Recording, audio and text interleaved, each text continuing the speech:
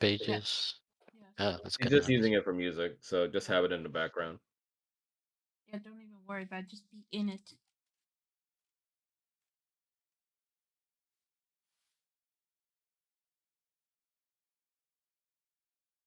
That's a new one. I am in like Flynn.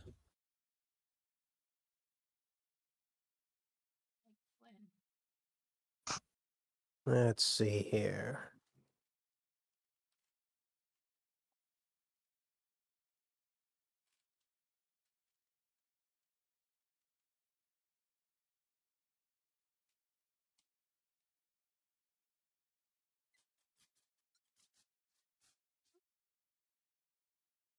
I'm gonna go ahead and turn on the stream. Oh, it's already on the line.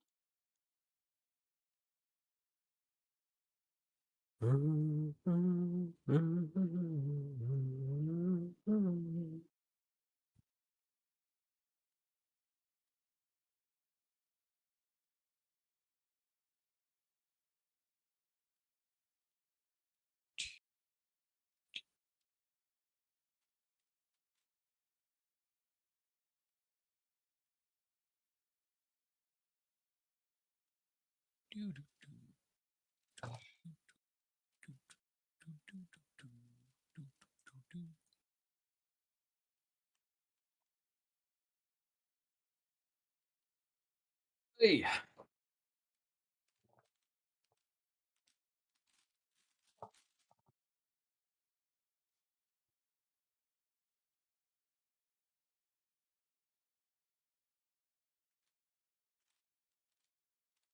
So, how was everybody's weekend? Pretty good. Yeah. Got a lot of Good. stuff done for D&D. Yeah. I bought a couple more books, like more physical books. Nice. Yeah. I think my collection is almost complete, but I really, really need a bookshelf. So yeah, it's like Most likely. it's like a big fucking pile on the side of my bed because I got no place else to put them. Yeah. Yeah, that would be the case. I'm still working on my collection. Got a bookcase like right behind me. Trying to figure out which my next target is going to be. What did Yeah. you pick out? Huh? What did you pick out? I picked what did I pick yesterday? I picked Feywild book. I forget what it's called. And then I picked out um I have to tell you later because I forgot. You have so many books in You such a picked, short time. if I Yeah. remember right, you bought, Yeah.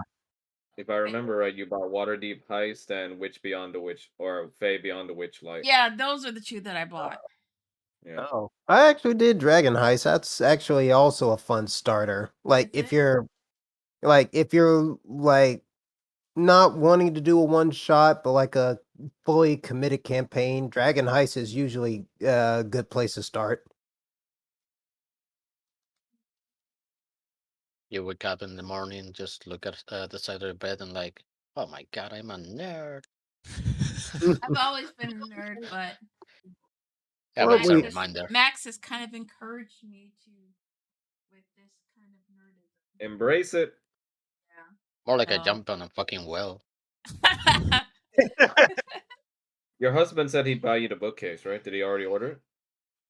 Yeah, he said kind of wanted to move all the DVDs and stuff behind me, move them out, and maybe use that for a bookcase. But I don't know if they'll be. If that's like big enough DVDs, space. that's a fucking thing of the past. Yeah.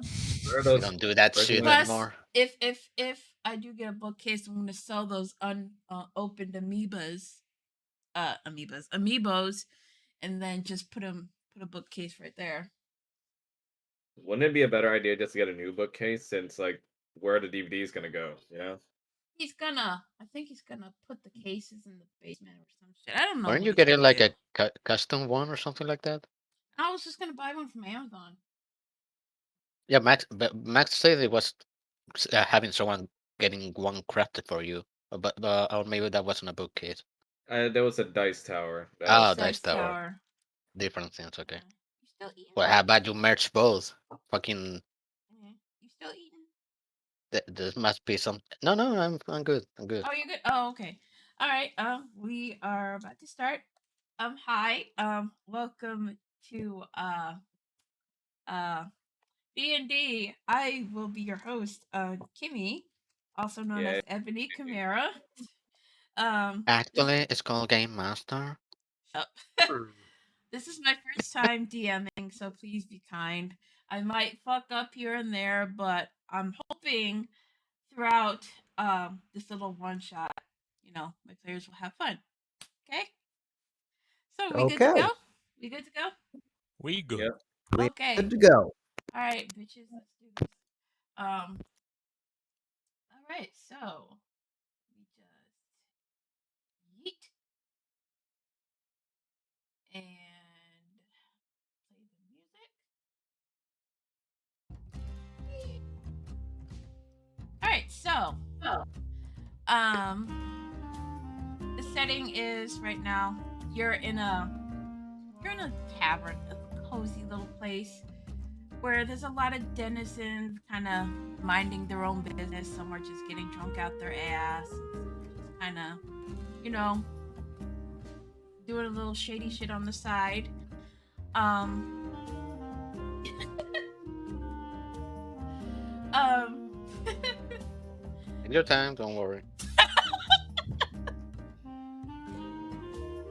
oh, you can see the barmaids like going back and forth, like doing their own business, dropping like ales and shit.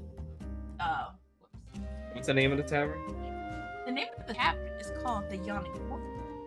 It's actually a well-known establishment in Waterdeep.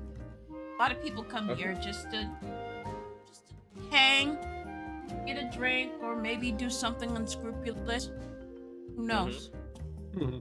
So Like the city, the location important to us, or like, can we know where we are? you are currently in Waterdeep, but the Okay. tavern is called the Yawning Portal. It's a very well-known establishment in Waterdeep. Oh, Yeah. well, that makes sense. Yes. So Is that a well? yes, it is. It's basically it's a I think it leads to somewhere where people tend to go if they're feeling maybe a little adventurous. Oftentimes they don't come back. So yeah, maybe I don't know. This is a question about D&D itself. Are usually all the games played like in the same world or universe? It's At not least like a always canon like one. It's usually up to the DM. yeah.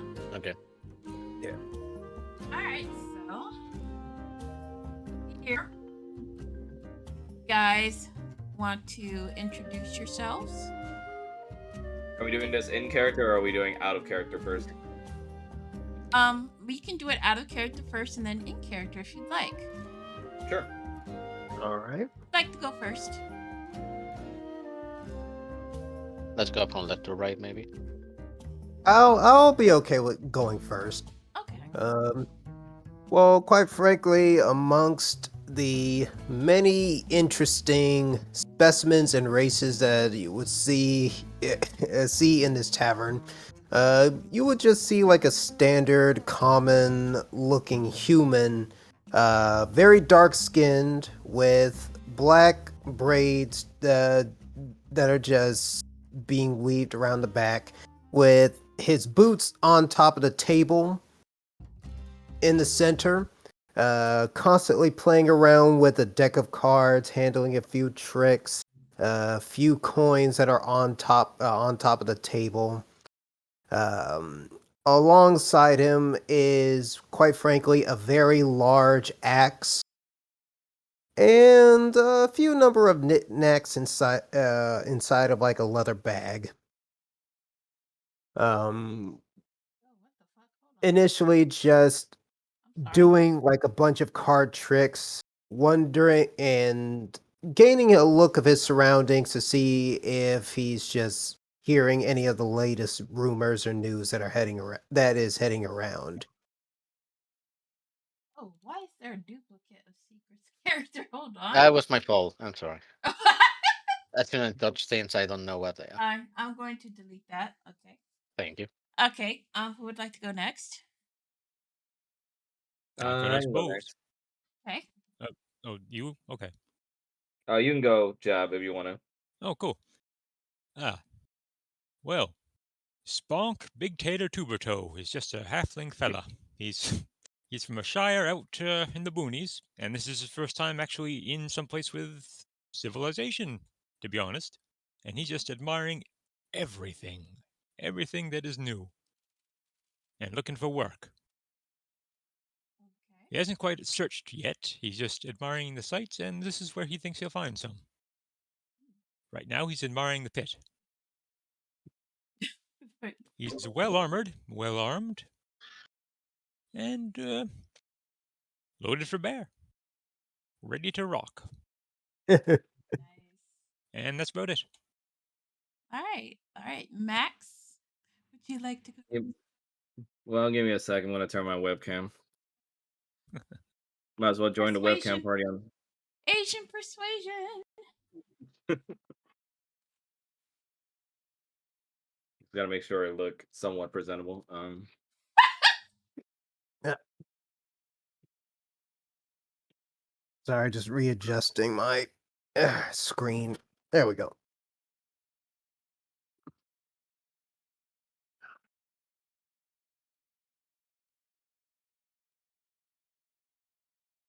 Okay.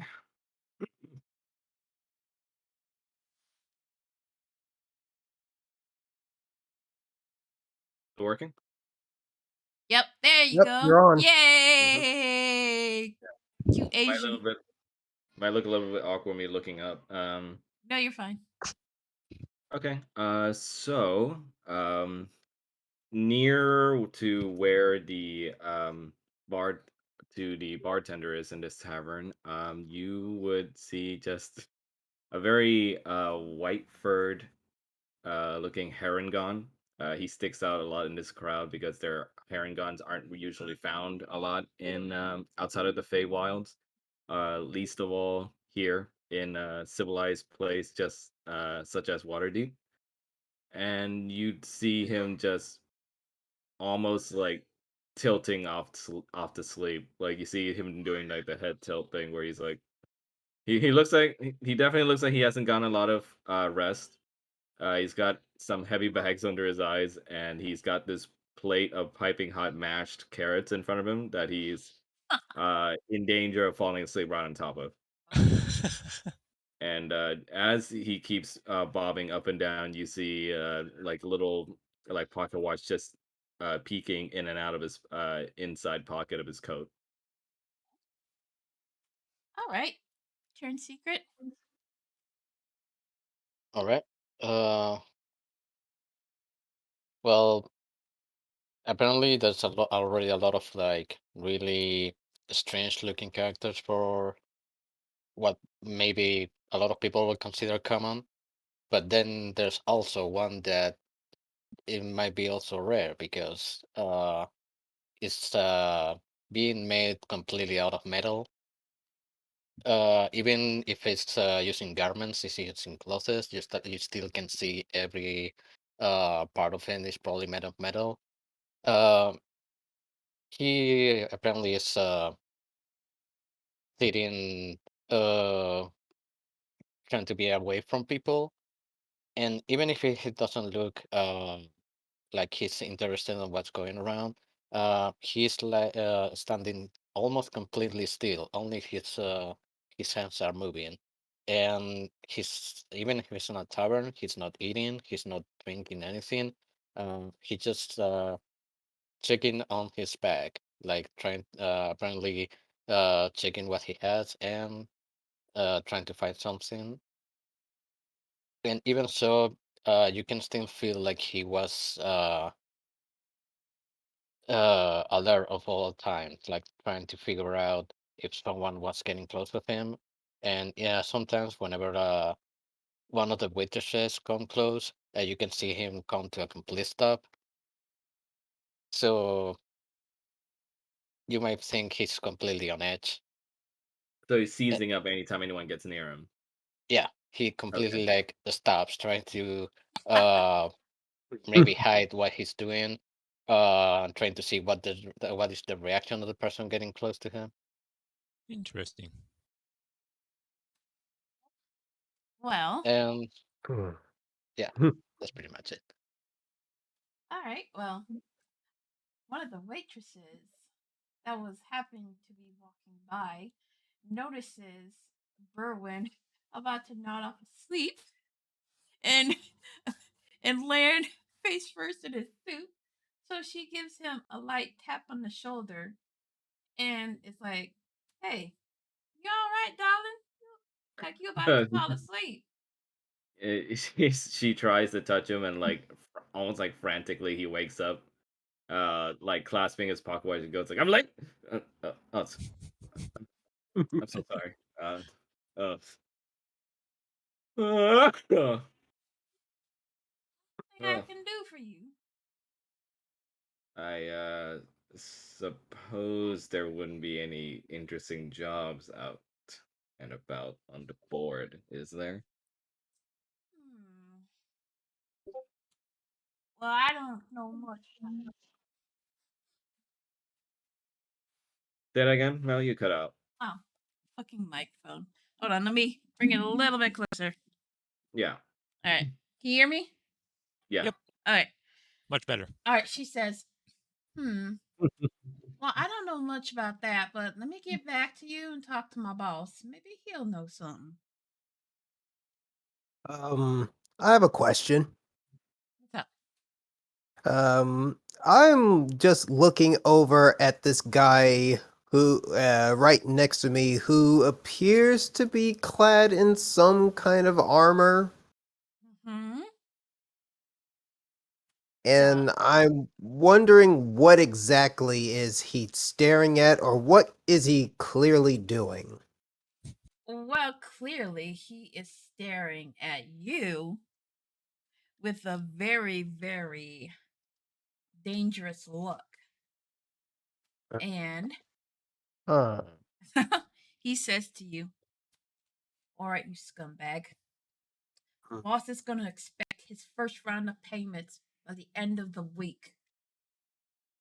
So you better come up with something, or you're going to meet with a very, very unfortunate accident. You get me?" Oh, you can already tell that I'm actually familiar of how to deal with people who threaten me. As I kind of just point behind me the giant axe that is just literally right there. You think your big old axe is going to scare me? Anything that happens to me, it's going to be a lot worse for you. So, So it would seem. so the the charming fellow that just threatened the shit out of you kind of just stands up, gives you a glare, and he's like, "Remember, at the end of the week." And he sort of Done turns deal. around and leaves. Yeet. I'm gonna yeet over here. Bonk eyes the man as he walks away, but says nothing and is now very curious. What is with the company and on these pencil dicks? Pencil dick. Nice. Yeah, while this is all happening, Berwin would just kind of poke at the waitress and goes, hands her the plate of mashed carrots and goes again and just says, can you heat this up?" Dollar, no problem. No problem at all. Then she will head towards area before making a stop to the bartender. Blah blah. And after listening to that conversation for the first time, the metallic person just looks at the closest waitress he has, and he, for the first time, mutters his wish words. is this something that happens usually around here? Yeah, child, this happens all the time. Just ignore it. Just when the fish start flying, maybe make your way towards the door. Anything I can help you with? No, please, can you just leave my side, please? All right then. You have a lovely day. And then she sort of just walks off to help other patrons that need their mugs refilled. Bonk makes his way a little bit to the left here and quietly asks this person, I'm not sure who, but right beside him, what was that about? Is this a common occurrence here? In a as very quiet voice. as you approach, give me a second. My notes here somewhere. Where are you? Ah, here it is. As you approach, you see the scholar apprentice is kind of just minding his own business, writing stuff down. And as you approach him, he kind of startles, like, "Oh my gosh, you scared me. What do Oh, you want?" oh, well, I was just curious. I heard something a bit strange a bit ago, and it sounded like someone was being extorted over here. Is this Well, normal? it's none of my business. You should mind your own business. Now, if you don't Hmm. mind, I'll be going back to my work. With a rumph, Enjoy your business, sir. I with a appreciate that. with the rump, he goes back to his to whatever he was doing and kind of towards and tilts his head down like, okay, go away. Understood. Okay. While this as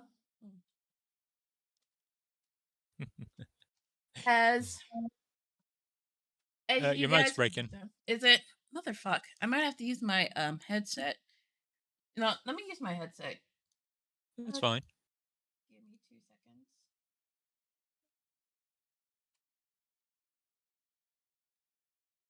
Testing 1 2. Is this better? Oh, yes, it is. Okay. Yes. Quite. All right.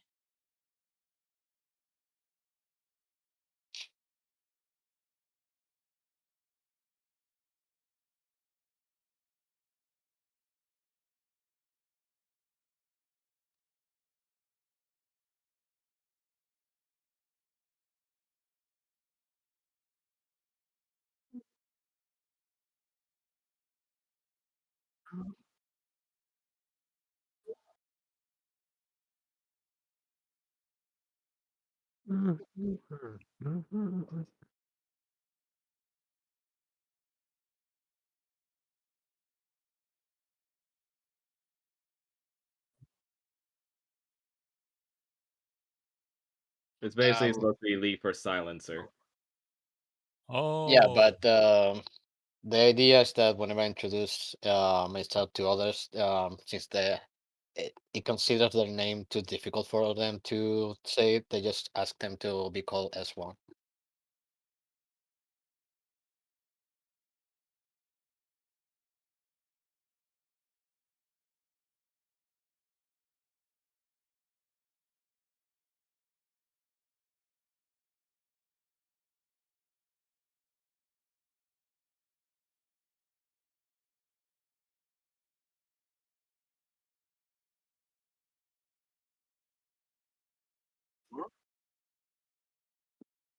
Thank you, Loss.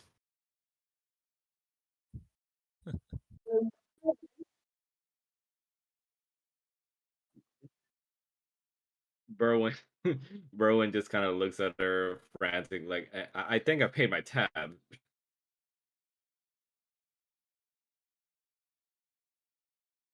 Oh god.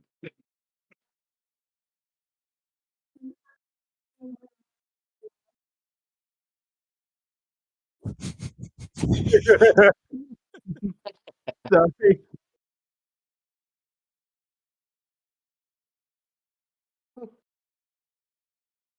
oh. Spunk bows gratefully. It says, "Oh, good. I have things to talk about as well." I will.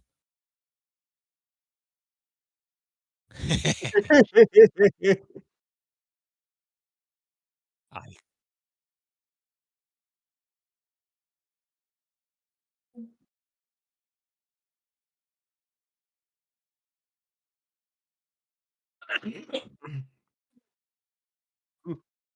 This one just Alright then. remains silent and still looking forward, but apparently he's checking whenever the other people that we just have come to ask if they do the first steps.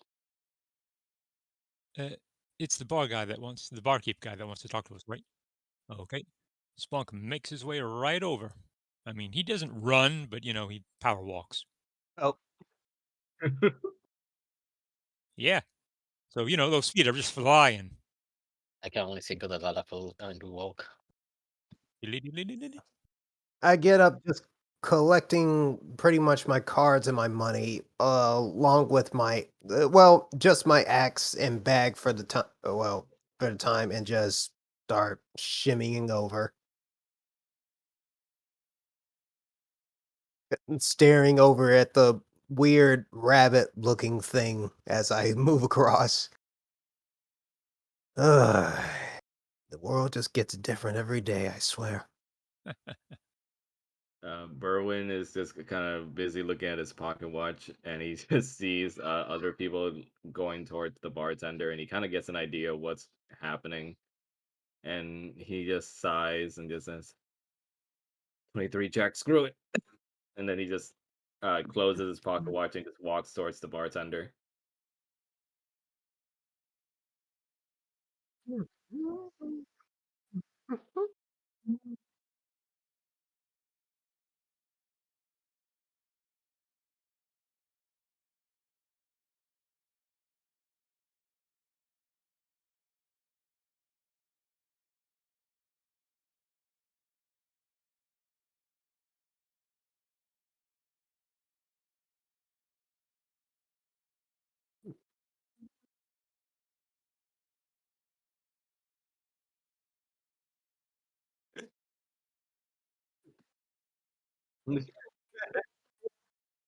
Spunk gives him the challenging look, but says nothing. Just give me an excuse.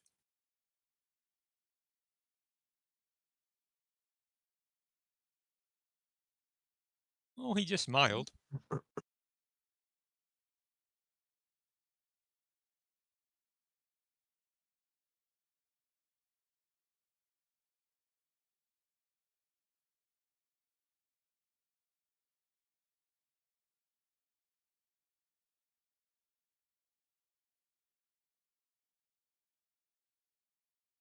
Oh, is that box thing? I thought it was a stool or something.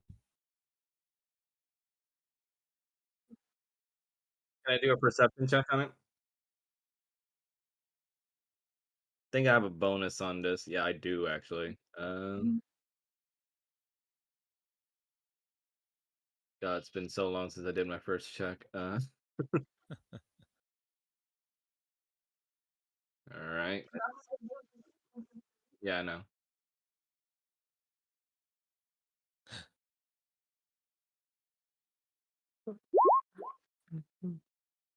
Hmm.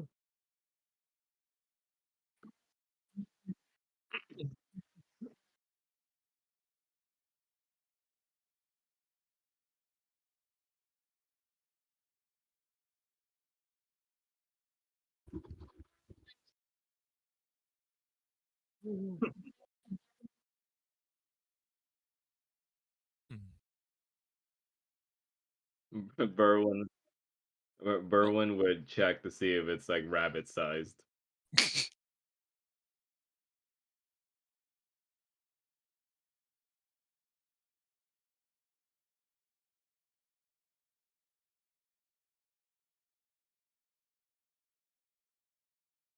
Spunk, Okay. Spunk rubs his chin. Ah, is this one of your rituals around here?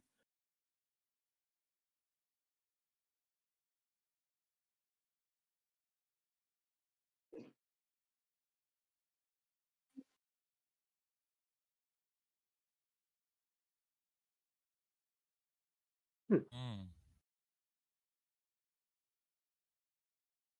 Okay.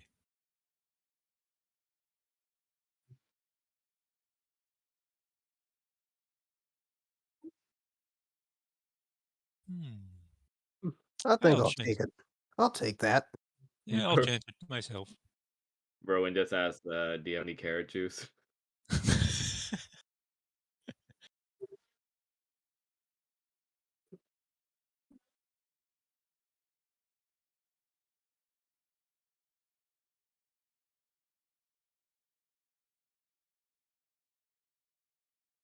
Hmm.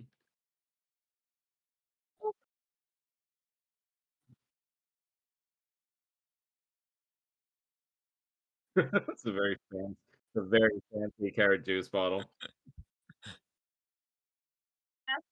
Bottle.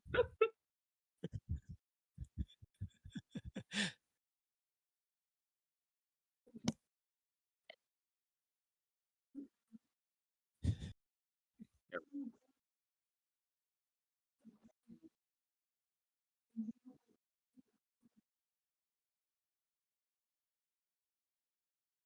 Hmm. And After take the drink and seeing, just um, yeah, after seeing the scene, the S1 finally decides to get close to the group, even though not exactly nearby them, but at least approaching. Yeah, Uh, Spunk notices and gives him a friendly wave and sips his ale. he stares almost motion, without any kind of motion. Yeah, Is Berwin that is. Oh, go ahead. Sorry. um, is there like something that can be done to like check the drinks they have been just served, like I, observing what they could be? Yep. All right.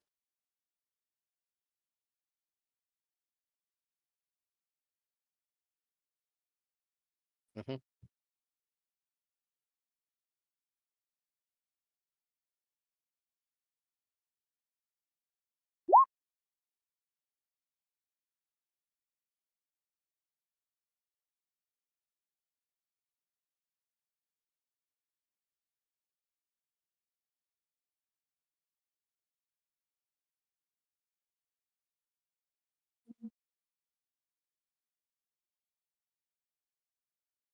Except for the carrot juice.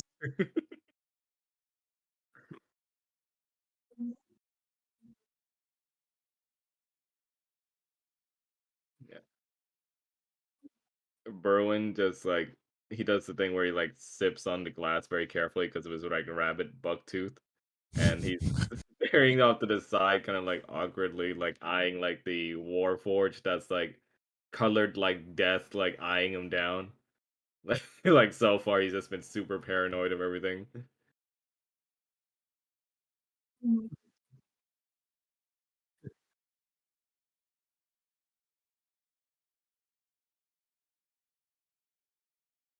Spunk beckons to him along with him. Just support. Hey, come on over here. I'm just staring over at this odd-looking warforge that's over in the distance. My hearing sense are able to catch whatever you need to tell us from here. So, how about you tell us what you need to tell us?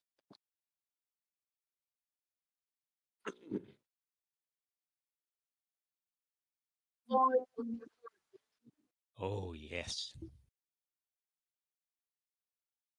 Berwin just kind of sips more of his juice, and he just like depends on how much it pays. That we are on agreement with.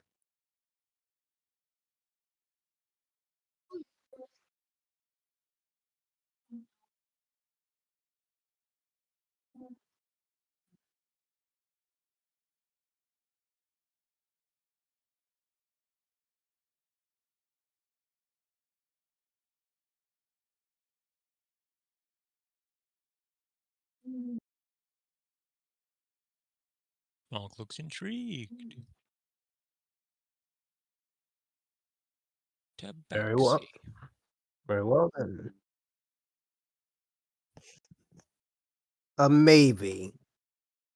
Mm, as in not a definite yes or no.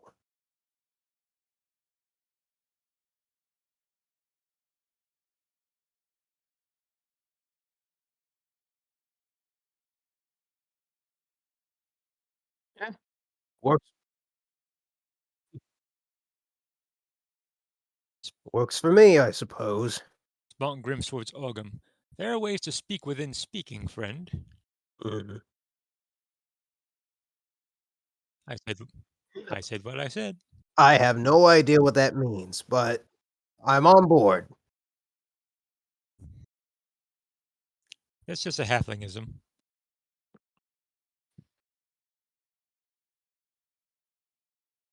Your ass what is him? Can I do an Arcana check on that coffin? Okay. Give me some major sus vibes.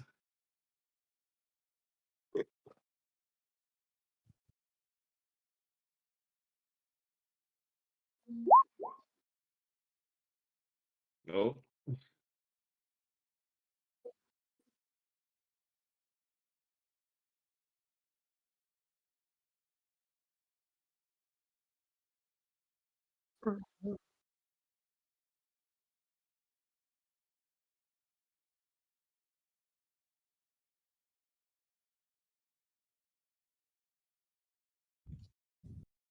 Berwin Spunk, just kind of knows that he's been caught, and he's just like, well, sorry then.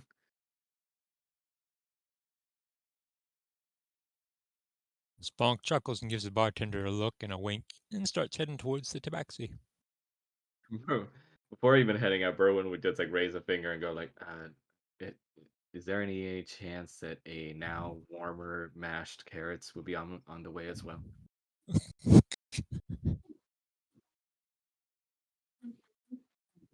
Oh my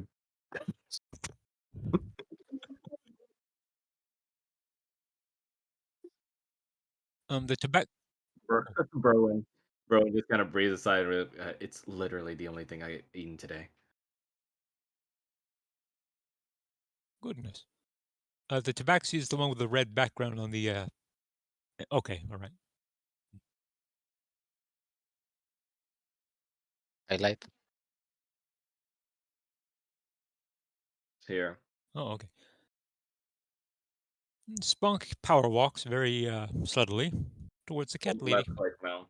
Doodly doodly doodly. Just hold it down. Wait. gaggle sports today. Oh, it's the furry one. Okay. Yeah, tabaxis are cat people. You might want to explain what the races are to a secret since he's not familiar. Okay.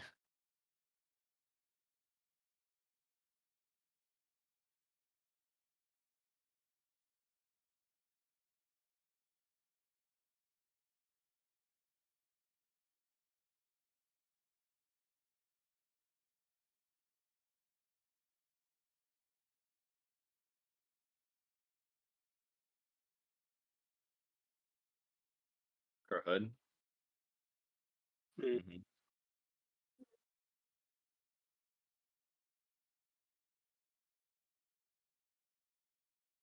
Hmm.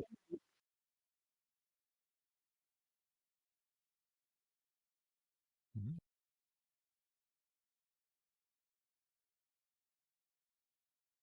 Spunk appreciates it because he's never seen this before. Sorry.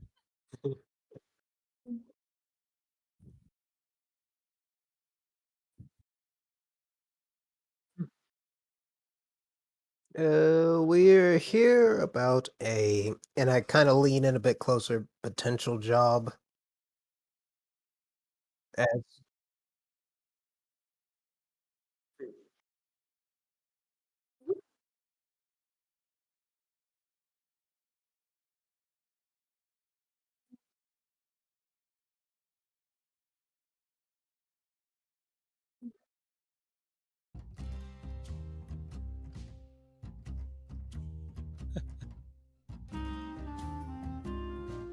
It's not playing for me at all. No. Oh, now it is. Working for me. Yep.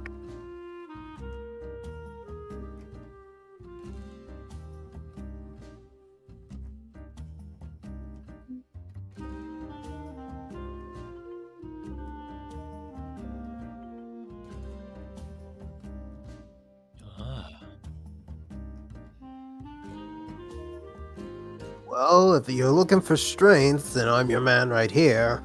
Can't say the same, however, from these, three. At your As I kind of service. just look over and start just checking out each of their complexions. Just, we got a tired, long-eared rabbit here, doubtful little halfling, and And you're just looking like a bushel of roses, friend. oh, thank you. Does it? Berwin just kind of does like the. Can I help you?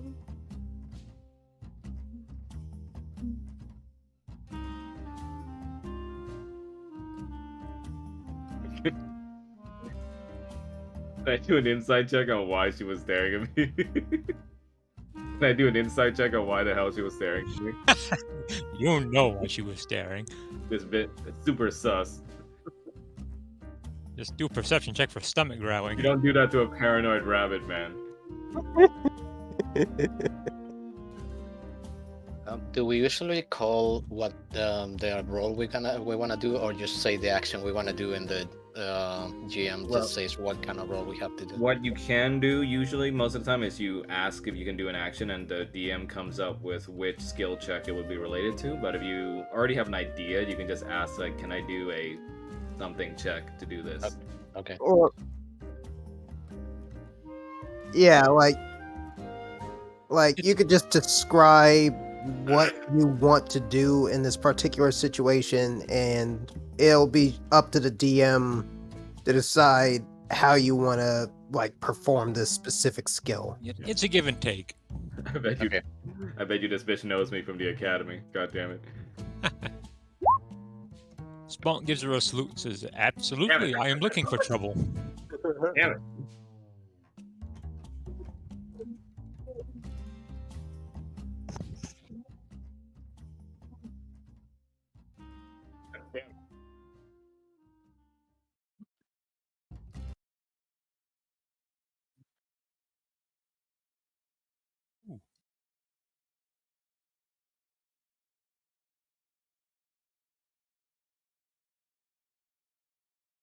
Can I take a look at her, like some kind of investigation, like try to figure out just by the looks of the girl? Yeah.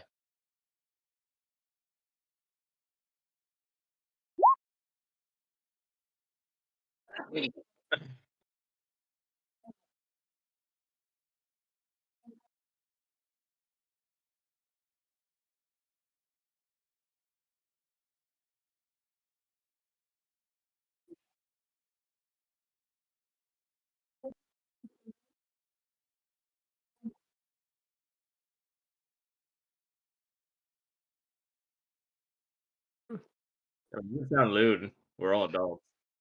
You know what kind of people you're talking to, right? We're buggering sodomites. Ooh. Yeah. That shit's hot, but Berwin right now would just be like really busy thinking about why the hell this is just like staring like he knows me. I mean,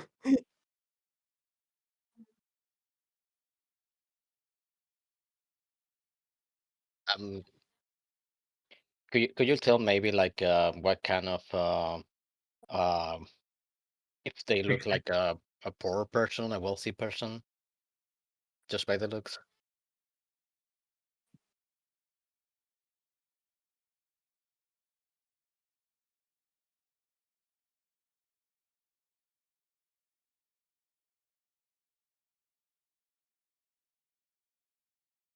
so basically a noble. So Okay. Berwin would ask her, so first off, some questions. I can hear you. No, can hear on the stream. Okay, never mind. There we go. Oh. I hate it when that happens. All right, go ahead. Who was speaking? I'm sorry. Berwin Yeah, would ask after first off some few questions. First, what does this job in Oakhurst entail? And two, what do we get in return? The tabaxi woman looks down for a moment and then she says, "Well, truth be told, there's something strange going on in our farmlands and the forest beyond. The forest provided all of that we need: fruit, wild game, everything Carrots. to keep our town flourished and healthy and sated from hunger. And in recent years, the forest has withered and died. The animals have all vanished, and people started to disappear. So, isn't a good solution to just find more people. well, that's where you come in. We, our own people try to find those that are missing, but they too never come back. And so, I came to look for help in Waterdeep for those that are brave enough to help us out." Bonk tips up his pitcher and drinks all of it before setting it down on her table. You came to the right place. Oh my. Remember, he's only 3 feet tall, so he just drank a whole frickin' keg of this stuff. Oh my god. Is he, is he even tall enough for the table? You need to Peek boost your just feet. over it. Just over. He can get just a good enough look at the underboob. Oh my god. I want to ask, how long ago did this happen? Oh, I would say about 5 to 10 years ago. We get by making trade with neighboring cities, but even that has become a little more difficult. Mm. There's probably something long, deep, and old. Bonk grins towards the man. Oh, Oh, it sounds delightful. but we're not asking for help for free. You'll be handsomely rewarded. Oh, as with any job, expect to. So, what do you say, gentlemen? Are you interested? What's the reward exactly?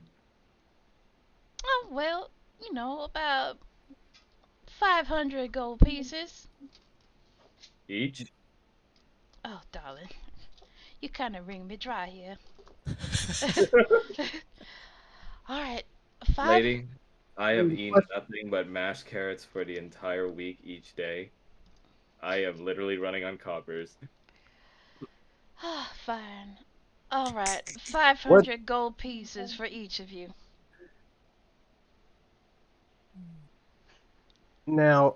How dangerous is the job? Well, like I said, those that have gone to investigate the disappearings, they too don't come back. Spunk puts his fist in his other hand. If they have us surrounded, that means they can't escape.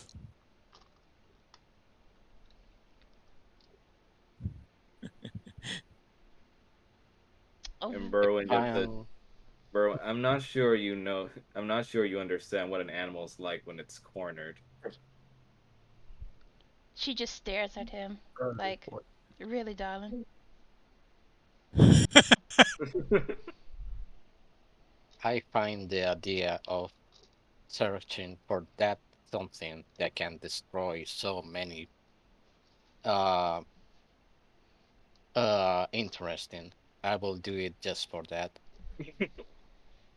Certainty of danger, small chance of success.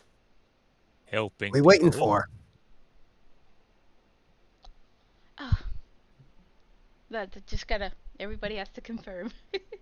I the, the Berwin Oh, just raises a finger and just asks one more thing. He says, if it's not too much trouble, along with the gold, could I ask for some information if we were to complete this mission successfully?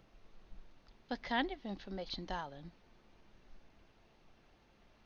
He sort of just like thumbs over his pocket watch and just says something important.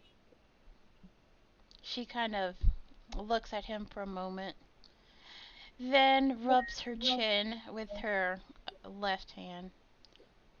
Then she nods in agreement. All right, very well.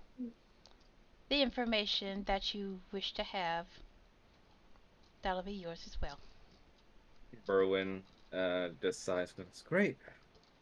He opens his pocket watch and can't dilly dally then. But first, he he puts out a hand right in front of Spunk, like almost dramatic, and goes like, "Where's my mashed carrots?" Spunk looks confused. I don't know. Where'd you leave them? Oh, the woman. Supposedly, I was supposed to get my mashed carrots back by now. I'm starving. I don't work here. Oh, Durnan will actually. Oh, that is the wrong window. Sorry. Uh, where is my thingy? Oh, there we go.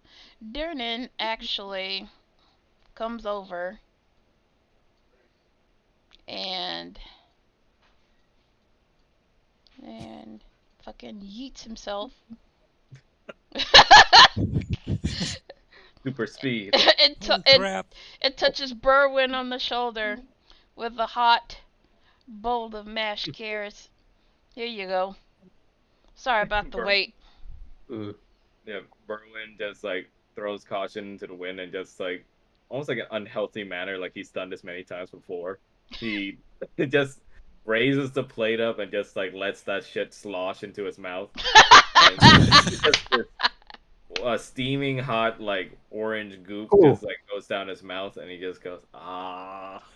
Oh goodness. The halfling just laughs. You need more vegetables than just carrots, my friend. Not on a budget, you don't. Shall we? Yes. Please follow me. I have the tabaxi says, please follow me.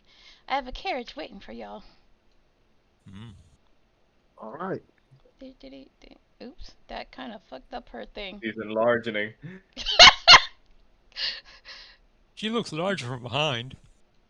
Excuse I me? don't think I don't think that was part of usual uh person's diet. He didn't actually say that in character. I was just being a Yeah. jackass. Berwin would sort of follow behind her, but also sheepishly try not to look at her ass because obviously he'd be within that height. Her booty be jiggling. Well, like Poor little Scala- Tabassi. yeah, poor little Scalabur doesn't really know what to do if you throw Uh, a naked body at him. So As you walk outside, you can see a very large carriage that is drawn by horses, and a very gruff looking dwarf with orange hair and a beard that looks like that you could use to paint with. Oh, He sort of looks at the group, then looks back at the tabaxi woman, and he's like, really, Tuli? This is what we're gonna go with? And then the tabaxi woman just kind of looks at the dwarf, and she's like, we have no other choice. the halfling gives the dwarf a big toothy smile, a finger wink, and a finger pistol. A wink and a finger pistol, I mean. Berwin, in a very dry manner, just says, "Thanks for the vote of confidence, though."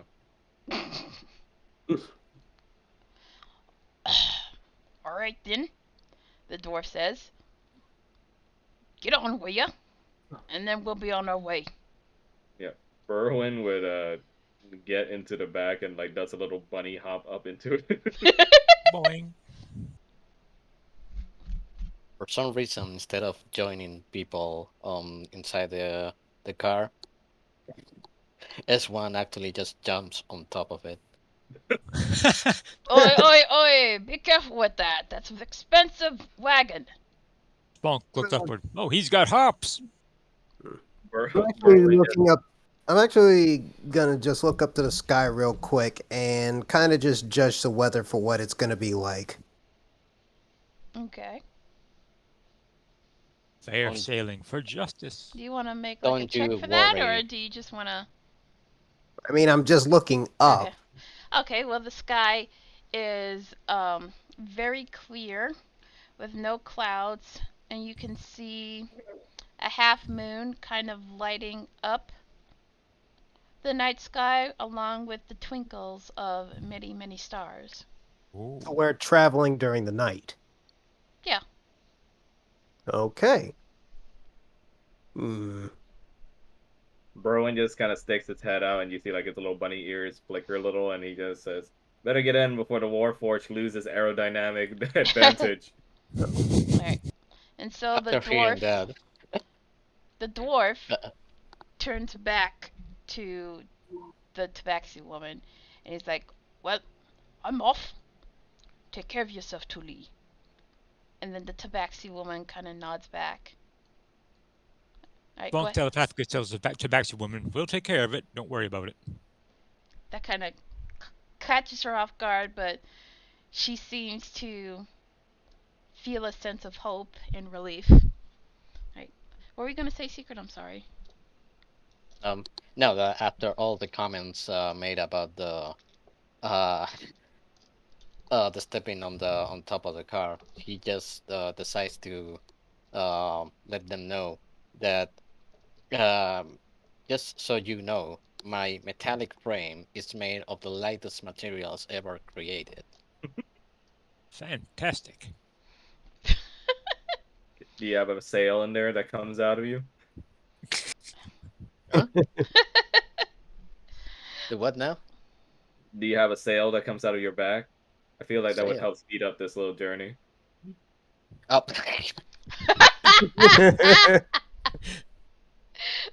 And with that, the dwarf kind I'm of just aerodynamic at least. and with that, the dwarf kind of just rolls his eyes and then gets in the driver's seat of the carriage, and he flicks the reins like yeah. The horses neigh and they start to move. Yeah, yo, yeah. Ah, Oh wow, it actually moves the things as well. yeah. Oh, this music isn't playing. Why the fuck does it not play? Is this like just the horses are sprinting at a healthy click, or is it just much rather like a It's more like a lighter healthy click. function? It's like a healthy click. Okay, Yeah. so we're kind of just speed running this whole thing, aren't we? Yeah. One-shotting. Okay, so let me just.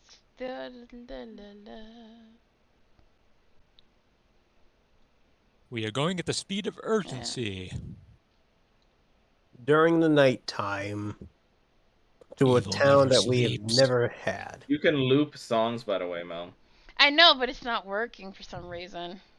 Yeah. It's not even playing for me right Yeah, now. Most of the time, if the music stops, just refresh. Okay. All right. So, Yeah. all right. Oh, it's a lot of guards. Yeah, just give me a second.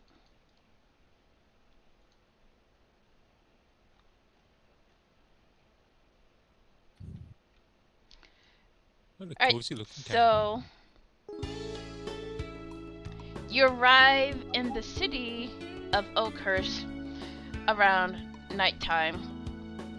The carriage, I forgot to put the carriage, but the carriage sort of drops you off at the entrance, and the dwarf like sort of looks at you like, "All right, you lot, better do Miss Tuli good, and good luck." So he kind of just I'm sure some of us would love to do Thule, sir. he gives Berwin a hard look, like, "Did you really just say that?" Spunk rolls his eyes, but assures him, "Yes, we will definitely take care of whatever is causing trouble to this place." Okay. Just like, sorry.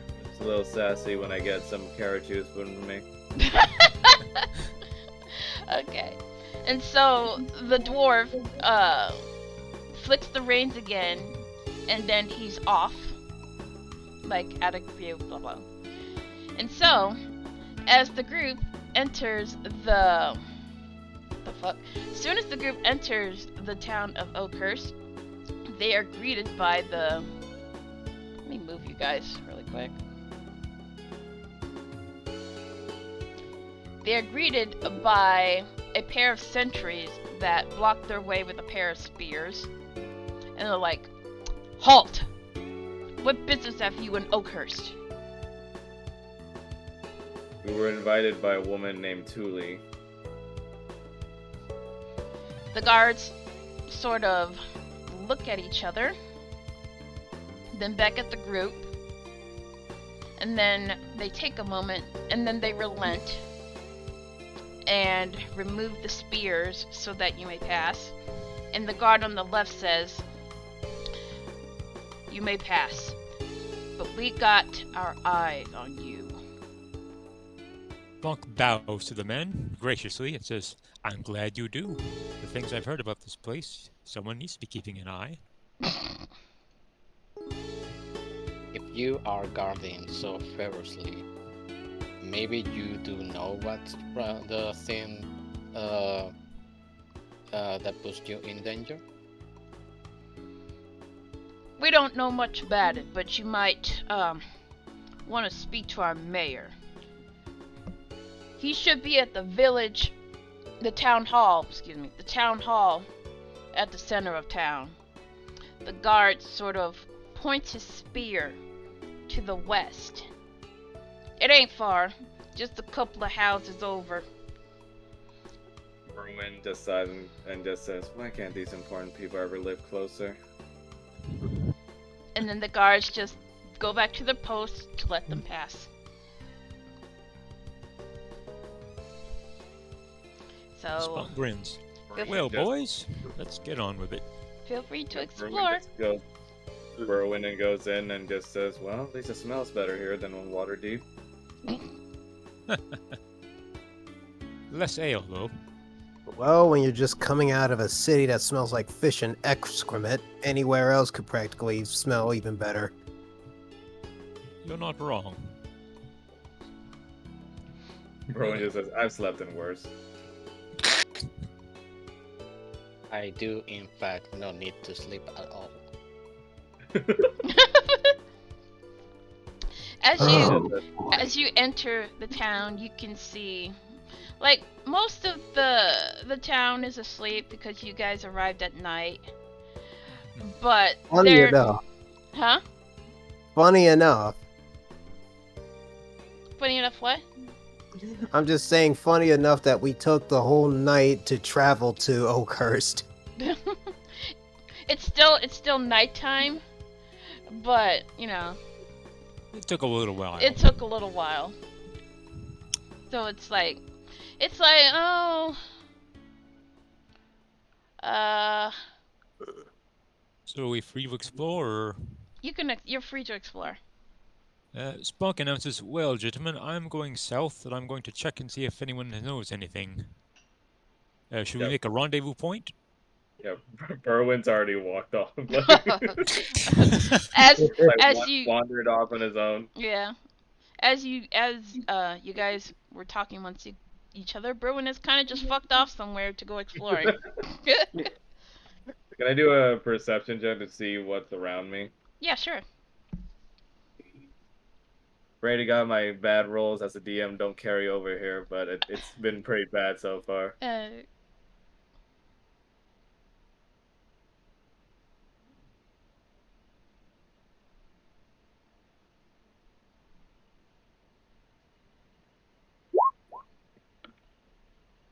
Jesus Christ. Basically what's around you, all you see is little houses with little candle lights flickering in some of the households. Like some of the people inside haven't gone to sleep yet. Um but all you see is the alleyway with clothes strewn up on a line, like in Aladdin with the You're right. clothes. Yeah. Oh yeah. But other than that, you don't really see anything out of the ordinary. Yeah, Berwin would just be like, I'm too sleepy to be astute about this Mm. stuff. Spunk Okay. goes south towards the Commodores. S1 decides to just move along, and Hold on, after don't go too far. I Okay. gotta describe shit. Okay, so Spunk goes to the commoner is a lowly woman that went to fetch some water out of a nearby well, and she's a little startled by having Spunk behind her, and she's like, "What the fuck do you want, you little fuck shite?" Oh, Spunk takes a step back, apologizes, and my apologies, madame. I was looking around here. I have been hired to look for some strange people that might be lurking around here. Have you seen any? Well, she kind of spits the ground in front of him. He's like, "I ain't never heard of none of that kind of shit. But if you, you might want to talk to the mayor about some kind of disappearance or whatever. Get the fuck out of my way before I dump you in some water." What an Spunk. old bag. Spunk unflappably steps aside and gives her a gracious This- smile. Somebody shat in this lady's Wheaties. Yeah. Oh god, why won't this music play? Okay. I have it on loop, but it doesn't want to loop. it's Oh. looking for me now. At least. Okay. Okay. As So a player, as a player question, like usually when we are in an open scenario like this, usually there's like some sort of turns or something like that. Say it again. If there are turns for it, Um, like right now we're investigating and all of that. Do we have like an order or something like there's that? no or we particular just, order. It's just like if someone is doing like an investigation, kind of just like wait until I can get to you, Mhm. and then so forth. So why did you want to do some kind of inspection? Yeah. In the moment I find like a corner where there's like no one around, I'll just try to go to stealth, like trying to hide myself, and try to eavesdrop the closest nearby people that I can find. Okay. So, like, who do you wanna spy on? Probably there are a couple of guards that are positioned in the middle of town. Okay. that's some scary shit having a warforged like that. Yeah. As I Let's said, see. that's the lightest materials Make a made especially Make for a stealth. stealth check for me. Okay. Oh, nice. Okay. What is the number? I see two numbers on my roll. First roll is the one that's true. It just rolled 2 times probably because you have it all set on always roll with advantage. When you roll with advantage, it means that you roll twice and you take the higher number. Yeah. It's because I had like a perk that allowed me to pick two skills to have like proficiency or something like that. Yeah. You have expertise. Okay. Yeah. That's different than advantage though. That's a separate thing. Yeah. All right. Okay, so as you sneak closer to the guards to listen in on them. Oh, fuck this thing. Okay. So as you sneak by to listen to the guards talk in secrecy, they start talking about how the cattle herders don't let their stock graze too far from the town because of all the disappearances and how the forest is like withering and dying. So basically, they're just talking about cows and shit. Yeah, but they basically don't know anything special. Yeah. Okay. Okay. Anyone else like to do anything? Has anyone not gone yet? Orgrim? Sure. I wanted to take consideration of what I'm seeing ahead in regards to this this NPC that's right in front of me. Alright, as you are walking down the street, you see a comely woman walking her horse towards the house, towards this house here, so she can put the items that she bought back into her house. So basically, she's just walking down the street with her horse pulling a cart. What's behind the cart? Behind the cart is just some boxes. Like, just some boxes. You can't really see what's inside them. I mean, how large do they look? I would say they are about, let me think. About the size of a PS5 box. Ah, yeah. She stole all the PS5. Well, it kind of appears like she's blocking my path a little bit, so I'm just kind of standing there waiting until the horse actually gets across. Okay. But as soon as I see the cart and see one of the crates, is there one that seems about one that I could practically lift with no effort? Oh, are you gonna try and steal something? Yes. Yeah, take a PS. Okay, let me see here. That's a sleight of hand check, I what- think. Yeah, That's a sleight of make hand check. make a sleight of hands check for me, please. Okay. Good lord, my dude. You think we came here to help, huh? I may as well help myself. Oh. Oh, as Well, you shoot. try to lift the box from the cart, you kind of spook the horse that's pulling the cart, and it makes a loud and frightening neigh and rears up, alerting the commoner woman to look back to see that you are trying to take something from her cart. And she's like, "Hey, what are you doing? Put that back!" It was actually about to fall off of the cart. I wanted to make sure that it didn't. Put it back before I call the guards! Done.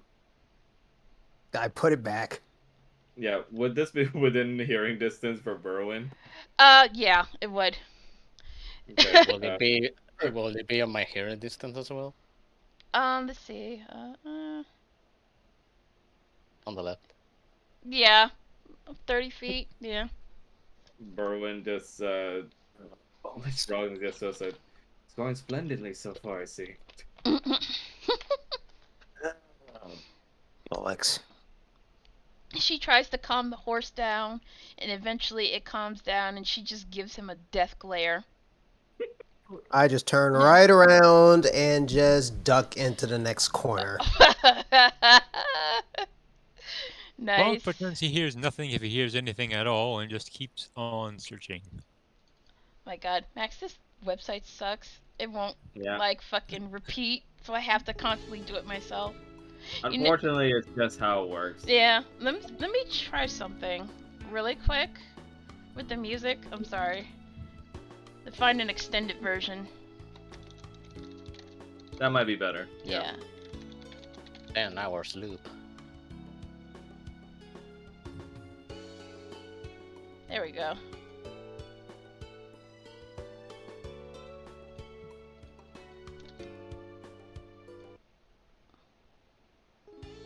There we go. Alright. Now, where were we?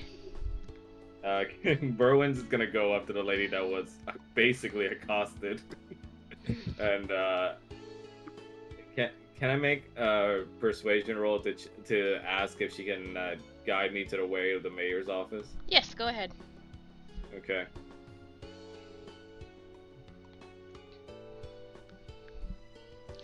Bruh. Trying to steal. It's so fucked up. I'm barbarian and I'm chaotic neutral, alright? Yeah. But I admire the see a modesty. 21 on his roll. I have to take the first number. Oh, Okay. it's the first number. Yeah. Okay. Okay, well, Okay. that's gonna be. Okay, so Merwin's just gonna ask, excuse me, madam, terrible situation that happened to you. Is there a mayor's that I can talk to somewhere nearby? the woman sort of turns back and glares at him for a moment, but then she notices that her horse kind of calms down after looking at Berwin for a moment. Probably because we're both white. Good God. Oh my Why God, though? And this makes Solidarity, my brother. this makes the woman. That is so fucked up. This makes the woman notice, and then she like kind of she sits there like rubbing her horse's nose, and then looks at him like, yeah, it's right there, the building that's right in front of you. Oh, convenient. Saves time. Thank you. Yeah, no problem. Hooray for barely meeting a DC 10 persuasion check.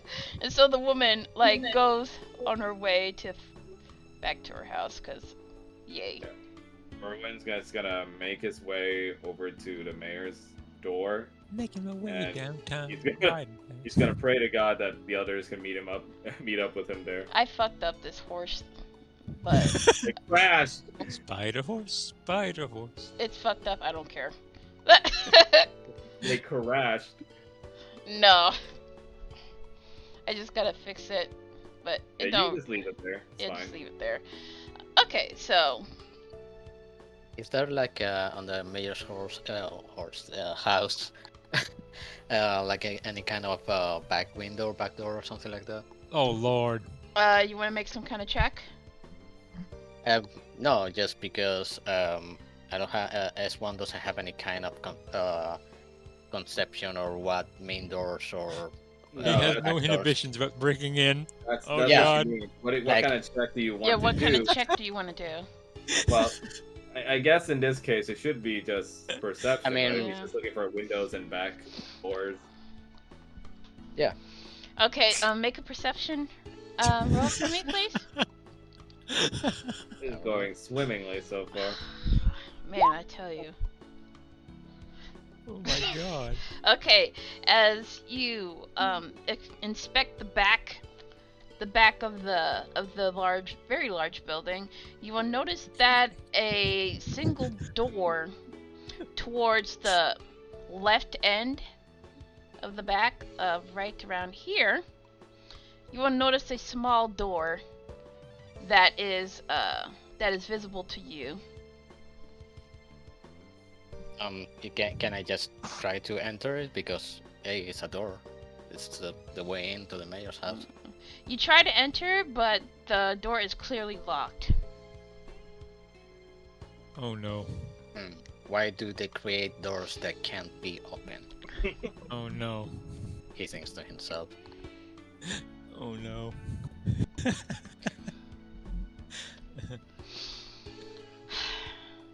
And he just like goes around.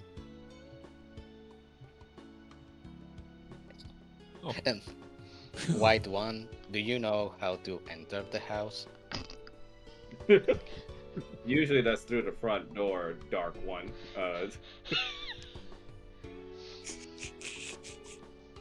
Same conception of having front or back doors.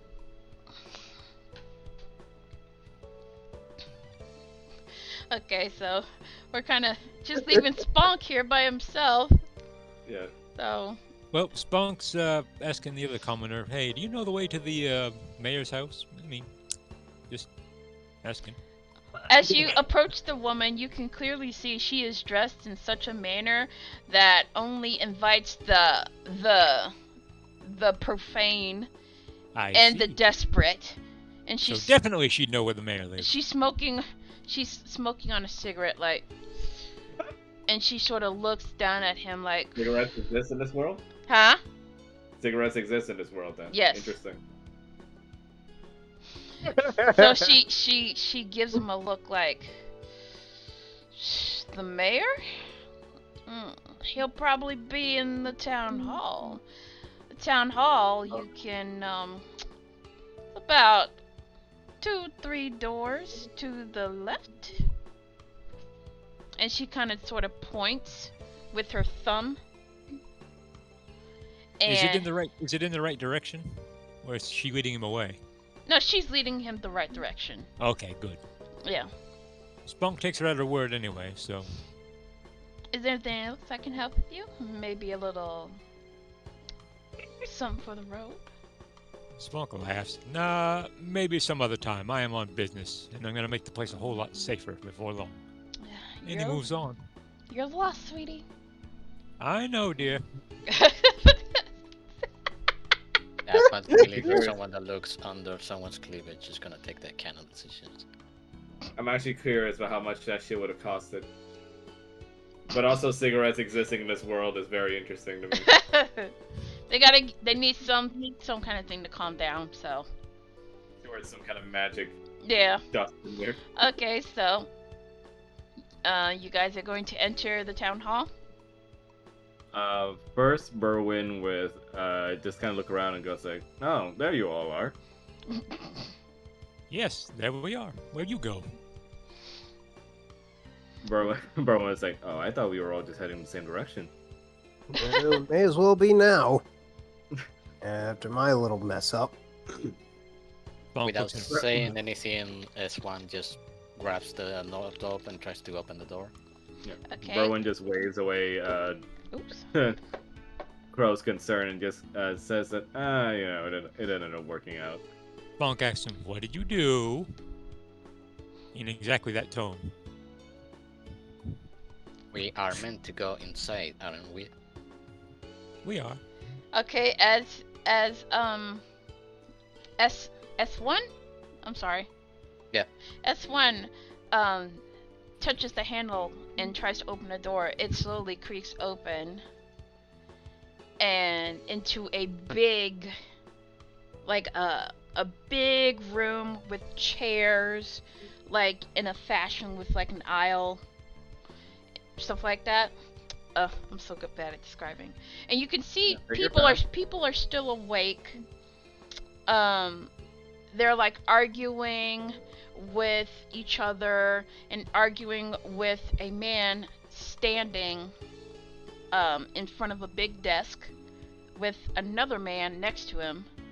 With the man that next to him has a very gruff look on his face, clad in armor. Clearly he's captain of the guard and he's just there to keep the peace. So actually I have a map for that, so let me bring all of you guys in. Okay. If you don't mind. Don't mind at all. In we go. Let me Nice. just change the music.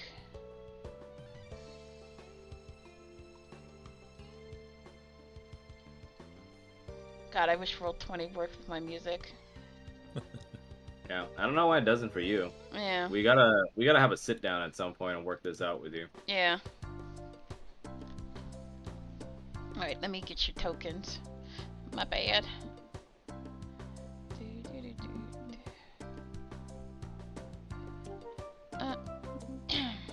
Can I take like just a small minute to take a beer break? Yeah, take 5-minute break. Everybody. Okay. I gotta pee anyway. Okay. Just grab your tokens. Oh, while we're here, I can't seem to open my character sheet for some reason, so I might have to come in and back out. Okay. I will be right back super quick.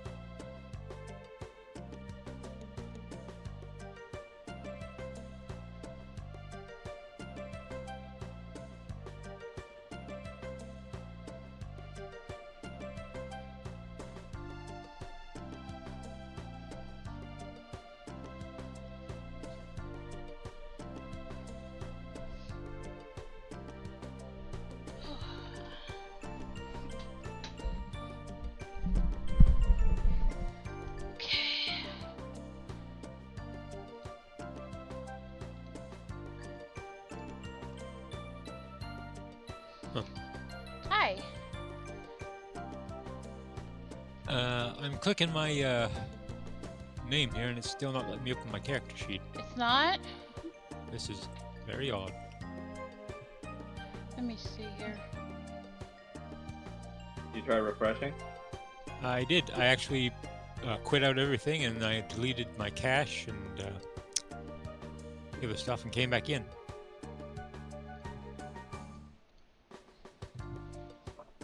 That's Let me weird. try something. Okay. While you do that, I actually have to fix one of the maps because it fucked up. Okay. So I apologize. Oh no, it's cool. Take your time.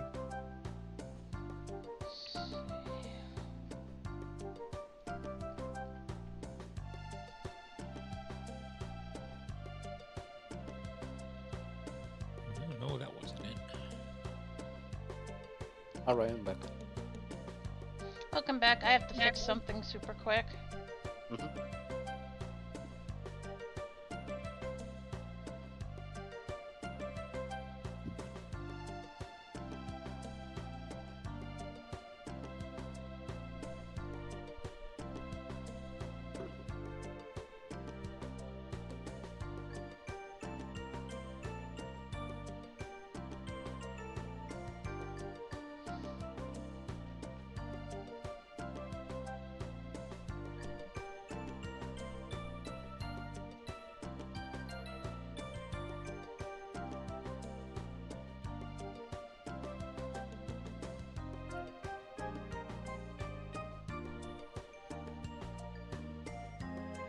Why aren't you working?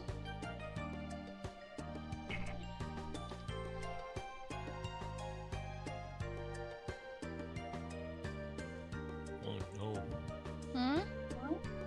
I still can't get it to open. I What had the my fuck? sheet. That's... okay. Try reassigning control of it to him. Yeah, I just did that. Well, let me quit out and then come back in and see if that fixes it. What browser are you using? I'm using Firefox. Try Chrome. But it's so laggy. Might as well try it at this I point. edited his thing to where it should be only him being able to edit. Let's see. I can highlight it, but I can't click on it. Just when I click on it, it just ignores me. What the fuck? Do you have it open already? No, I don't. I have one window open, and Because when you minimize a window on Roll20, it stays mini until you open it up again.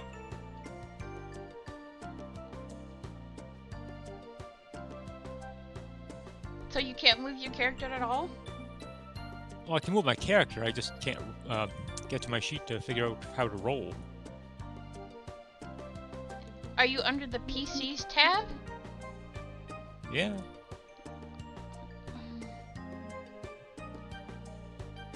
I mean, it listed there, just ignores when I, click it. Yeah, just like it says, like can be edited and controlled by Sponk in player journals. Sponk. Oh wait, hold on. Yeah, Sponk. So I don't know what's going on here.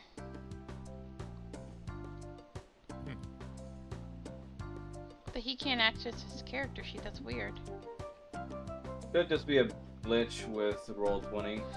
Oh, fucking Can you glitches. screen share tab? Huh? Can you screen share tab? No. I'll just, You can screen share things on Discord unless you're on your phone or something. okay, I suppose I can do that.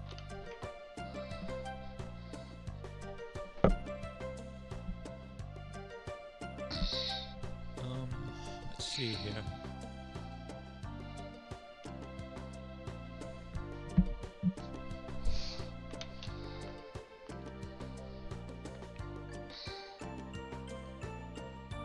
Let's see.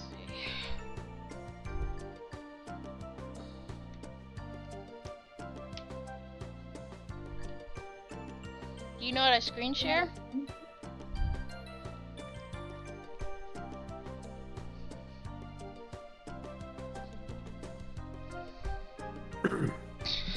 Do you know how to screen share? I'm trying to get it to do that. This is basically the first time I've done it. Like on the bottom left of Discord, it should be share your screen, and then you can pick your window that you want to stream, to share screen. Screen, portal, frame rate.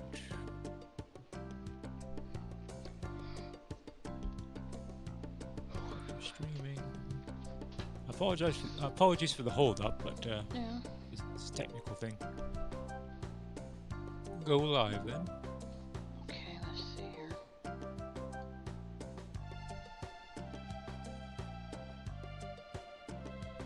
Ooh, that is flickery. Okay. So you can't click here. Try clicking it again. What the fuck? Max, can you click on yours? Yes, I can. Why can't he click on his? Ugh, fuck.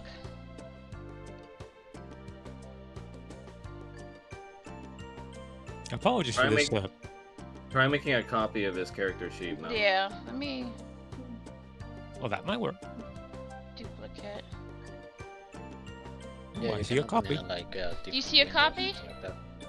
I Does it see work? a copy, but no. I think it just might be an issue with his browser. Can you try another browser? I could try, yeah.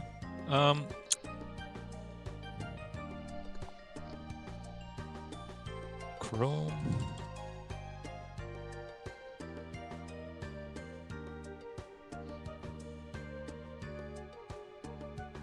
All right. Well.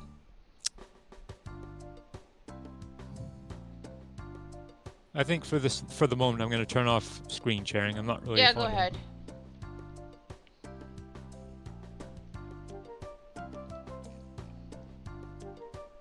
Let's see.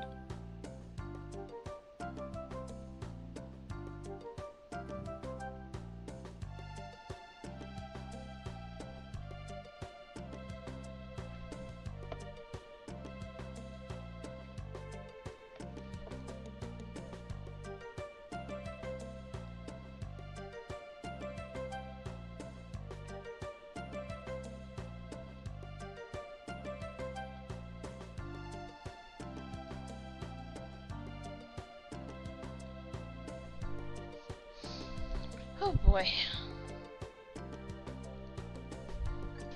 Yeah, technical difficulties can happen. Mm-hmm. Yes, they can.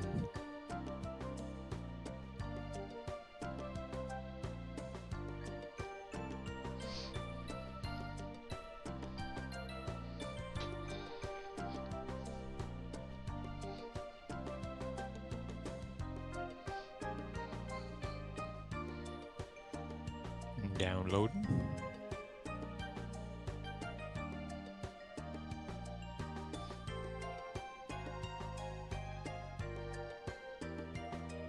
If it's not the browser, it's probably just Roll20 being Roll20.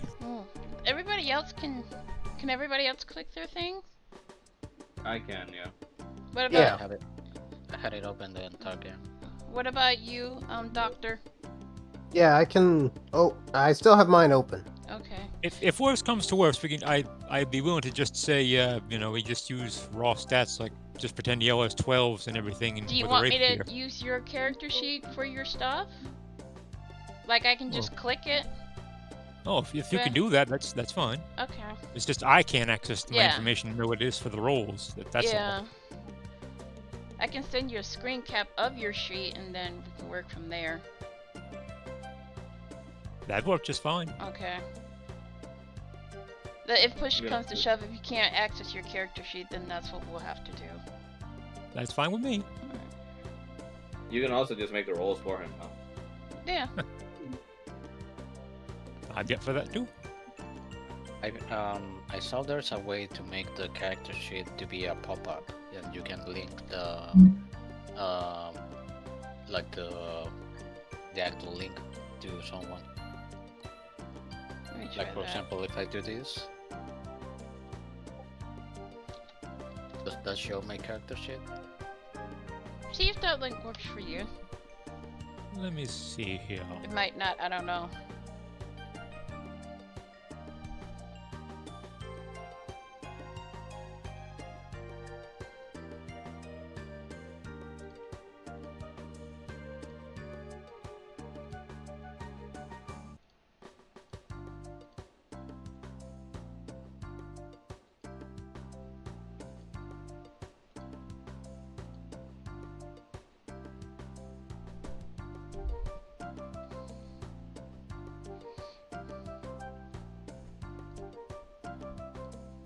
Loading.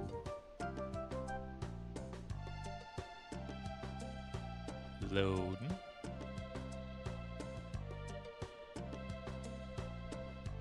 Come on.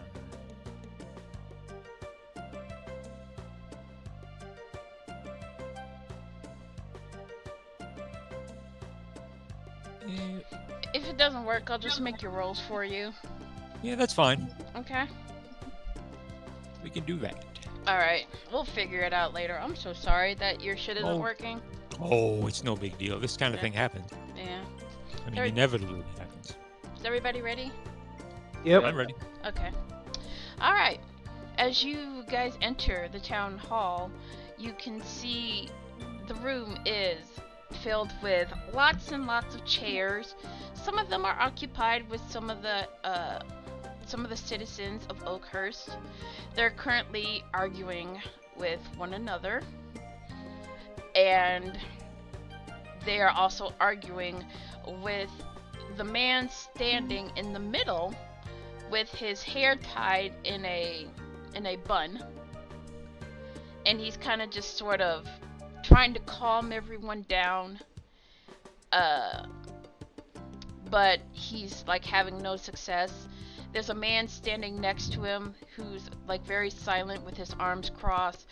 His hair's all gray, with a few colored brown streaks. He is clearly like getting old, getting on in his years, but he's still like, I can still kick your ass sort of thing. Oh, yeah. Also, there are two town guards on either side of the table should the citizens get violent and try to cause bodily harm to the man in the middle. So if they're arguing, they're not they're not paying attention to us as we walk in, did they? No. Kind of just tilt over to Silencer and just go, should we get their attention already? Berwin just whispers, like, hold on. Could be some good information. Okay. Falk nods towards the rabbit and points at him as if emphasizing, yeah, he has a good idea and a good point. Secret? I guess we're listening in. Okay. So S1 is just staring, like Okay. waiting for something to happen. Okay. Well, a very aristocratic woman in one of the front rows is like, well, who's gonna find my son? He's been missing for 10 days now since he started looking for the other missing people. Something has to be done. And then, the man also up here, where I'm clicking, he's like, we have more important things to worry about. The food in the forest is starting to, is growing smaller and smaller each day. We have to figure out what is killing our source of food. And, the man in the middle is kind of just like, he's like rubbing his like temples. He's like, everyone calm down. Like, your concerns are well noted, but we cannot send the city guard out to investigate what's going on out there. It would leave our town defenseless. And the people in the seats start to argue more and more. And one woman actually gets out of her seat and she's like, starts to approach the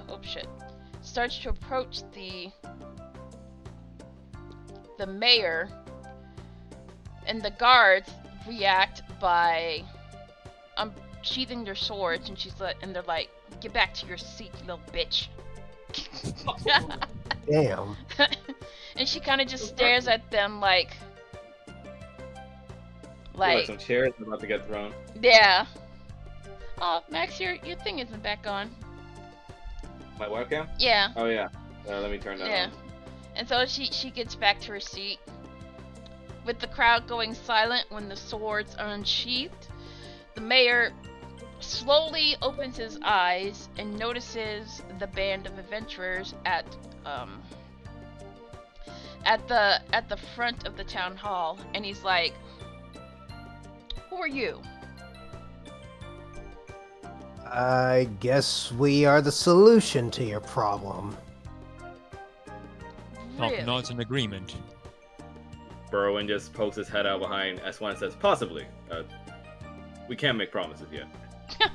I kind of just start stepping forward. Okay. Spunk By the follows. way, which one of the guards was the one who called the lady a bitch? Oh no. Okay. The guard kind of just...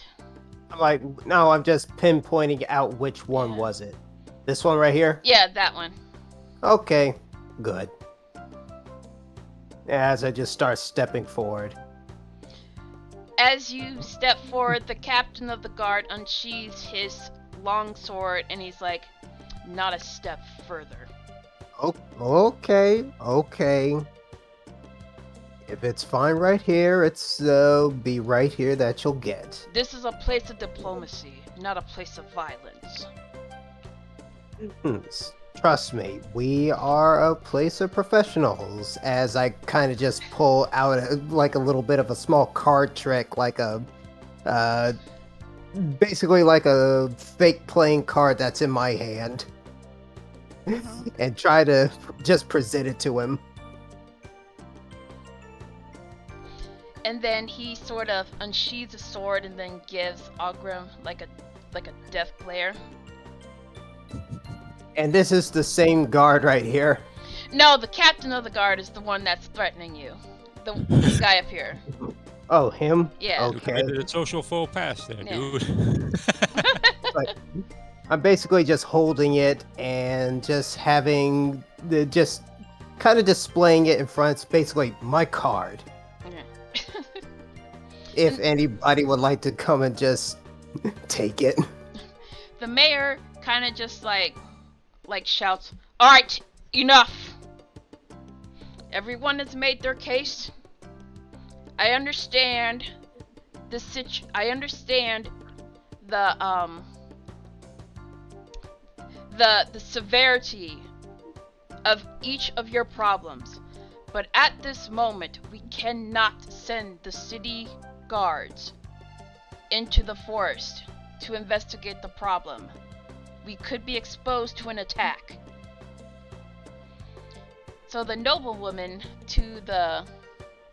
this little noblewoman here kind of just sits in her seat dejected, like, "Where's my baby? I love my baby."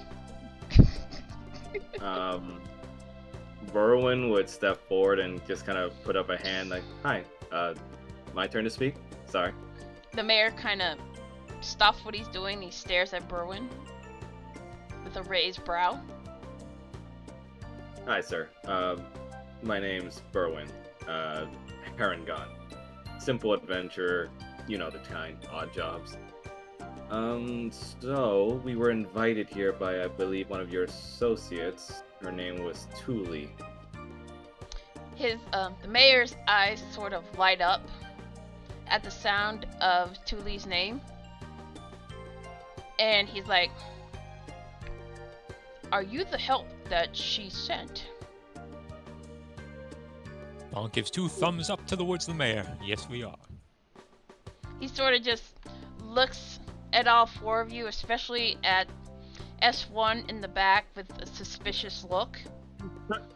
Like, oh god, is this all the help we can get.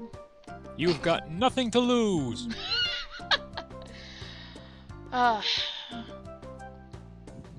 Berwin just clears his throat and says, "If I may speak freely, sir. Granted. Seems like you have a bit of an issue on your hands, and if you're short on hand, well, what's the harm in sending a couple of adventurous starts for gold at it?" And as he steps forward, he does so very slowly just to try and make himself look not harmful, and he kind of subtly glances over at the noblewoman on the right and just says, "We'll go in there, we'll solve the problem, and if we should happen to find something or somebody that could possibly alleviate this stress that's been placed upon you, then I'd say send us in." The noblewoman, like, lifts up her head from her hands. You can clearly see there are tears streaking down her face. And she's like, "Oh, you will? You will look for my boy?" "I will try, madam."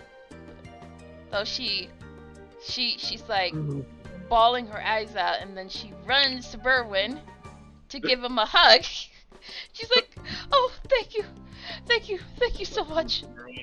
Berwin's like almost lifted by this hug because he's like a small rabbit, and he says like, "Oh, okay, I suppose we're doing this now." He just sort of like awkwardly just like, "Yeah, okay." You know, like pat, like okay, lady. So she puts him down, and is like my boy, he'll have like long black hair, and he'll be wearing my family's signet on his ring. It's like a if you find him or his body, whichever comes first, please bring it back to me. And I'll be forever grateful." "Well, madam, I promise we'll bring back whatever or whomever we can find." The second being the most probably option. And then she starts crying again because of Secret's comment. Spunk tries to calm her down a bit with a pat on the back. Yeah. You know, reassurance. And then she goes back to her seat crying again. And so Berwin looks back at the mayor and just says, "Really, sir, at this point, what options do you have?" Well, I don't know. I'd say they have a better chance of finding some better people for the job. It might take a little bit longer or maybe a little bit more money, but who's to say? the captain of the guard kind of whispers to the mayor, like, "Bernard, it might be the only chance we've got for a long time. Why don't we take them up on their offer? We got nothing to lose." That's what I said. So the mayor kind of just closes his eyes for a moment and puts his hands behind his back and is like, "Very well. If you would undertake this task, you will be handsomely rewarded." Berwin just nods his head, said, "Yes, as we've been told." Now, do you need a place to sleep for the night? Oh, definitely. Like you wouldn't believe, sir. Okay, so the mayor speaks to the captain of the guard, and he's like, have the tavern owner of the Old Boar Inn prepare some rooms for them to sleep, and then talk to the general store owner to pack them with provisions for their journey. And with a nod of affirmation, the captain of the guard makes his way to the front door, giving It's out of the way. giving They're all morphing. Berwin a side glance, and then walking towards the door and then giving S1 a much longer glance, and then exits out of the tunnel. He took a long Okay. journey. It's okay. Berwin just like gives out a long yawn after the day, and he just like his ears just sort of like stand like right up, and he's just like, "Oh shite, what are your names?" The names of the party? Oh, Yeah, he's just Okay. realizing that he's never they like never he was exactly too yet. lazy to even introduce themselves to one another. Lol. Right, we never actually introduced ourselves to one another. We did not. Spunk speaks up first. I am Spunk Big Tabor Tubertoe. I come from the Shire and I want to beat some terrible people. Berwin says, "Your name is what?" Spunk. Bonk. Spunk. Spunk. And the rest of it? Big Tater Tubertoe. Right. And Pleasure to meet you, Tater. was your mother in dire straits of some potatoes? Yes, she was. Right. God. I sort of hate that I was able to guess that correctly. And you'd hate what I can guess about you. Berwin just sort of like sighs and just says, "Name's Berwin." Pleasure to meet you. A true pleasure. Ogrim Suncrow, mischievous malcontent at your service. Put her there, as I extend a hand out to Berwin. Fucker that tried to steal a cart from a woman. Berwin just kind of like gives out this like weak little like just shakes his hand with his two fingers and just goes like, "Yes, I think I saw some of your work with that woman outside." What work? I have no idea what you're talking about. Was that you making the noise for the cart? That was rather the horse, but Berwin just shrugs and just like, "Whatever got us inside, I don't care." as I just go over and just grip Berwin's hand. Berwin's like, "Ah. Yeah, I'm not much for the athletics." Clearly. What is it that you are up for? Berwin just pulls on one of his ears, kind of like a nervous habit. It's like, "I suppose you'd call me a wizard." Fantastic. Ooh. Aren't you one of those things that could basically like make, I don't know, more of yourself? What? Or maybe I'm getting that wrong. Berwin just sort of tilts his head and says, "I believe everyone has that ability, sir, under the sheets." Spunk is wheezing at this point. And Lad. Berwin looks over at like S1, who's kind of just looming over like a terrifying sentry, and just goes like, "And what's your name, Mr. Smiles?" After like staring blankly without any sound for like 5 seconds, denomination model S1, L3, and C3 are. Spunk tilts his head at that. Berwin just goes, "Oh god, it just gets longer and longer." Was your father a mathematician? You mind if I call you S1?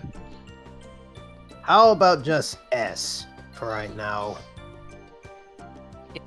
He just stares without saying anything. Oh god. Berwin just looks at Bonk and Ogrim and goes, "I'm gonna assume that means yes." Good enough for me. Well, I don't know. Maybe I'll just call you Shiny. I understand. You are just seeking a far easier way to say my denomination. Yes, exactly that. Whatever you say there, Shiny. While they're talking, Berwin will walk over to the noblewoman and like just offer like a little pocket square out of his front coat pocket for her. She takes the And coat pocket and is like, "Oh, what a gentleman! Thank you." And she sort of pats her face to dry her tears. Berwin just kind of scratches the back of his head. It's like, not much of a gentle anything nowadays anymore, ma'am, but know what it's like to lose someone, and we'll do our best. That brings me much comfort, dear. Thank you very much. Yeah. He just lets her keep like the pocket square and like just goes back to the group. And he says, well, probably shouldn't be late to keep the whatever that sour looking fellow was trying to get at. As one trying to figure out how normal conversations goes between people. After seeing the Berwin talking to the woman, he decides to try to give it a try. So he just looks at the woman and again without blinking. We shall retrieve the body of your son. And then the woman just starts bawling her eyes out and like. He just walks out the door. Oh god. Berwin just like awkwardly like tries to avoid the stairs and then just like Yeah, everybody's just staring at them like, what the fuck? Alright, let me. Before I do start leaving out, I'm gonna take one more look at the guard that I was staring at from earlier, and just giving him the most insidious looking smile on my face. Oh dear. And then I'll just turn right back around and just go out the door. Spunk makes his way to the exit, gives a gracious bow to all, and then telepathically says to the probably grieving woman, "We will find what we can. We will give you back what we can. At least we will find what is bothering this town. Be sure of that." And then he makes his way out. Okay, let me change the map. he's too busy crying to even notice that it's some freaky Yeah. telepath messages to her brain. Yes, my friend, if we ever get out of this, we're gonna have a serious talk about your bedside manner. Let me. I just thought she will have a good perception of retrieving something that is hers. Let me. Okay. Let me just move this woman out the way. She's just a. Oops. Sorry. No, that's fine. One. She's just a random woman minding her business. Berwin just sort of gives S1 a tap on the back and just says like, boy, the boys back in the academy would have loved you. Alright, the captain is waiting for the group on the side of the building. And he sort of just clears his throat very loudly. If you would follow me.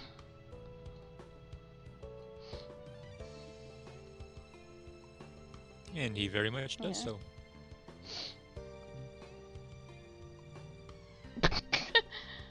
And He then bunny hopped.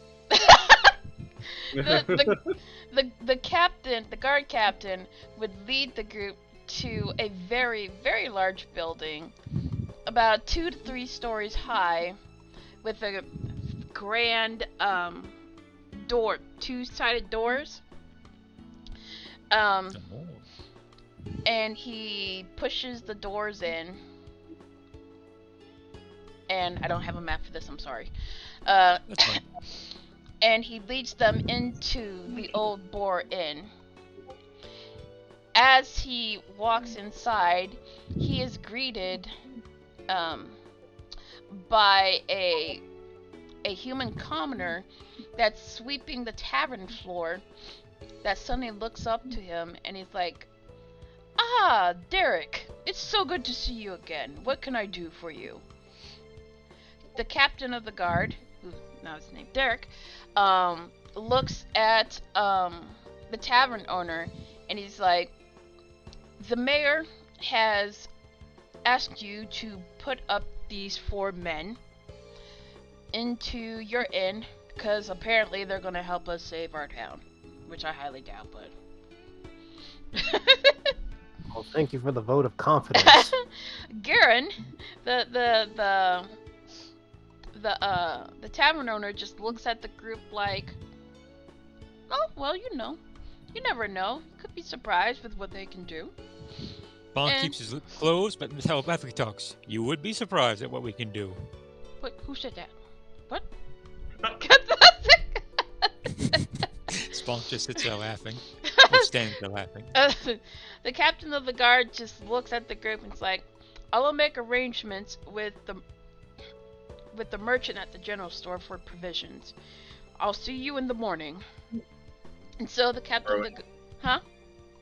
Berwin just rubs down his fuzzy face and just goes like, oh god.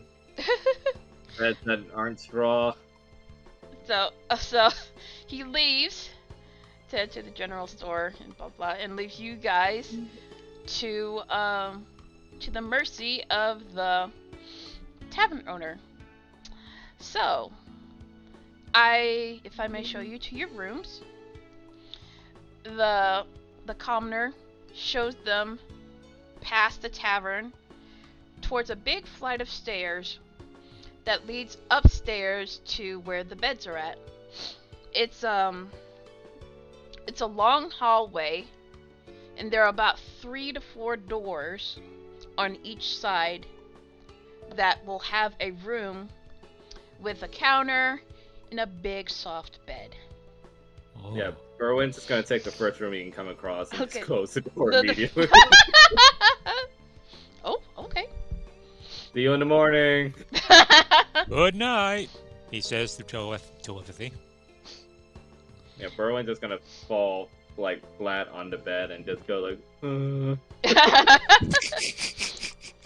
And so the tavern owner steps aside to allow the others to pick their own rooms.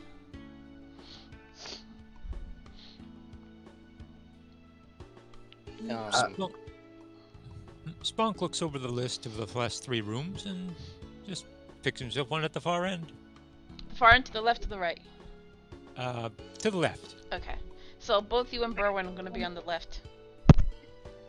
Okay. Oh, I guess Ogrim will take the one on the furthest right. Okay, so the back one on the right. Okay. Yes. And how about Um, S1? S1 just goes to it's like a hallway. Yeah, it's like a hallway.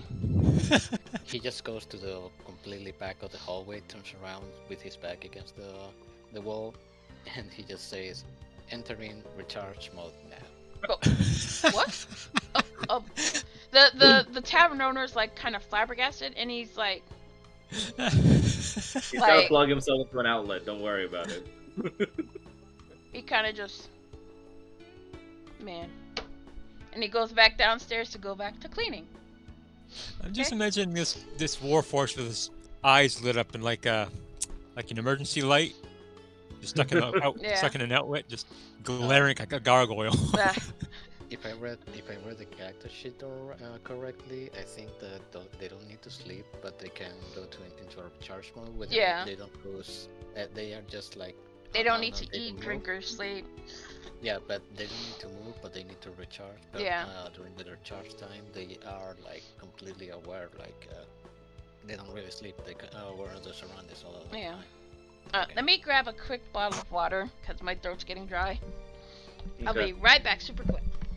Yep. Warforged are pretty much the perfect sentries at night. Yep.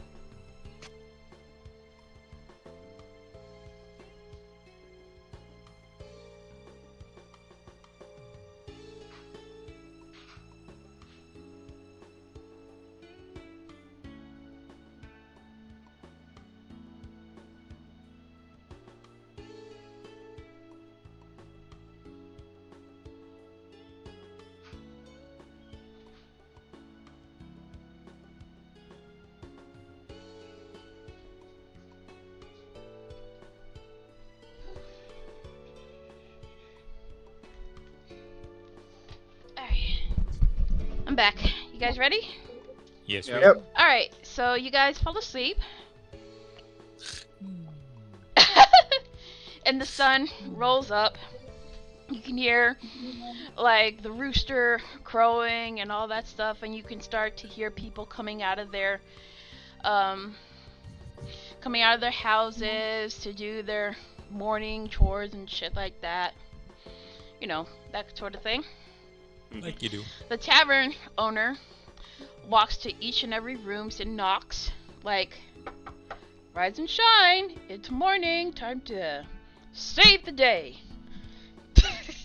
And then he walks back downstairs to start preparing breakfast. Yeah. Berwin waking up, he just literally has like the biggest glob of like spit on the side of his mouth, and he just like sort of just wipes it away, Oh lord. and he just fucking uses it to like just does a once over on the little tuft of hair he has, and just goes out of bed just like that. Yeah. And even though he just woke up, he does not look like he had a good night of sleep at all. Mm.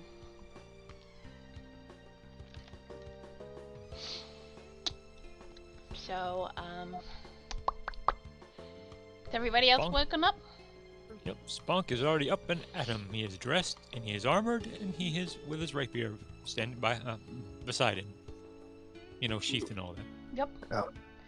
Ogrim's kind of just put into the kind of just kneeling at the corner in the morning, just kind of in prayer while sharpening his weapons. Just making sure that everything is put into place and to see what might just await him if there's ever a glimmer. Okay. And he's just packs everything and starts heading out. Okay. Just waiting on secret. S1 just blinks a couple of times, just say to himself, recharge complete. And he walks towards the exit of the tavern without waiting for anyone. Oh, jeez. Okay, so the group makes their way downstairs, and the tavern owner kind of waves them goodbye. Good luck, he calls out to them. You too. Did they already give us provisions, or? No, you're gonna get your provisions right now, and then you're gonna head out. Okay? Okay. Okay. So, as you are waiting outside, the captain of the guard walks to you from the left end of the square, and he's like, "Ah, you're awake. Good, very good. Let me That's show a you." very big word to use. Huh? He says, oh, that's a very big word to use. So he's like, he kind of just shakes his head and is like, "Follow me to the general store, and your provisions have been prepared." Fantastic.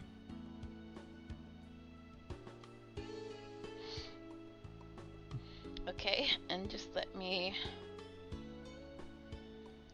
change the map super quick.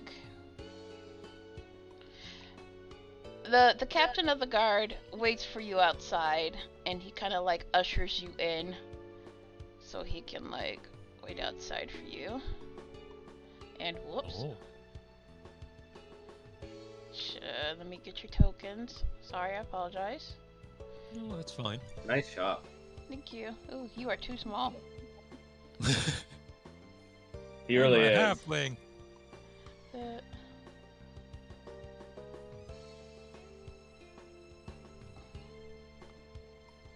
Now it is Spunk who is bigger than the party. And then, as you enter the general store, you can see lots of knickknacks on the shelves, and then you can see like various hot foods that are available to purchase if you wish to buy them. And as go ahead. Are there any carrots? um, there are various vegetables and carrots on the lower right table. And Right. as the group enters in, the captain of the guard very loudly knocks on the general store's door, and it's like, "Hey, your guests are here," and then he leaves. First there was silence, and then in the back top left back room, the door slowly opens, and wow, that is a big token. Hold on. With a big person. Yeah, the map's kind of big. I apologize. No, it's cool. I'm just asking if the person's big. Maybe that's why. Yeah. So the door opens, and out comes uh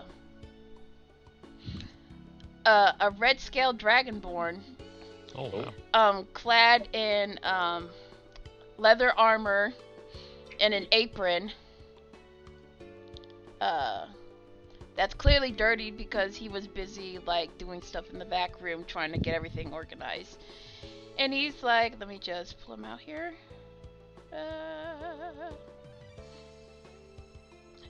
He's like, who? What? Is it Kaden? Yes. Cameo. Oh. Is this canonical? Huh? No, it's Whoa. kind of just like an AU sort of thing. Oh, okay. I was going to say, like, holy fuck. Yeah. Like when Chun-Li shows up in Breath of Fire. Like, is this a prequel? It could be like maybe like a sequel to He did used to be a merchant, so. Huh? Yeah. So it could be like a sequel or an AU. Who knows? Prequel, you mean? Yeah. So he comes out and he's like, "Oh, customers. Oh. I got hello. Come in. I will have your provisions ready for you in just a second. If you don't mind, just waiting here for a moment. If you need anything, please let me know." And he How just much for. He just what? Berwin just points a thumb over to like the right side. Goes like, "How much for like one of those carrots?" he looks towards the freshly the fresh carrots that are ready to be sold. Well, for helping the town, well, I'll let him go for like 5 silver pieces. How much for 1 gold? Oh my god. Gracious. Oh my god. Well, I guess you can take the entire bunch. Super. Berwin just goes over directly to the and he like just stuffs a bunch of them into like his inside coat pocket. Oh my god. He has like a little like it looks like a little it looks like it would be a cigarette case, but it's actually just for his carrots. And he Yeah. just puts it in. Yeah. Oh boy. And so, Kanan just looks a bit flabbergasted about it, but he's like, "Oh, right, your provisions. One moment." So he quickly walks to the back room and like shouts out, "Kezia, remember to put those potions in the bag like I told you to." And then you hear like sort of a whiny female noise sound come out. It's like, I'm going. Don't rush me.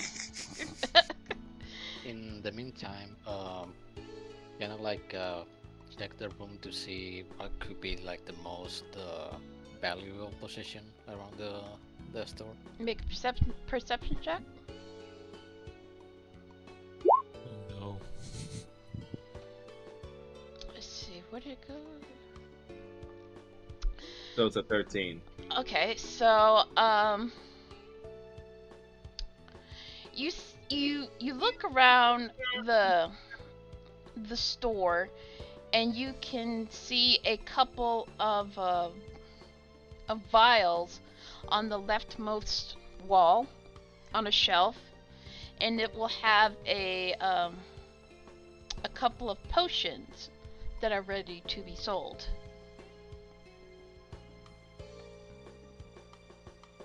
Yep. me just And- fix this.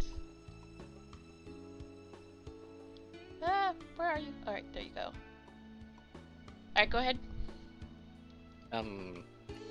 After seeing those and catching his eye, he just casually walks to them and just tries to pick them up.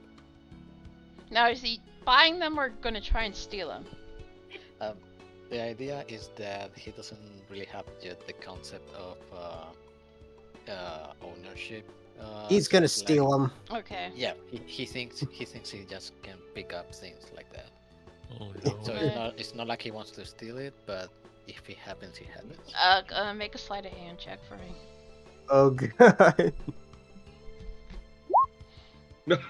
Oh.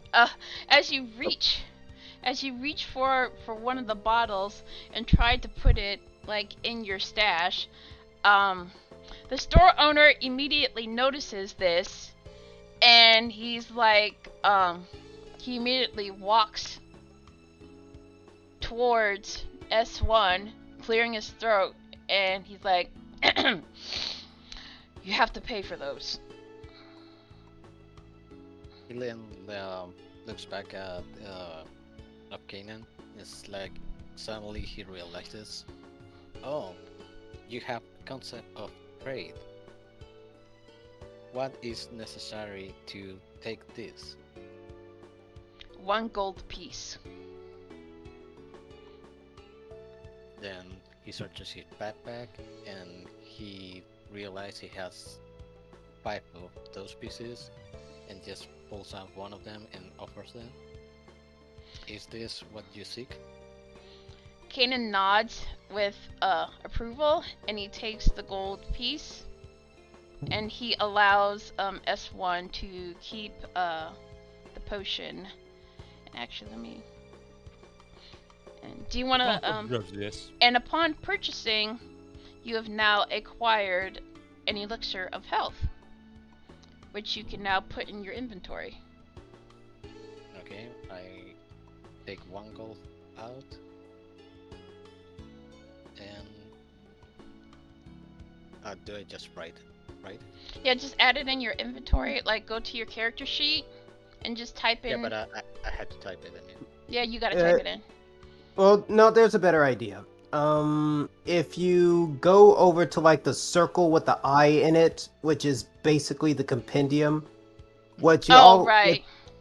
Yeah, all you gotta do is type in elixir, and if you see like the elixir of health, then you can just click it and drag it right into your sheet, and then it will add it there automatically. Okay. I just added bushel carrots into my inventory. And Kanan goes over to Berwin, holding out his clawed hand, waiting for that gold piece. Berwin just like flips the gold piece over to him and just says thank you. He nods with approval as he grabs the gold piece and puts it in his pouch. Yeah, Berwin just puts away like the little carrot case and goes like, "You've helped another starving scholar today." Alright, and as he collects the gold, Kezia comes out. A much larger dragonborn, about a couple of feet taller than the red one, clad in bluish purple scales, Giant and woman. and a nose ring clasped around the horn,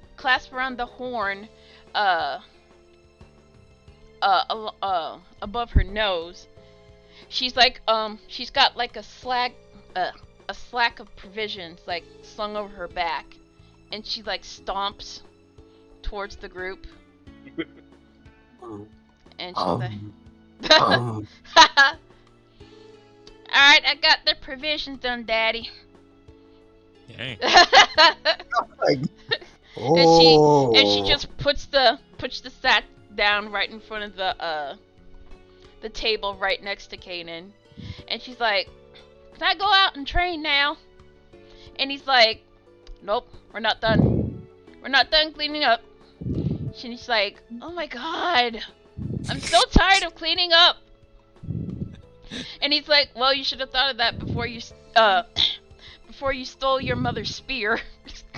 Oh no. Oh my god, is Adalia the wife in this one? We cameoing her That's too? You God, can only assume. if that's the daughter, I wonder what the wife is like. Okay, so Kanan picks up the provisions and hands them to Ogrim, who is like standing right next to him. Here you go, lad. Thanks. What exactly is in here? Okay, there's about there's 12 lesser healing potions that you can split amongst each other. And then there's some food that you can eat, some rope, a couple of torches that you can light, and like a flint to light them with. Okay. Torches, flint, as well as food, as in like just rations or like Rations. And then some lesser healing potions. Alright, so 12 potions of healing. We can just split 3 between the 4 of us. Yes. Yes. Excellent. Alright, so Berwin's gonna take 3 of those potions. Which potions are they? Lesser healing. Okay. I think it would just be like a standard healing potion. What's the name, Mel? Lesser healing. Don't think it comes up in the It doesn't? Then just put healing potion then. Yeah, it's like it's just potion of healing, and then it just goes up from there. Yeah. Okay, so potion of healing then. Yes. Okay. Oh, and then because Spunk can't use his character sheet, I will enter it in for him. Thank you I very don't know much. how to use the searcher for the items. It's in the compendium. If you click the I symbol next to the journal symbol on the top right menu, you can search up healing potion. Just potion of healing. Yeah, potion That's of healing. how it likes to be very finicky with how you spell it. Yeah. Um, And then 3. Compendium. At the top right, you said? Yeah, on the top right. The potion of healing. You can either type it in or just like slap it in to your inventory. I don't see the searcher. The compendium is the little lowercase I symbol. That's within the circle. Yeah, that's within the Yeah, circle. the letter I, not Oh, letter I, not the yeah. symbol of an I. I Yeah. was trying to find it on a character sheet. No. Okay. It's going to be on the tab to the right. Yeah. Okay.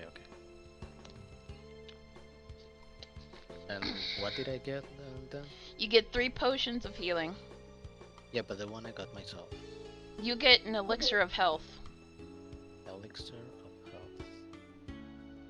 That's actually a pretty good one. Yeah. I mean, Kanan's like giving it to him for cheap because like he's part of the group that's helping out the town, so he's like giving them like a little discount rate. My brain's still going over the logistics of Kanan being here.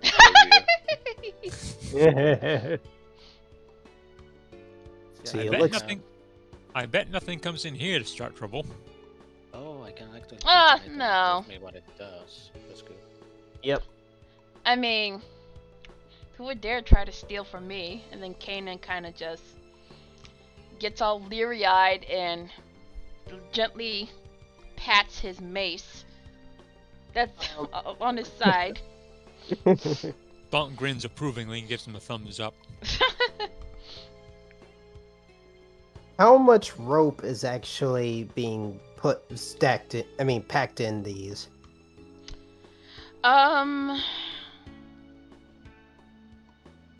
Maybe about like 50, 60 feet of rope.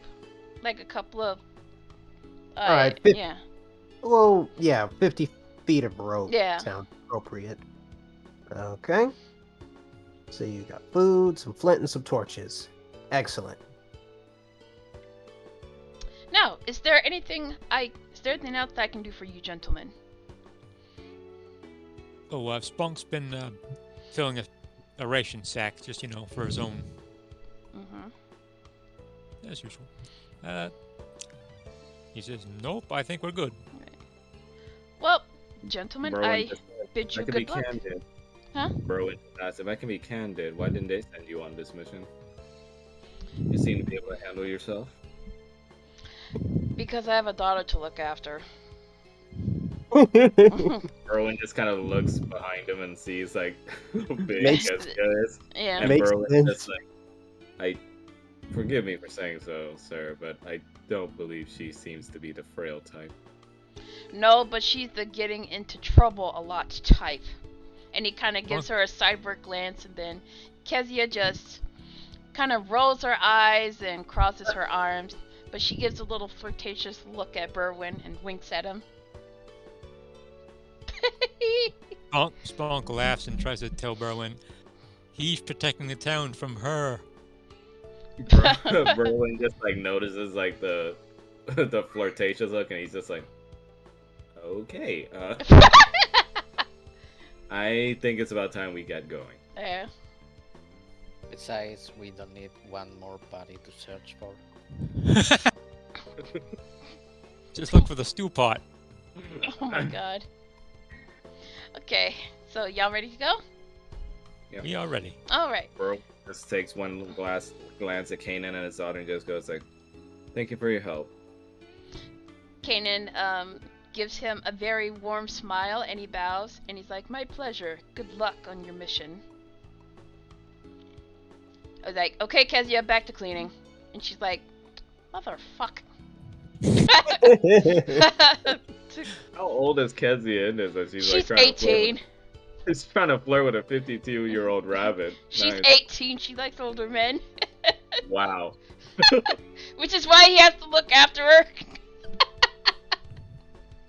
Okay, let me change the map.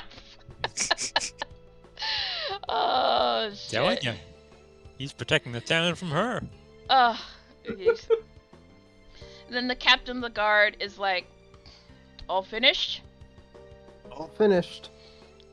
Good, very good. Let me show you the way out of town. And so he, oh shit, that's too dark. He shows the group, starts to lead them towards the exit of the town, kind of sort of shoving a commoner out the way, and she's like, hey! These GTA walking. I'm walking here. Dunk your ass and Hurry up, don't dally. Begin the body search. The body I'm- search. I'm hurrying, and don't call me Dally.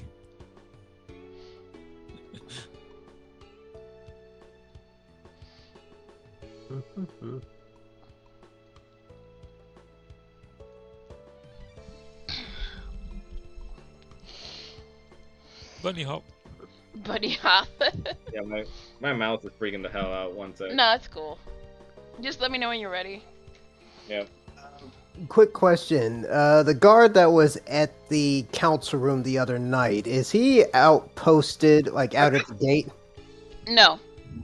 Damn. Are you gonna give an evil monkeys point? Oh, I just thought I'd tease him a little bit before on the way out. No, he's Purpose posted does that elsewhere. serve? Maybe. Alright, maybe next time. Maybe on the way back. Okay? Alright. Oh my Okay. god. Sorry, Berwin's confused. That's Alright, fine. so which direction are we headed for this mission? As I kind of just do air quotes. Okay, so the captain sort of points his right arm. Go past the town gates. The road splits at about, I want to say, 200 feet. Take the road to the right, and it will lead you to the forest where we get our provisions.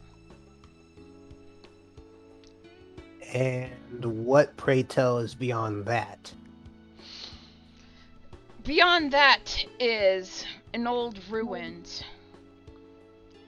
We don't know what's out there, but anytime someone goes to investigate, they never return. Super. If you could find out what happened to our people, we would be most grateful. Our kind of mission. Well, just keep the gold ready. Oh my god. And he gives Berwin an incredulous look, and he's like, just find our people and you will get your gold. If you're good at something, you don't do it for free, sir.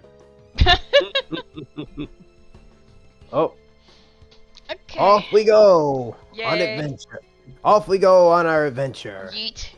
But okay, so This I will be good knowledge. okay. I'm gonna change the shit again. So Okay.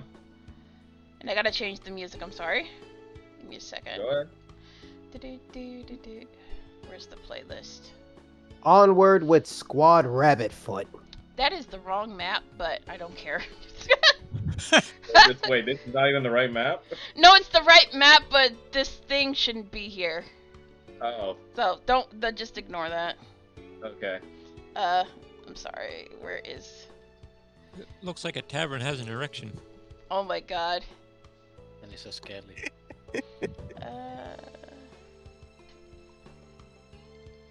It's like a dinosaur playing hide and seek. Oh my god, dude.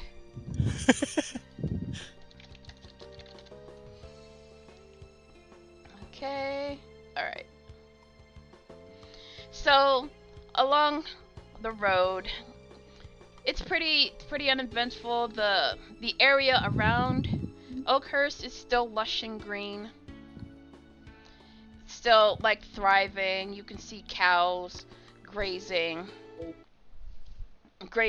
and with the Yay, Gower playing. with the cows like herder like watching over the herd as they graze. So, and then further along, about I'm gonna say like 3 or 4 miles down the road, you will come across this. You will come across another fork in the road. Like around here? Yep, around here. As you approach the building, it is lush and green around the building. You can see crops growing. And a very tall looking inn that looks welcoming at first, but there's no activity. One would think, like, a big inn, there would be some coming and goers. Spunk Okay. looks at the assembled group and looks incredulous, and then looks back at the tavern, or inn, I mean. Yeah. Can I ritual cast Detect Magic? Yeah, go ahead. Okay. I'm taking a look over at this field right here at its crops, if that's that's there. Yeah. You want to Okay. make like a check or something? Yeah, I kind of just want to see what their condition is like. Make a perception check. Okay. 12. Like you inspect some of the crops, and while the leaf greens at the top look healthy, if you pick up a piece of crop from the ground, you will see it is withered and stunted. Okay. So for my detect magic, Berwin would open up his pocket watch, and you'd see like this small little blue globe, like spectral energy, kind of come out of the watch, and it covers the area, kind of like a scan. Mm-hmm. Yeah. So that's detect magic. So Okay. Alright, let's see. Detect magic. If you could like Mhm. put a description in the like the chat real quick For Of what? my detect magic? of your detect magic, if you Okay. can, if you can.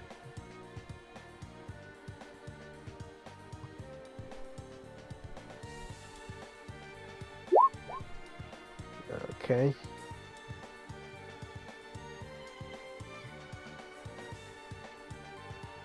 All right, so within 30 feet.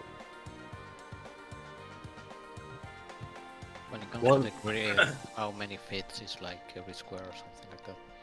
5 feet is like So- every 1 square. So basically, Mel, this is kind of up to you to answer me, like, Okay.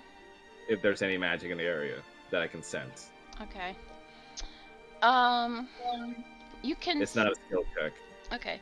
You can sense that there's some hint of magic. You can't tell what kind of magic it is. But Over there's in which direction? over across the bridge. Okay. You don't know what kind of Uh, magic it is, but So there's like a little ping in the globe that emanates from Berwin's pocket watch, and he looks over in the direction south or northwest where Yes. the bridge is. yes. And can I also do a perception check towards that direction? Yes. Okay. I'm gonna use my passive to add my proficiency bonus to my perception roll. Okay. So it's +2 to whatever this is. Okay, so that'll be a 21. Oh my god, nice. All right, Whoa. as you approach the bridge that is built along running water, you notice a faint trace of blood along the grass that what the fuck? that What trails happened? that my music stopped. That Oh. that trails past the bridge and along the other side of the stream. So Berwin would just look behind him and towards the others and just says, I have something. Bonk pursues him. And what do you have there, sir? He closes his pocket watch and says that I detected some magic, faint as it was, in that direction, and he gestures over to like the signs of blood trails across the bridge. Hmm. I'd say that's a pretty good hint, if anything. Let me check it closer. Can I make like an investigation check on the blood to try to figure out something about it? Sure, go ahead. Meanwhile, I'm actually taking a look over here to actually read if this is a sign to tell what exactly is this spot. The sign is called the River Inn. That's basically what it says. River Inn, and I'm kind of looking at the condition of it. If if I can read it, I would say that it doesn't have much age to it. Correct. It's old, but it's kept up well. So the River Inn's been there for a while, but it's still in good condition. Okay, so whatever has happened has actually been pretty recent. Yes. Okay. All right. Now for secrets investigation check. You notice that the blood is not completely dry. Oh. Do I figure out if it could be like humanoid blood or animal blood? As upon further inspection, you will notice that the blood could have come from a halfling. He looks back at Spunk and nods his head. Someone of your same qualities have been slayed not long ago. Bonk's eyes go quite wide, and he grips his rapier. He doesn't draw it, but he grips it and grits his teeth. Thank you for telling me. This is information I can very much use. The trail follows along the bridge on that direction.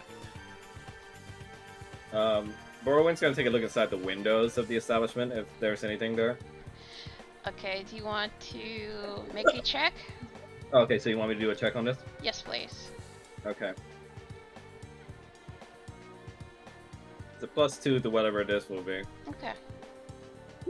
At this point, Spunk is just watching the lot. Is a 20? Not Yeah, nat. nice. As you look through the window, you can see lots of broken chairs, lots of glass, shattered along the floor, upturned tables, and lots of blood splatters. Lots of blood splatters, like everywhere, like on tables, on shelves, along the ground, and the trail of blood trails from the inn towards the northwest past the bridge.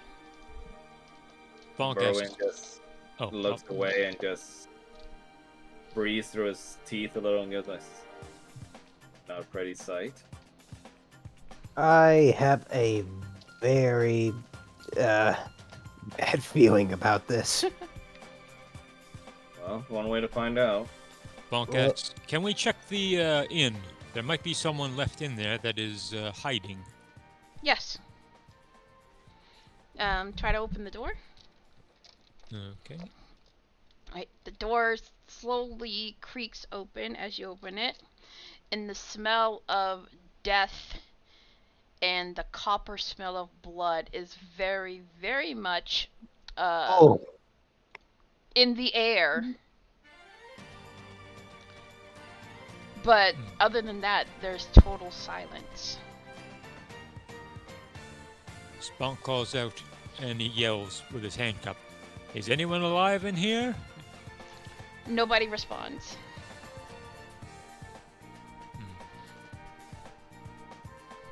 He decides Bro. to shut the door.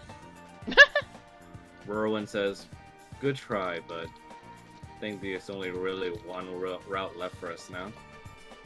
Yes. I wouldn't say that. For all we could tell, it could be maybe a diversion.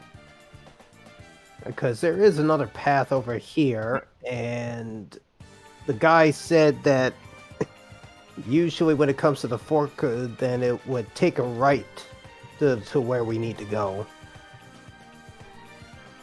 You are correct, and it's not as if the trail will disappear within the hour. We should check the way that was prescribed, and then return to reap holy vengeance. Berwin says, the blood's fresh and there's a faint magic trail in that way. We could lose whatever it is that did this. That could be an important clue if we don't hurry. This one is pondering at all those comments, and then he. Oh. Well, I'm sorry, go ahead. And then he just speaks out loud. What if the diversion was from that car?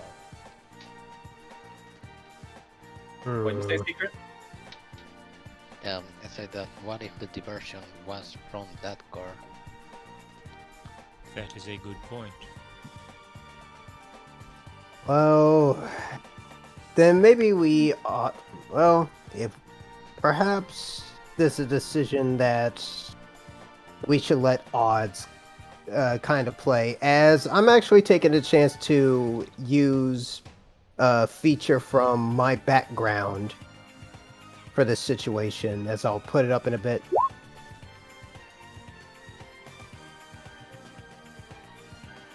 So basically, since we're kind of at a standstill on what to do, I'm kind of just going on a gambler's hunch to see which would be the better course of action.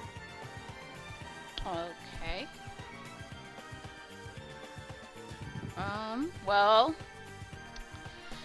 the better course action might be for you guys to continue on your way, but following northwest, at the very least, may give you some answers to what happened here.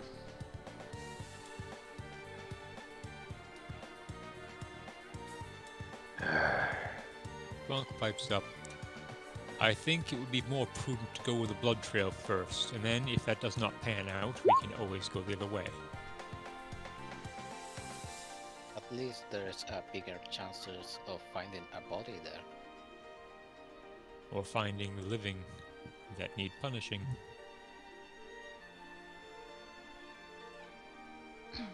Very well then. Follow the blood trail. Okay. Okay. So Berwin's gonna start heading in towards that direction.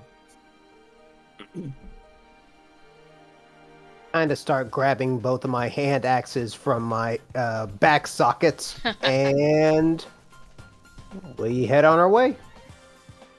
Oh, same, but with a rapier and shield. Alright, as Berwin moves forward towards the northwest, the fresh smell of blood starts to become more and more odious in the air towards the lower left, southwest. Like over here? Yep, around there. Okay. So Berwin smells the air and senses that it's heading towards the southwest direction and points that out to the rest of the party.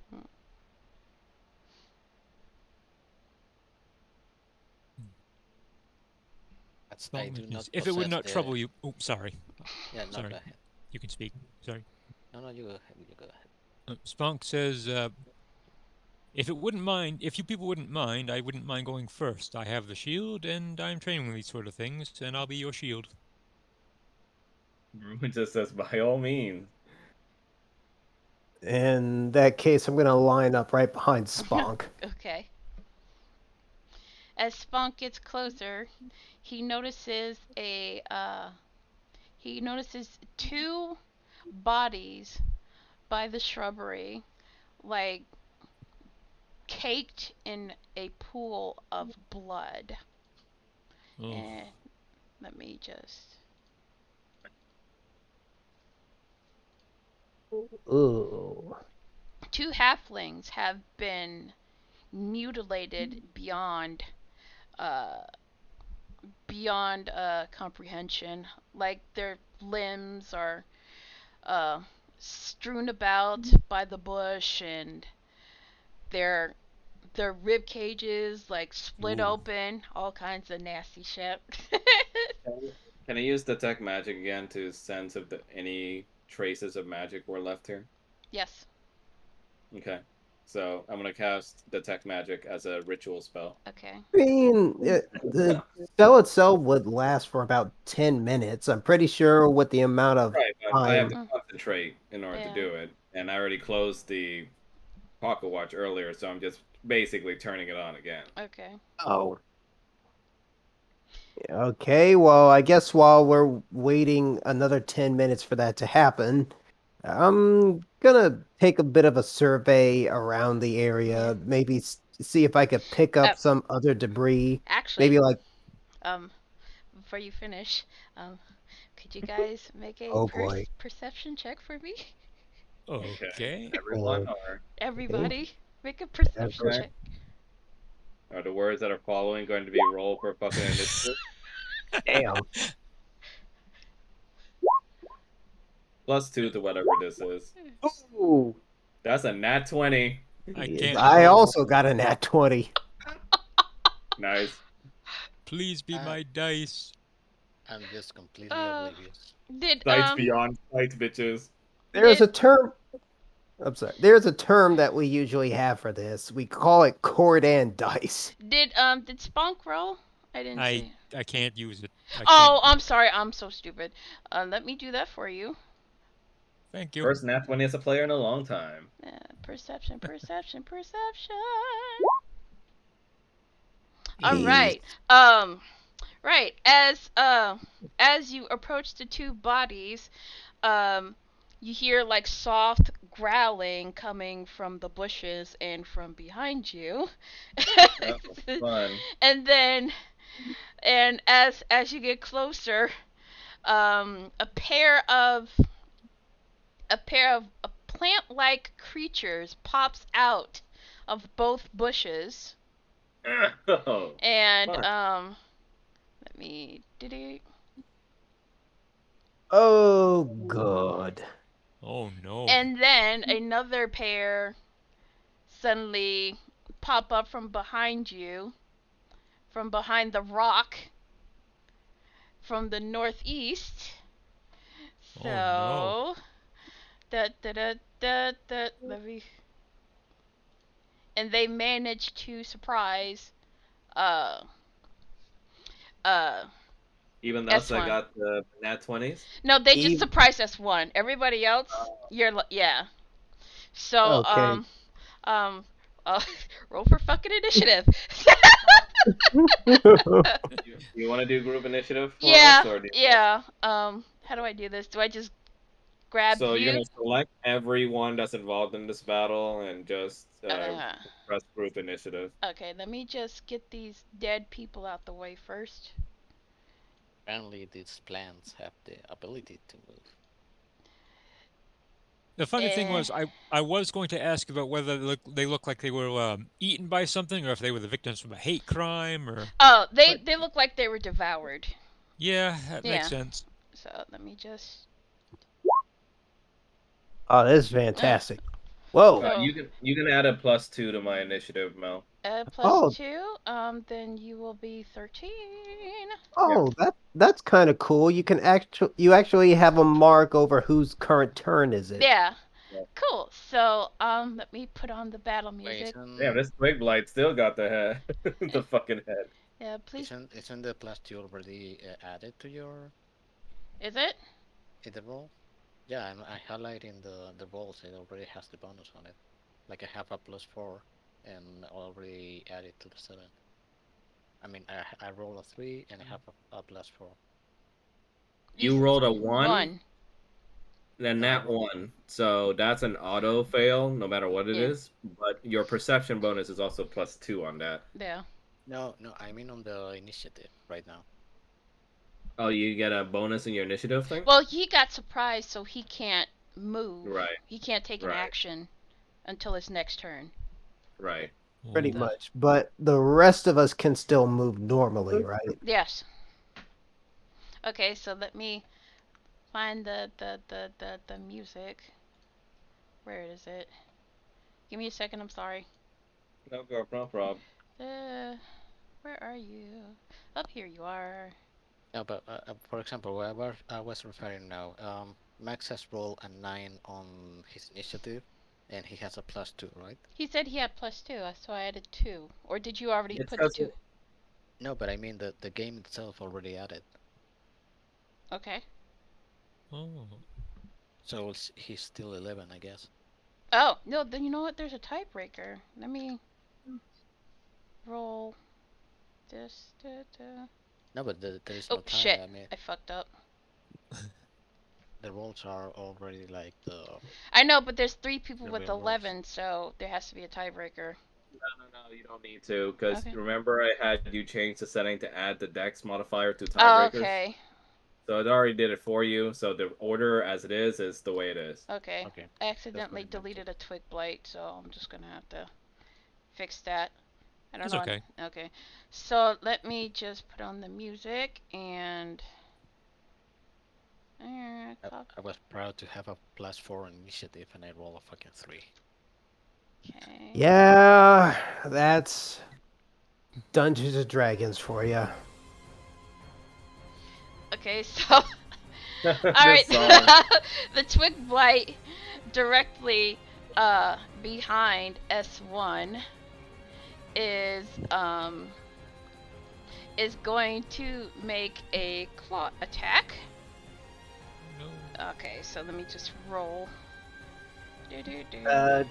First, okay, Secret, you remember how armor class works, right? Um, Armor class. I'm light armor, I believe. No, he means your AC. Your AC, which is basically like that shield symbol that's on your character sheet. It says 15. All Okay. right, so here's how attacking you works. they're gonna make an attack roll against you. And if the number is equal to or higher than your armor class, then the attack hits you. Okay. If it's below that, Then they even if miss. it's at a 14, then they miss. Okay. Okay. Simple enough. All right. So the twig blight behind you is gonna cackle evilly and try and attack you with its claws. So let me just roll. What is that? And what is your AC?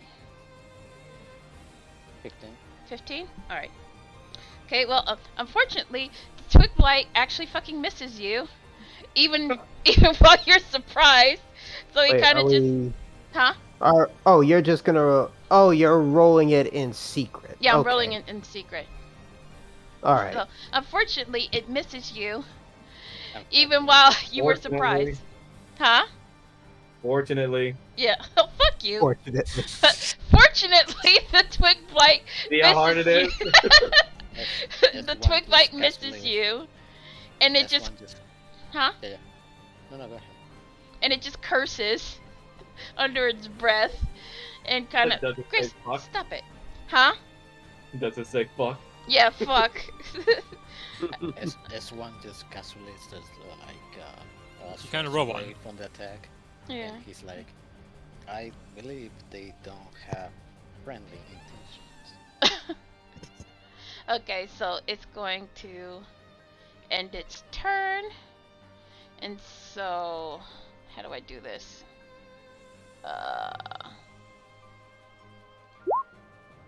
Alright, Spunk, it's your turn. Oh, this is pretty nice. Bonk brandishes his rapier and runs beneath Mr. Rabbit's legs, as, you know, halflings can do. And he thrusts right at the twig blight, right to the furthest left. He's like, here comes halfling death! Okay, roll Like, for your attack, please. Roll for AC. I can't. Oh, duh. Sorry. I'm so Okay. sorry. If you're, Whoa. if you're going under my legs, aren't you moving? Well, I figured I could move like a 5-foot step and attack, couldn't I? I mean, Yeah. he's diagonal. Yeah, you have to I go mean- first, like, I mean, you can move next to him, but I don't think you can move underneath him. I mean, you technically can. It's a halfling thing. They can move underneath other people. Oh, that's right. Yeah, one he's size like- category bigger than you. Yeah, I'll allow So it. Go you're on ahead. this- Well, what you mean is you're on the same spot as me. Yep. Yep. Okay. That's But why I mean, like, because you were standing still, so I was like, wait, shouldn't you be moving? Yeah, my Yeah. apologies. Yeah. Is that, So- is alright, that let actually me- like a racial bonus? Yep, that's like a racial thing. Alright, let me just... Halflings can do that. You gonna attack with your rapier? Yep, with that rapier. Okay. Merlin just feels like this little halfling up between his legs, go like, oh, jeez. Jesus fuck. Oh, sorry, not Jesus. Oh, God. Can you see that roll? I can see that roll. Can everybody see that? yeah. Okay. Did you roll for damage now? No, not yet. Okay, Uh, so... as long as It's supposed to auto. Did you press on his character sheet? No, I pressed on the rapier. That's okay. strange. It's supposed to so- auto roll damage. Wait, Well, what? I mean, there are options in which you could turn that on and off. Oh no! Did you not change it to auto roll damage and crit? Yes, I did. I did. Strange. It's not showing. Well, Well, what? okay. Well, What the fuck? just Okay. roll for the In- rapier damage. now. Hold on, one at a time. What did you say? Go ahead. I didn't say anything. No, I'm talking to Max. What did you say? Oh, okay. Just so I guess you just gotta manually roll for damage then. Okay, yeah. Yeah, just click on the Just click on the rapier title itself, and it will just roll the damage. Well, that's fucking weird. No, not that one. I mean the one in the chat. Oh. That's fucking dumb. Dang. Okay, so Piercing. okay, so fortunately your rapier hits its mark against the twig blight. So so I gotta do this manually. 1d8 plus 3.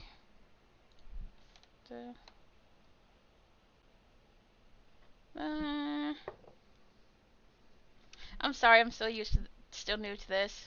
Oh, that's fine. So Yeah. am I. Fine. Well, for this system, anyway. Yeah. So the 9 damage is you actually hitting the damage output. Dang. Okay. So, with the fucking, you know what?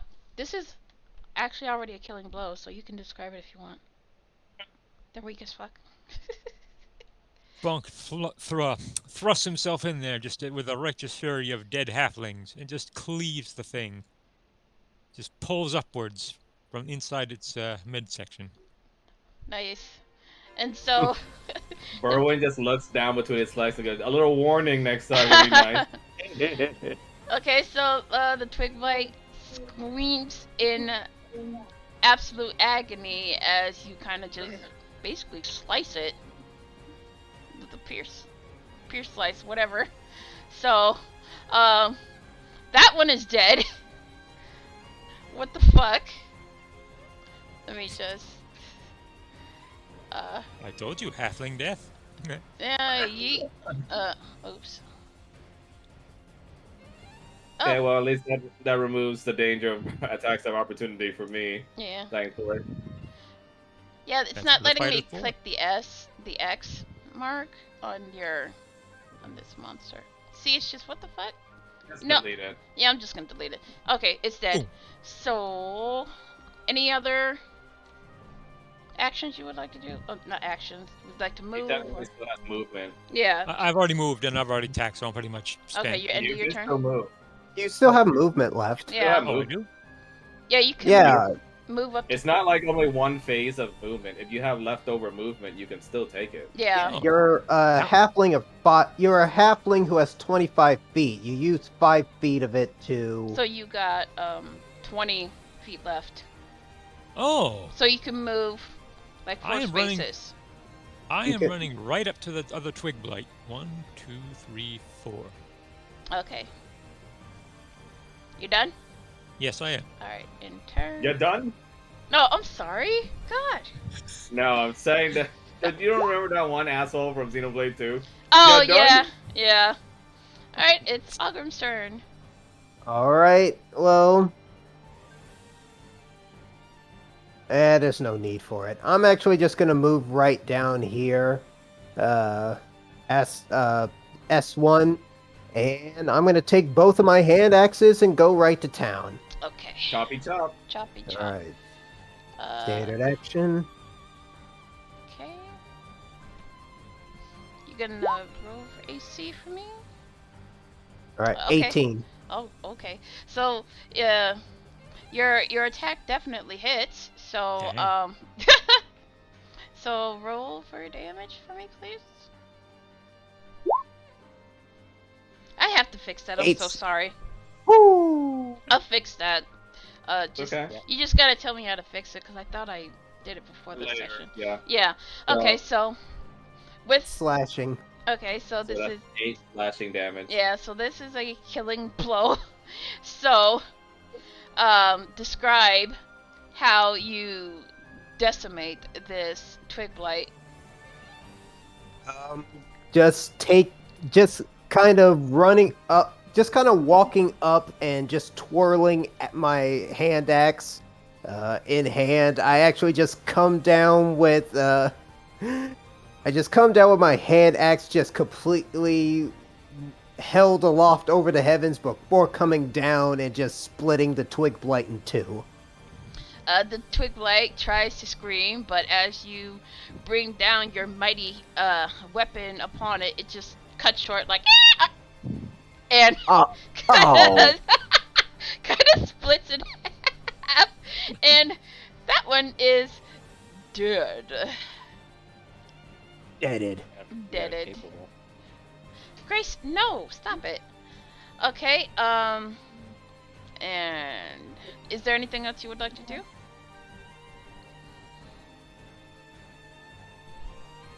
Yes. I want to see if I could use my bonus action to throw the other hand axe that I have at the twig blight that's right past S1. Okay. Good. Is that possible? I'll allow it. Let's see. What kind of check? So that would be an offhand attack then? Yeah. Either to make an, but my question, It will be a offhand attack considering that it is a light weapon. Mm-hmm. But I also want to see if I would be able to throw it since it also has the thrown property. Okay. I will allow it. Oh, All If it's a right. throw, my it's dog is probably gonna neck. count as a dex. What? If it's a throwing action, it's probably gonna count as a dex. Yeah. It still counts as a strength weapon. I'm sorry. Hold on. My dog is nagging me. It's okay. Take your time. You better not miss that Well, one. let me take a look. Good dogs are important. Mhm.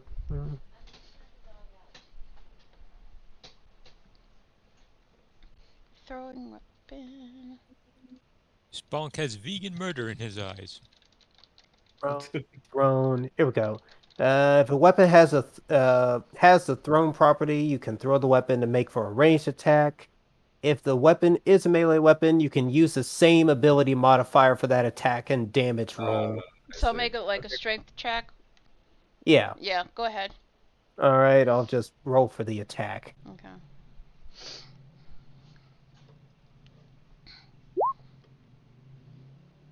17. Okay. So, um, fortunately, this one hits as well, and this is also a killing blow. Holy fuck. Hey. So what? Wait, Why? we have to Well, I damage? mean, I haven't rolled for the Yeah, I damage. haven't rolled for damage yet. Oh, okay. My bad. That was an AC roll. Yeah. Go ahead and roll for damage. I'm slow at this. Come on. Oh, it's fine. 6. Okay. So, describe how you throw the weapon and how you would damage the twig blight. Is this a killing blow? No, this one isn't. Okay. Well, in that case, after I just came down on the first twig blight, I just kind of just end up twirling as the same way with my other hand axe, and quite frankly, just give it a good hammer toss right at the other blight that's like whizzing right next to S1, and it just, I guess it kind of hit him across the chest or and kind of gets stuck. And okay. Wow, the music kind of fucked up again. Come on, yo. I'm having such bad luck with this. That is not the music I wanted. To kind of just get stuck in the abdomen. Okay. And that's all that I have for my turn. Okay. The twig blight screams in pain from the hand axe basically getting thrown at it, and it is now stuck deep within the chest cavity of the twig blight, and it takes 6 damage. But it is still standing. This amount of screaming is not what I wanted to hear this morning. So let me. Oh, so it actually feels pain. Yeah. He shall Yeah. feel all the pain. They will all feel pain. Let me just fix this, and then is that all you will do? Yep, that's all I got. Okay, then end your turn. I think I'm missing a twig blight, but alright, Max, it's your turn. Okay. Merwin's gonna pop his way over here, and he's gonna use Ray of Frost on this. I believe this is the one that was targeted with the axe, right? Yeah. Oh. What the fuck just The one happened? next to Spawn? Well, which Apparently, one? No, which one are you trying to hit? The one that got hit with the axe is the one that's near Spawn. No, that would be this one. Okay. Okay. yeah. I'll move back over here then, and I'll use Ray of Frost on that one that's weakened. Okay. So give me a sec.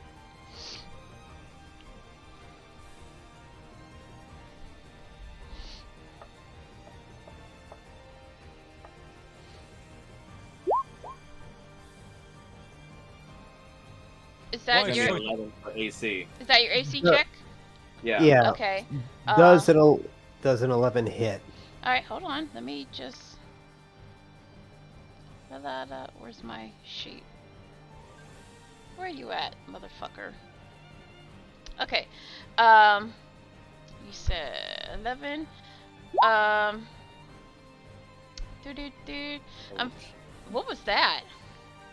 I clicked the show spell description. Oh. but it's- Unfortunately, your ray of frost does not hit the twig blight. It manages to skirt out of the way before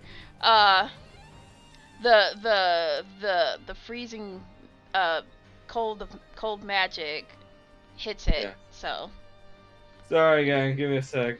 Takes out his little cigarette case and like just starts nibbling on a carrot. oh Eat more than carrots, you sleepy man.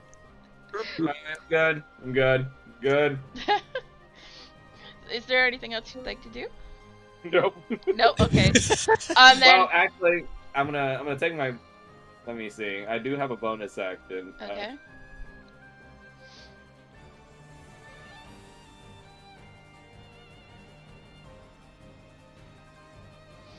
Ooh, never mind. I want to save that. So I'm just gonna use my remaining movement to walk back over here. Okay. So you're gonna end your turn? Yeah. Okay. Now I am missing a twig blight. Like, how do I add it to the initiative? Press it and press group initiative. Oh, derp. This is just the one I'm missing. And alright. You gonna end your turn? Okay. So the twig blight is now with Spunk right in front of it, it's going to try a claw attack at his face. So gotta roll. Let me check your AC.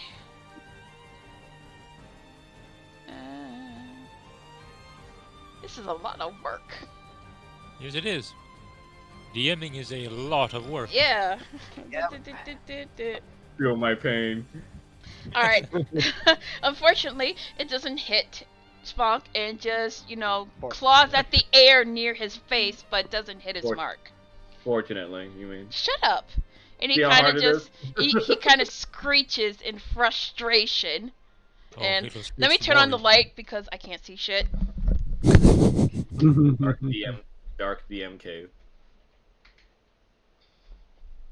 Alright. Manish. It screeches with frustration that he can't hit anything, and so he's just going to move away towards his You're gonna buddy. attack of opportunity that. Smonk, would you like an opportunity attack? Yes, I would. Alright, go. Oh wait, I can't. Huh? I have to do it for you. It's Oh, like oh, right. yeah, it's like AC.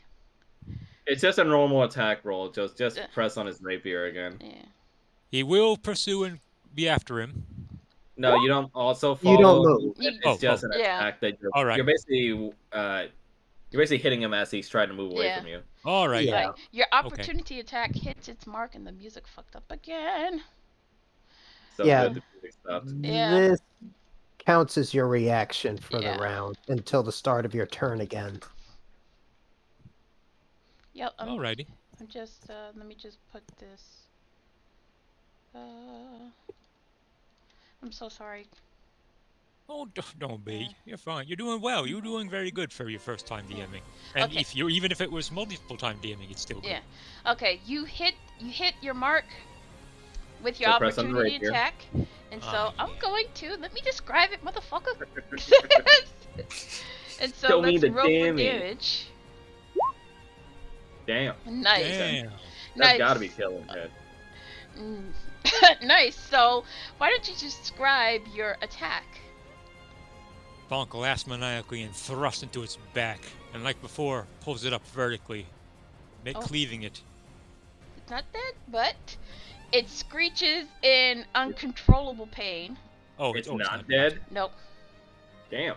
It Okay, screeches. this one's a little bit. It's a little sturdier. bit. This one screeches in uncontrollable pain as it's stabbed in the back Oh, by. it just gets like, can these things stop? My ears are ringing. by cold steel, like stabbing it in the back, and it takes 10 piercing damage. It is on its last legs though. So let me just. Little When you guy want is something pissed. dead, call a fighter. How do I make the blood to appear? Or is that. The Oh. blood automatically adjusts based on what kind of creature it is, Oh, and okay. these are 3 beings, so... I think I put it on the wrong one. There we go. Yep. And Blood for the blood god. it's gonna end its turn. So now it is Secret's turn. How the fuck do I? Where'd it go? In turn. Okay. As the tree blight, you have to press end of turn. Yeah, it's not. on the thing. Oh. Yeah, I am. That's what I'm doing. On the chat box thing. Yeah, it's not working. You know, I'm just gonna skip it. Do you have the arrow? Do you see the arrow button beneath the turn order box? Press that. Thank you. Yeah. Now it is Secret's turn. You may move. All right. I'm just gonna do a short sword attack on the one I have closest to me. Okay. Make a AC check, please. You can press on the short sword on your character sheet. Oh. There we go. So that's a 20 Wow. not nat, so that definitely hits. So I'd say. that is a definite hit. To the twig blight. Now click the short sword to roll for damage, please. Wait, it's not a nat, right? It's a 14 plus the modifiers. But you still hit. Okay. This is what we call a dirty 20. Yep. And to do the damage, I Click the one short six sword. damage type. Click Press the short sword text. on the chat Yeah. box. Oh, No, like in the chat box, press the word short sword. There you go. Okay, so it takes It gave me the sneak attack as well. Yeah, just ignore the sneak attack. That's just there in case it is a sneak attack. So yeah, it's just 6 piercing. yeah. Yeah, it's just a proc that's on your character sheet, but we'll never mind it for now. Yeah. Okay, so this is your attack lands upon the twig blight, and this is a killing blow. So why don't you describe how you kill this twig blight? Okay, after the axe from Organ landed on the thing and the thing started screeching like mad, S1 was just staring blankly at it and seemed more like annoyed than anything from the sound. So he just picked up the sword and cleanly like slashed the head or whatever they have similar to a head on emotion, trying to just cut it out with the sound they were making out. I'm imagining the fact that Robot Nanny from that Star Wars show just beating the guys. Know Okay. that clip? Yeah. He barely just like pick up the sword from his it's like without doing any kind of other motion. Alright, so the fucking Nice. twig blight kind of just screeches from unbearable pain of being sliced again. It keeps screeching. And it just kind of, the screech falls short and it just falls over dead. Blech. And, Merlin's just holding his ears down, like, can we get this over with? They're killing my ear. and would you like to do anything else? Maybe I can move close to this one, like trying to block his running path. Yep. Okay. Then I do that. End your turn? Okay. Wait, Huh? I mean, you say you have 2 short swords, right? No, it was a mistake. I think I have one, and the two is like the weight of it. Like I check in my character sheet. What's the first number? Oh, the first number? Yeah. That's the quantity number. The weight Okay. is on the far right. Yeah. Then that was a mistake of mine. I don't have 2 short swords. It's just what the sword is weighting. Do you have like another light finesse weapon other than a short sword? Nope. I have a bow. Okay. Alright then. Are you gonna end your turn? Okay. La la la la la. Yeah, I cannot. Oh wait, I have a dagger. I didn't see that. Ah, motherfucker. Doesn't matter. Doesn't matter. I know. I know for the next one. Okay. So now it's Sponk's turn. Bonk runs up behind the thing, ready to prepare another killing blow. You know, just a 5-foot step thing. Make an AC check. Would you do me the honors? Oh, I keep forgetting. Oh, I'm sorry. No, it's all right. Ugh. I actually feel bad because it's a technical Jesus. glitch. Okay, so this definitely hits, and so, time to make the damage. Whatchamadigger.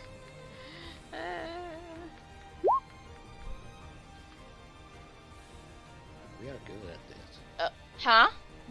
well, We are good at this. well, so much as our dice rolls will allow us to be. Yeah. All right, now describe how you kill this motherfucker. This is a killing Bonk. blow. Spunk dives into the back of it with both hairy feet and just starts thrusting his rapier into his body. Oh Just- dear. You know, like Jason Voorhees and from Jason vs. Freddy when he's got the guy on the cot. It's just Yeah, I know. plunging. Plunges and plunges and plunges. Oh my god. Okay, so the last twig blade screeches in undeniable horror, and then it kind of just like falls Please let limp. Please let this be the only It fuckers that falls reach this. limp. It falls limp along the ground, motionless, and then, All these guys have reached to everything. and you guys have beaten all the twig blades. Yeah. That ends. Let me just I'm shit. going to pretend I helped. Let me just play the victory music. You're artillery, of course you helped. Where's my playlist? See, this is such a roundabout way to fucking... Yeah. Yeah, I could sit down with you about it to help solve this problem. Yeah. So, Nice yeah. breath of fire victory. So, congratulations. You finished your first fight. Yeah. Woohoo! And And so nobody, did you. nobody got damaged either. It was a really lucky fight. Yeah. So, Be embarrassing if we all died on the first fight. It proves you balanced it. I'm So now you can press saying, clear an initiative, Mel. yep. I am saying nothing. Wait, how do I clear initiative? Did you not make No. a plan for it? Oh, shit. There we go. And now you turn off turn order box. Yeah. Turn off? Oh, As in Xing out of it. come on, man. Work with me. I am. You know this is how I talk. This is how Okay. Berwin talks. Okay, so let me just turn the music back on. And I'll leave it back to you guys for RP.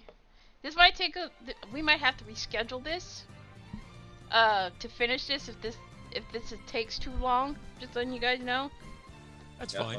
fine. Alright, so back to you guys. Well, for starters, I am walking right over to the leftover husk of a twig blight that has my axe embedded into it and just kind of yank it out. Okay. Berwin's gonna walk over to the corpses and see if he can make an investigate check on see what happened. Bonk is cleaning the twig blight crud off of his rapier. Make an And sorry, would my detect magic be active, or do you want me to cast it again? Cast, well, you didn't get hit, so you didn't lose concentration, so. You're welcome. So, upon inspecting the bodies, you detect like a very light trace of necrotic magic upon the wounds of the dead halflings. Okay. And can I roll an investigate check to see if I can figure out anything else? Sure. Okay. Where's Victor when you need him?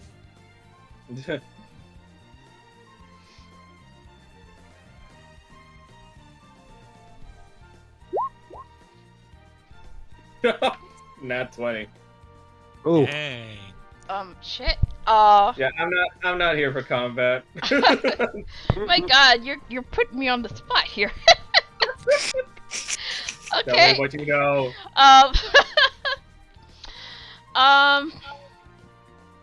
Shit.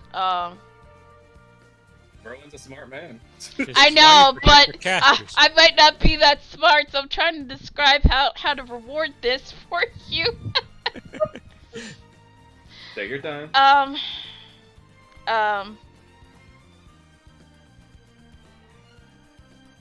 Well, shit. I don't know how to do.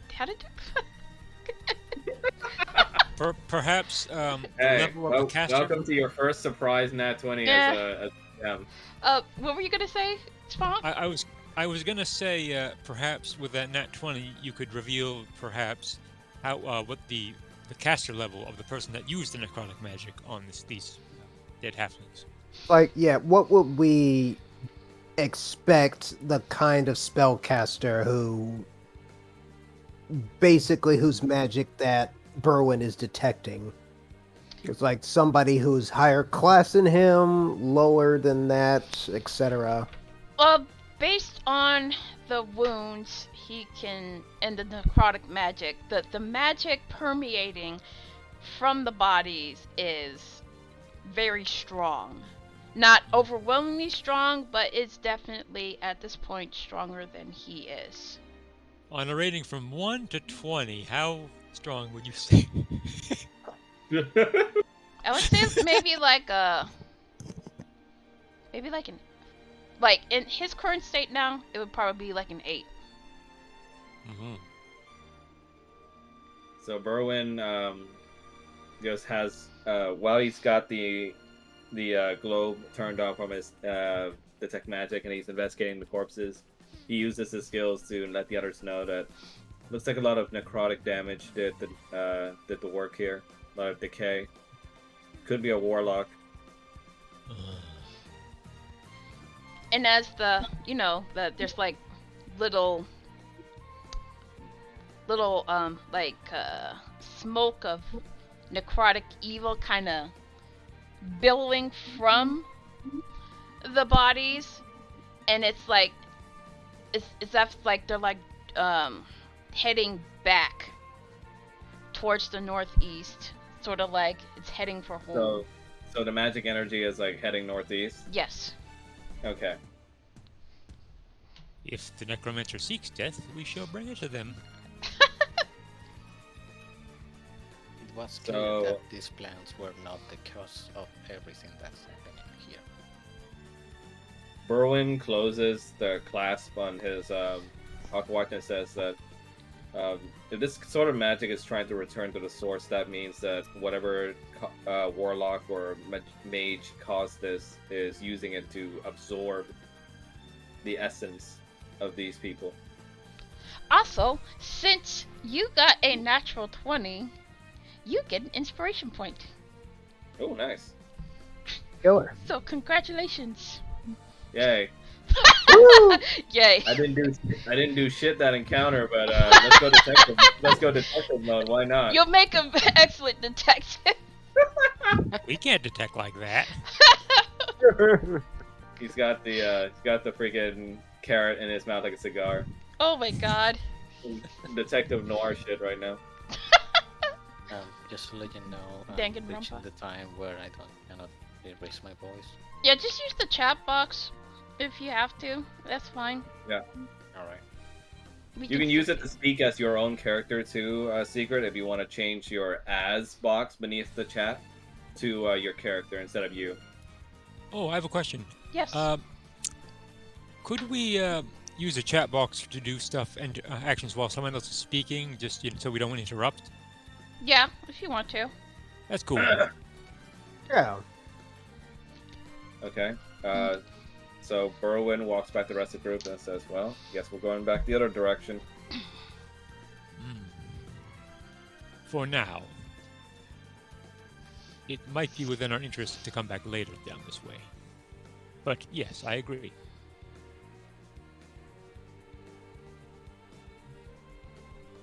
So I think it's very unanimous that the group is going to head to the northeast now. Okay. I think we all sense death up that way. Okay. The magic detector doesn't lie. No, he don't. How am I doing so far? I know it's You're a doing bit- great. Yeah. Yeah, you're doing great. This is a lot of work. I don't know how It you is. do this. It takes a lot of I'm- practice. It takes practice. I'm a masochist. Okay. But no, I mean, it's fun. It's a lot of work, but it's fun Yeah. being able to put together something like this. Alright. Indeed. As the group, Any- go ahead. Go ahead, Doctor. And it gets better with each session. Yeah. Yes. Okay. As the group travels to the northwest, the lush greenery that surrounded you as you go further and further northwest starts to turn brown, starts to turn prickly, you see like the leaves falling down from the trees, and as you get, and as like I would say like a mile or two down the road, you'll be able to see like a little like a crumbling ruins that far off in the distance. Oh, Yeah. ominous. And so let me change the map.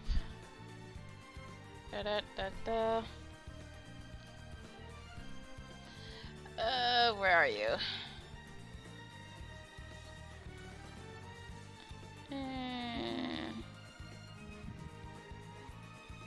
Actually, you know what? I'm gonna keep it right here for a minute. Okay. So, as you get closer and closer, after 7 miles of arduous walking. Jesus. Yeah, it's pretty 7 long. miles. Yeah. Damn. I mean, and then all the greenery, all the wildlife at this point is non-existent. Like everything is like dead. And then you come across a ravine. So let me just find my notes. Sorry. You can just copy paste our tokens onto the new map and it makes it easier for you. Yeah. I wanted to read the blah blah blah. Yeah. Where are you?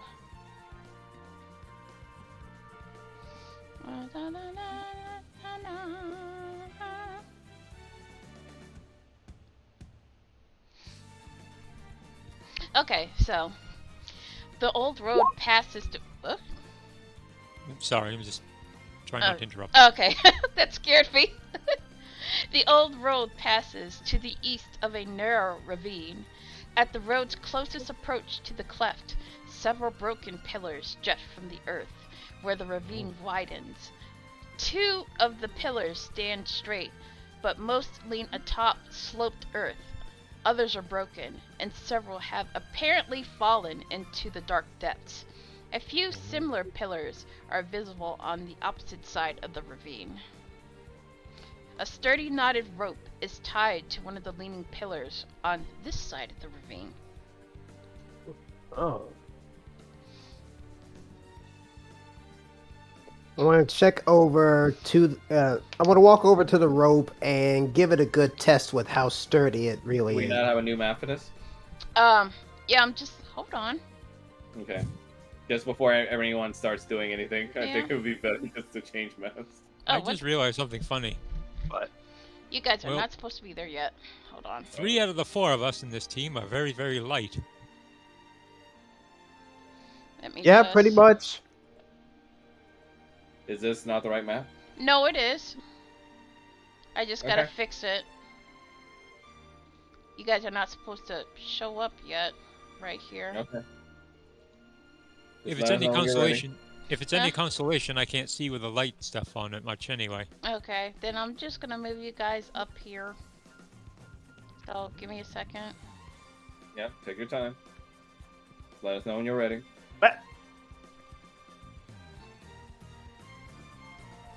Alright, go ahead with the rope tugging.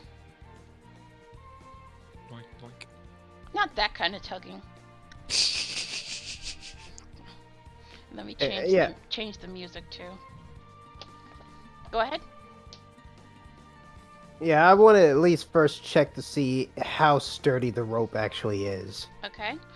As you give the rope a good tug, you can feel that it's fairly recently made, so it is about as sturdy as it gets. No signs of wearing. So, it should be safe enough for a person to climb down. Is the rope standard weaved, or does it have like knots like you would to kind of just catch your hands and feet as you work your way down it? Say that again? Oh, like are little there knots like on the rope? yeah, like little knots tied to the rope so that you can get a better clasp Yeah. on it? There's at certain points of the rope, there's like big knots tied into the rope to allow the person to catch their balance so that they can climb down further. Good. In which case, I'll start climbing down first. Okay.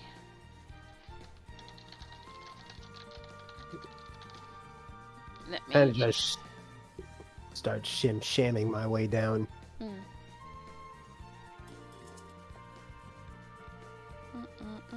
Bonk looks at the rest and says, I will wait here if the rest of you would like to go down, just to watch your back.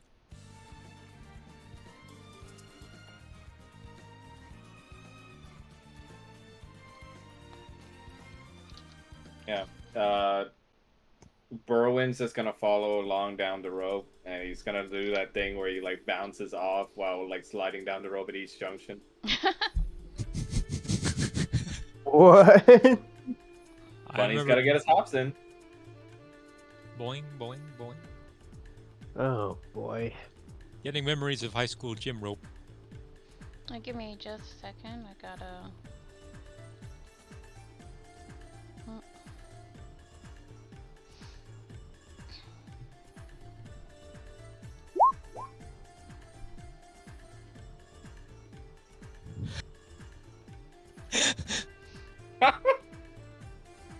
You know that robots can the Warforged can still feel pain, right? Yeah. Wait, what did he do?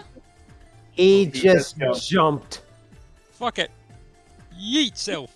Okay, I'm doing acrobatics check. Holy shit.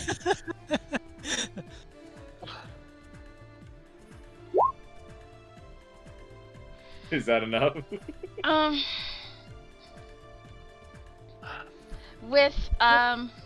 With precise skill, S1 manages to land at the bottom without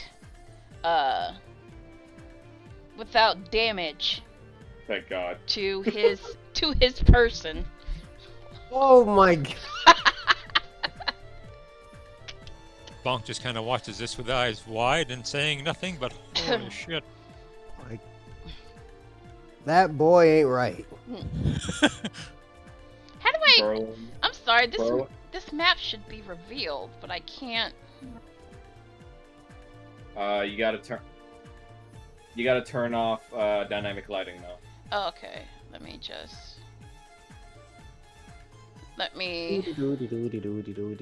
turn off dynamic lighting on the map. Yes. Okay. Yeah, our vision is kind of just stuck I out see in like that. a 15-foot Unless cone. it's supposed to be like hella dark down here. Let me see. It's supposed to be dark, but not this dark. Yeah, But then we do have torches. you're gonna have to turn on daylight mode then. Okay. Or just turn off dynamic lighting, whichever one's easier for you. It is turned off. What the fuck? Why don't you turn on daylight mode then? It doesn't have a daylight mode. Oh wait, Well, that's a token. What the fuck? Wait, hold on. So you gotta look at the map settings and turn on daylight mode when you go over to dynamic lighting settings. Oh. Let me see. There we go. Yeah. Okay. We can see. Yay. Out of my Okay. way. This looks like a very big tower. This was... Oh, did we climb up or did we go down? You went down. We went down, man. Went down. Oh, okay, so this is not a tower, it's just like It's like platform? it's like a tower like next to Oh, it, I see. but you're climbing down the ravine towards the Oh, bottom. I see. Yeah. I'm sorry. I should have explained it better. No, that's fine. That's why I asked. Okay. Okay. But since S1 made such an incredibly loud landing when he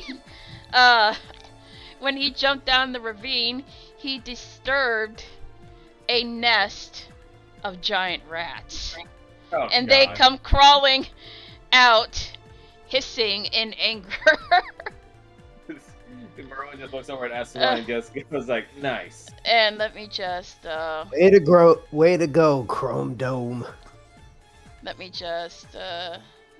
that's not the right one. Yeet. Let me bring them to light.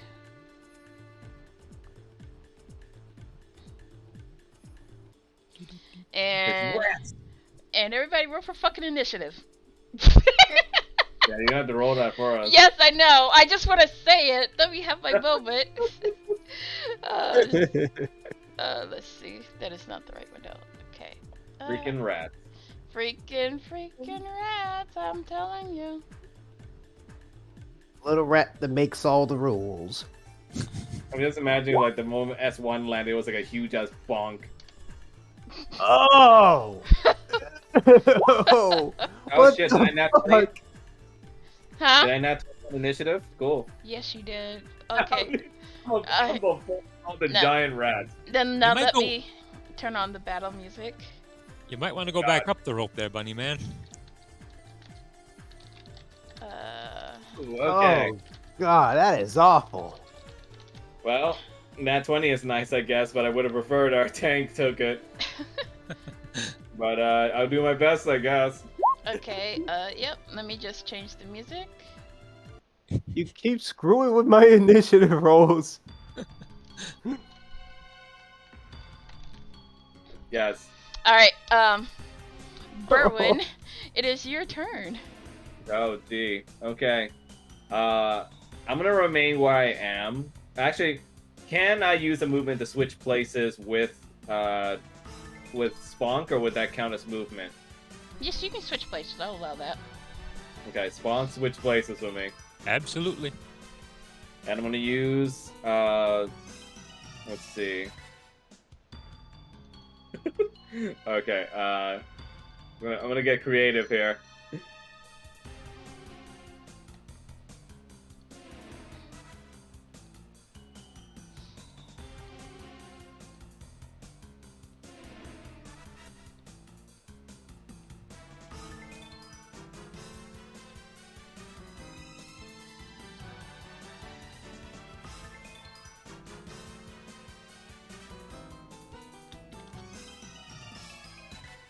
Creative how?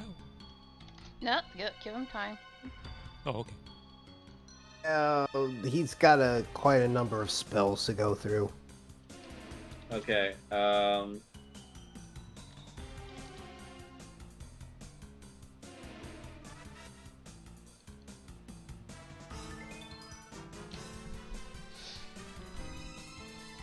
gonna go ahead and cast a shield on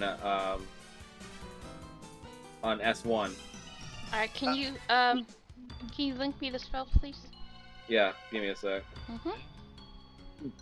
I don't think it's gonna work, but put the description up anyway. You keep screwing my initiative rolls. Okay.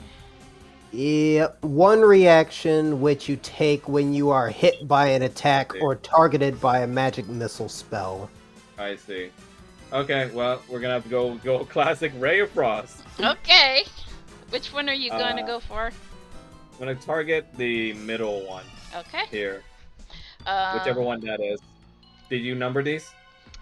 No, I did not. Just call it the middle rat. Okay. Alright, Ray of Frost, don't fail me. I got some vitamins from the carrot. Let's do this. Alright, make a AC roll, please. Yeah. Yeah. No. Oh.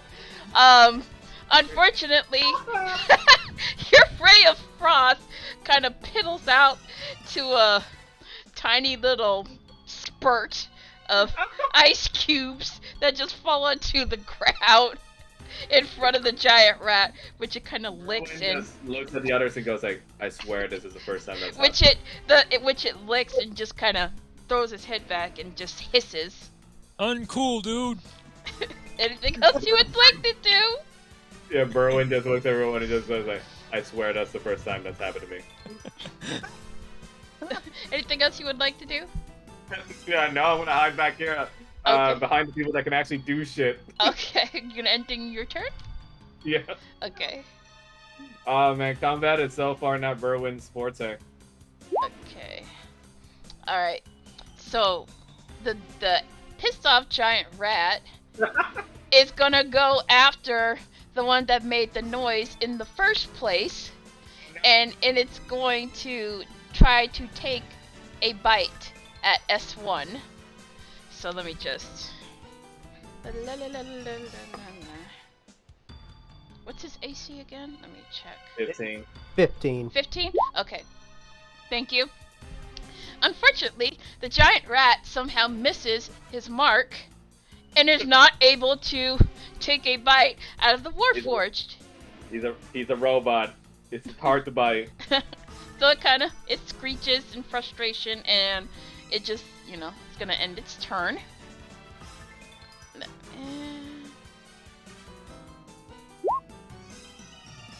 Okay, this Yeah. this so the second rat will try to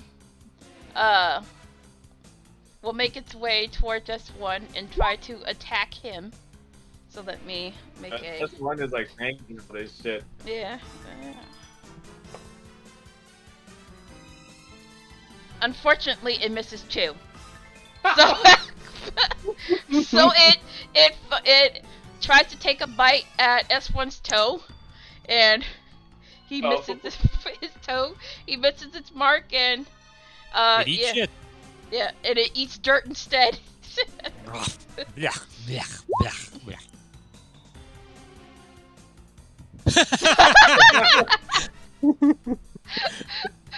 Okay, this one is gonna end its turn. That's the one that's like, you might need to get your eyes checked. Okay, so the middle rat, I'm just gonna change its name real quick. Larry Curly and Moe. So it's not so confusing. Patton Oswalt.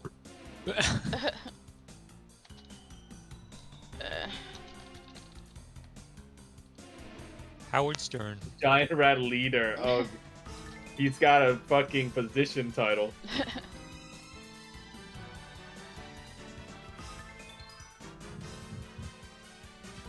He has a resume.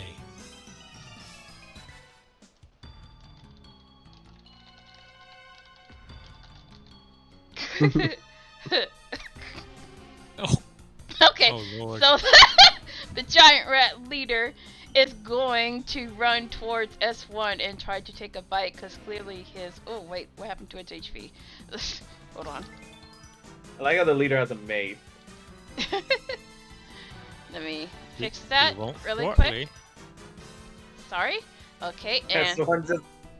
S1's basically like a big bait right now. Yeah, so S1 takes so the giant rat leader takes a bite out of S1's leg, and let me This one misses too. Are you calculating these correctly? Where it's like plus a number to hit? Oh, you know what? I'm not. Yeah, because that's what it's there for monsters. Yeah, They I'm have stupid. bonus AC. But Okay, it's fine. It's your first time. let me just. Okay. I thought I was doing something wrong. The giant. These are just very blind mice. Don't worry about it. Yeah. Or rats, whatever. Okay, never mind. So You're it was a surprised, 12. Okay, Sorry. it's supposed to. Still Okay, doesn't this. hit. Yeah, it still doesn't hit. So, Yeah, just be wary of the plus to hit thing. alright, thank you. So, Yep. that rat misses, and it eats dirt as well. So, it's gonna end its turn. Are we basically killing a family of rats? Yes, we are. Fuck 'em. Oh god. So, I'm gonna end its turn. Or try to. Okay, well, now we finally get to do something. It's not letting me end the turn. Let me just do it this way. Did I do it correctly? Yep, it's Okay. on me now. Alright, It's not letting me do it on the chat box because you didn't put yourself as having control over those tokens oh, directly. what the fuck? Okay. I gotta do that for every token? Every enemy token, but it's fine. You can just use the arrow in the turn order box instead. Okay. What a pain in the ass. Alright, go Yeah, ahead. welcome to my life. Oh, Yes, I know. I'm good. Yep. All right. I would like to rage. Oh dear. Okay. Wait, do we even need to for a fight like this? Okay. Well, I mean, if there's a rat leader, I'm just trying to make some kind of assumption here. You're asserting your leadership. Okay. Not really, much rather establishing dominance amongst vermin. That's fair. Just find the Very biggest. angry. And it just starts seeing my blood vessels start to pop. Oh, how do you do the 1 minute thing on the timer, Max?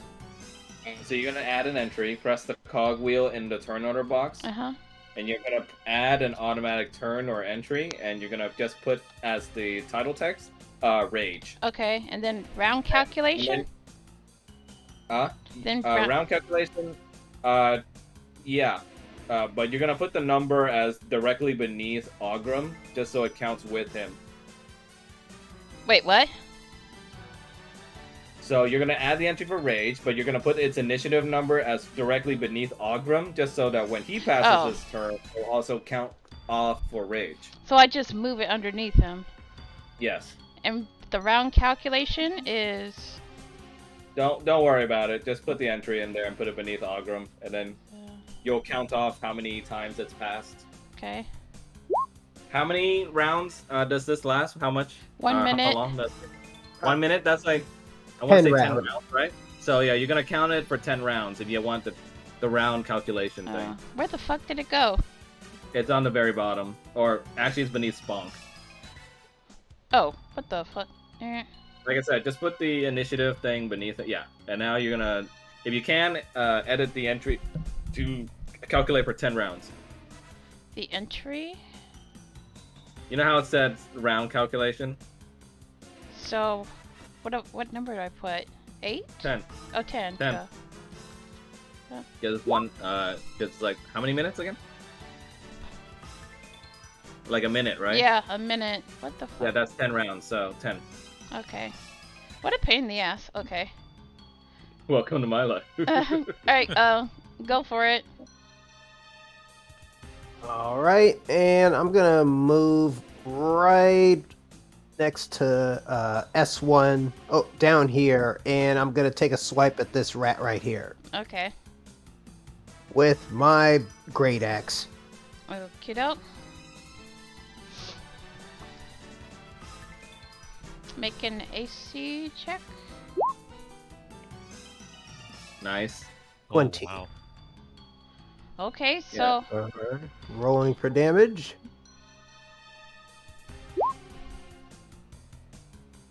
so that's 13. 13. So Okay. Yeah, he also gets a damage bonus due to rage, I Okay. believe.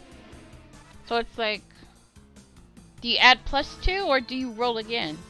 You add +2 Okay, so to the overall damage. so it's 13 total. All right, so Nice.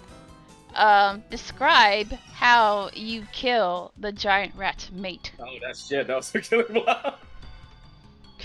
After I kind of just start screaming into a blood-curdling frenzy, I just shimmy right over with great axe in hand and just take one mighty sky chop right on top of it and just split it in half. Oh my god. In the back, Berwin sees all the blood and viscera flying about, and he's just like, "Jeez, oh god." So the giant rat leader's mate kind of just it sees Ogrim like approach it, and before it can move, it is just sliced like a piece of cheese, like straight in half, with blood and guts spilling all over, causing the rat leader to like screech in surprise, like, "Oh shit." You killed my wife. Yeah, and it looks to Ogrim with unbridled anger. Like, motherfucker. Like, don't worry, you'll be joining them soon. Alright, is there anything else you'd like to do? That's all I got for now. Okay. Unless, wait, I still have some movement left, so I am just gonna kind of step over the corpse of the rat. Let me just delete her. I'll delete her, yeah. So at least in this instance, if S1 wants to make an attack, at least they'll have the idea of getting sneak attack. Yep. But that's it for my turn. Okay, so... Yep. So you're gonna pass rage? Uh-huh. So you're gonna just do next turn, because you're on rage right now? Okay. Yeah. Okay. And as you can see, you're gonna count rage back down to 9 now. Okay, doke. Actually, no, it counts rounds. Never mind. Just keep going. It's fine. Okay. Yeah. Yeah, so it's your turn, Secret. Okay, one question. Yes? I'm just speaking for Secret at the moment. Oh, thank you. He says that he knows he can dual wield in the case with a short sword and a dagger. Does he have both? He said earlier he did have both. Is he proficient in both of them? Yes. Yeah, could be. He's a rogue, so. Okay, yeah. So you can choose which one you want to do as your main hand attack, Secret, and which one you want to do as your offhand if you want to take that bonus action.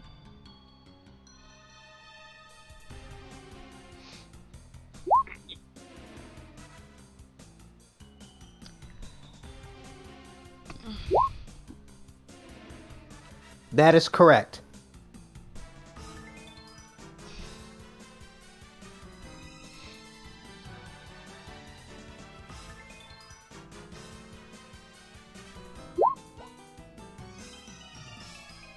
Okay, doke. Okay. Attack the rat to the left. Okay, make an AC check for me, please. Ooh. Oh. Unfortunately, okay. unfortunately, your sword does not hit its mark, and the rat sees your attack and manages to scramble out of the way before it gets slashed. At least you still have your offhand. Yep, you can attack with your offhand if you'd like. And the sneak attack will still count. Mm-hmm.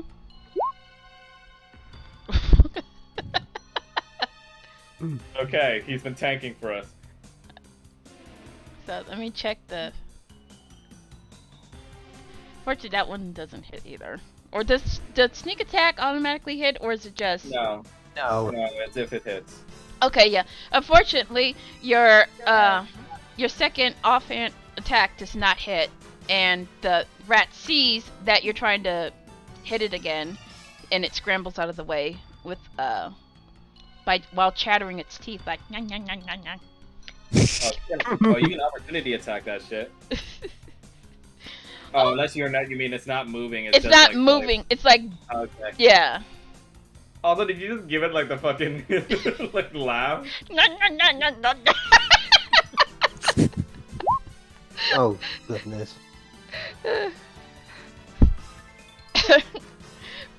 With their size, they're sure hard to hit. So, are you gonna end your turn, or did you want to move, or?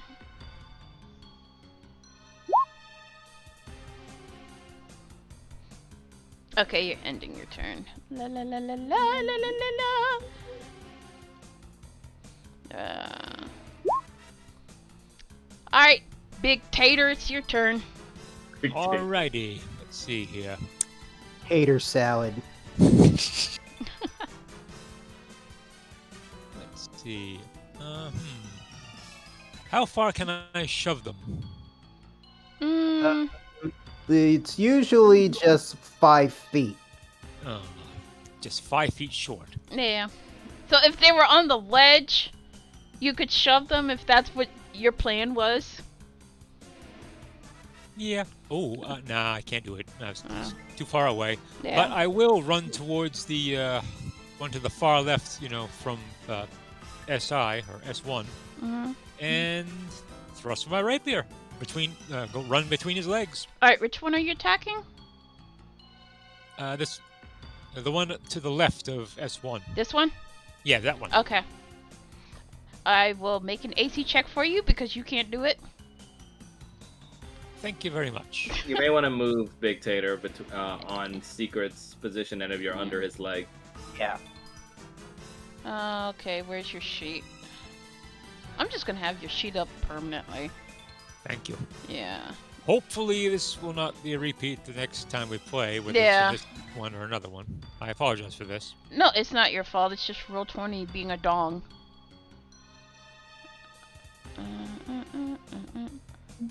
It really sucks, dong. Bruh. So, Gracious. so your God damn. So your attack definitely hits, and so let's see how much damage it does to it. Oh. What the hell? Try again. What the fuck? You may want to refresh, Mel, just in case. Yeah. Oh, you know what? I think I'm on the wrong. There we go. I was on the wrong window. Okay. So, how about you describe how you make your attack on the giant rat? Bonk takes off like a flash and runs between the Warfor's legs. He thrusts his rapier at the giant rat's chest, fully intending on skewering it if possible. Your rapier definitely hits its mark. The rat quickly pulls away after being stabbed. And it screeches in pain. Not as loud as the twig blights, but pretty loud.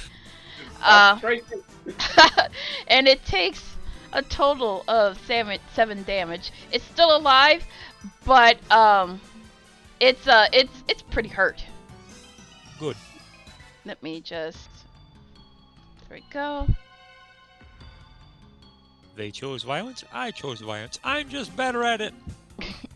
All right. Do you want to do anything else, or are you ending your turn? I think I'll move. Nah, I think I'm ending right there. Okay.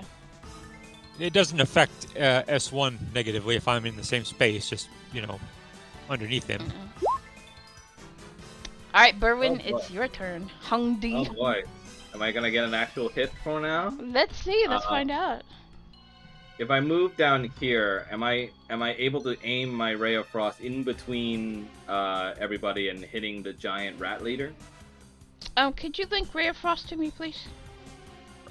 That's you can do that. It won't hit any of us. Yeah, I'm just trying not to hit anybody that's on our side. So. Yeah. Let me see.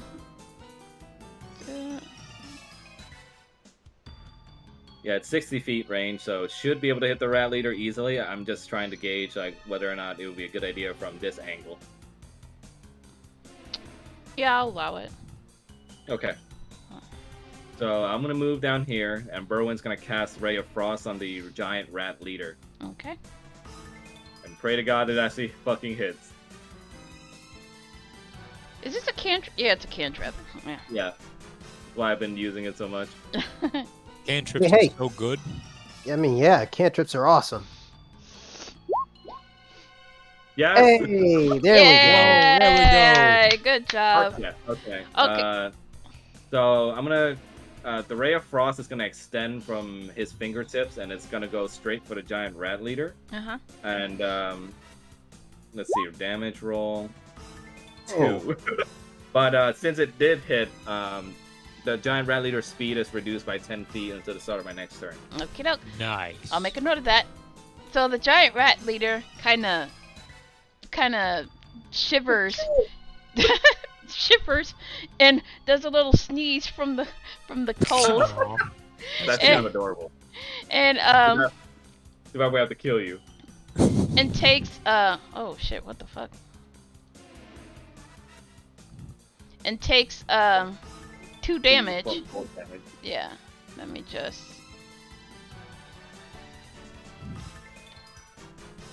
Da, da, da, da.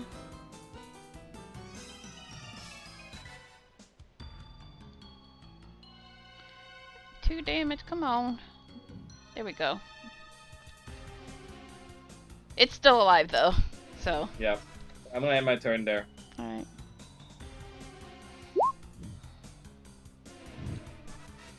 Alright, so the giant rat, still bleeding, still got a lot of fight left in it, so it's going to take a bite at they can hit diagonal, right? Yeah. Yeah. If it's within 5 feet, it's possible. Yeah, it's gonna take a bite at Ogrim. So let me. Now I remember this time to do the +4, the shit, but. What's your AC, Ogrim? 13. Okay, You should reduce the round thing on the rage to 9, by the way, now. thank you.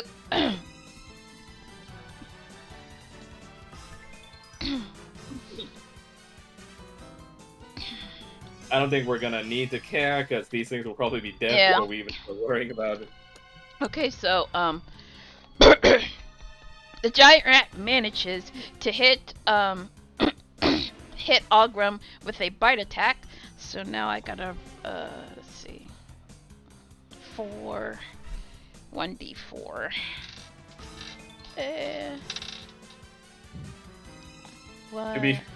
To be clear, she means 4 base damage modified by One. by d4, not 4 d4's worth of damage. Yeah, that's what I meant. That's kind of Oh. crazy for this kind of level of fight. It's eradicate. Yeah. I'm just gonna do it normally because I can't find my d4 dice. So.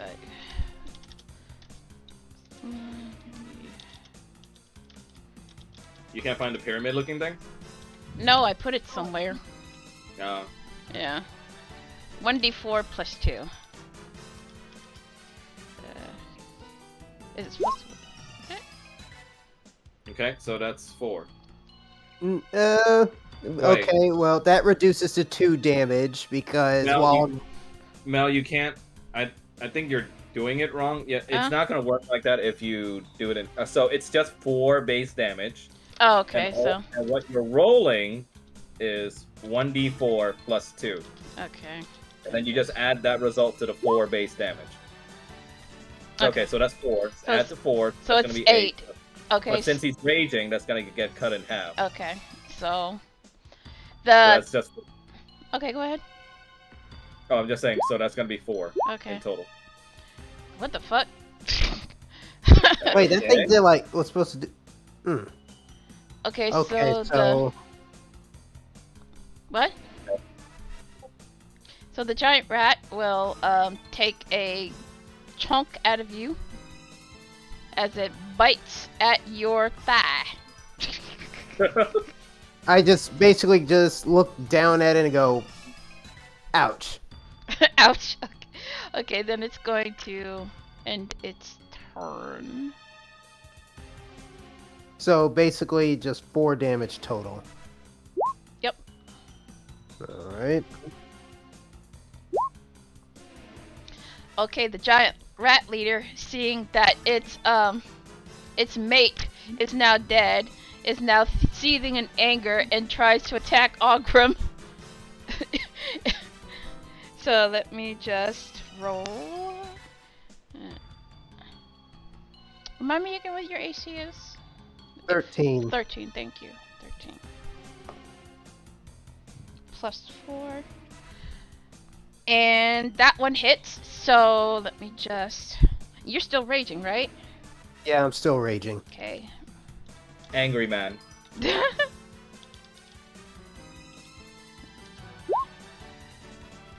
Ooh. So, half of that is gonna be 3, so you take Yeah. 3 damage from that attack. Ooh. I'm getting the hang of this. Okay. So, if you don't mind, subtract that. Thank you.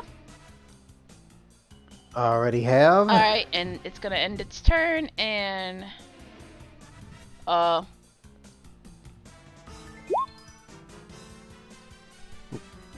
I'm basically going bad move.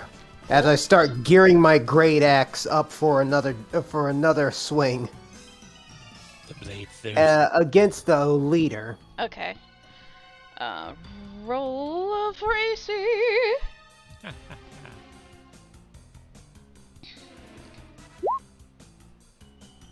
16. Oof. Ooh. Oh, well, your attack definitely hits, so roll for damage. Nice. Ah. No, hold on. I want to mean- say this will kill it anyway. Hold on, let me check.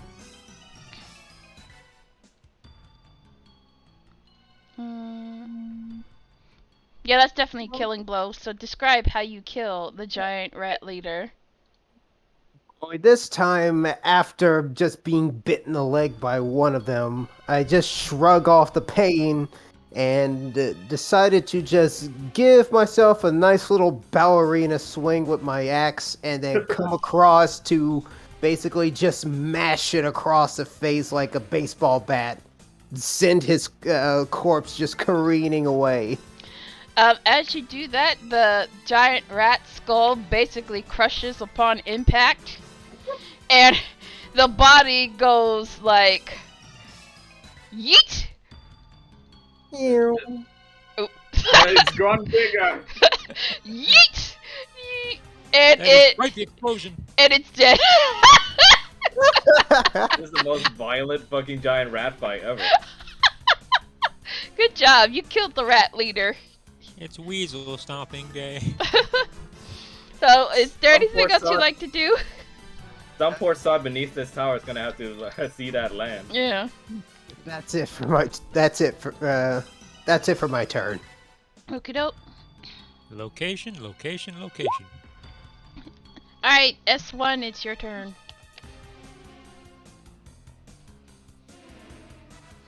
Your moment, S1. Same attack as before? Okay, It's gonna roll, attack with a short sword, I'm guessing, first. Yeah. So roll for AC. roll for AC, No please. whammy. Holy Nice. shit. Hey. Okay, alright, now roll for damage, please.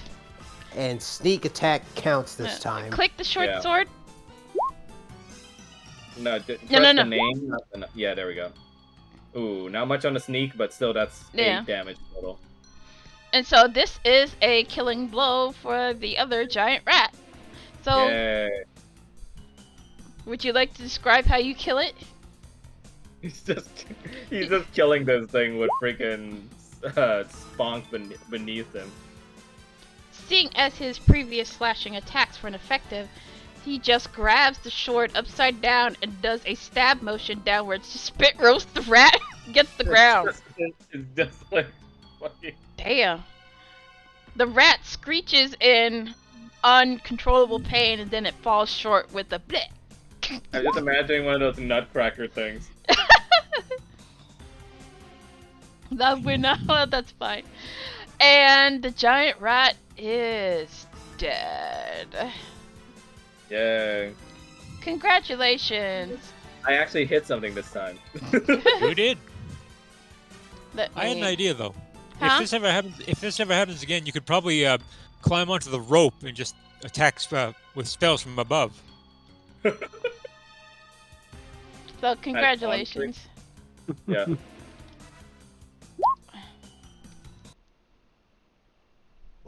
That's victory song. Once the whole bout is over, I'm actually just gonna move over to S1, kind of put my hand on his shoulder and say, "Next time, look before you leap." And then I just let go of him and go across my way. Spunk follows after, but says, "You did good." Towards S1.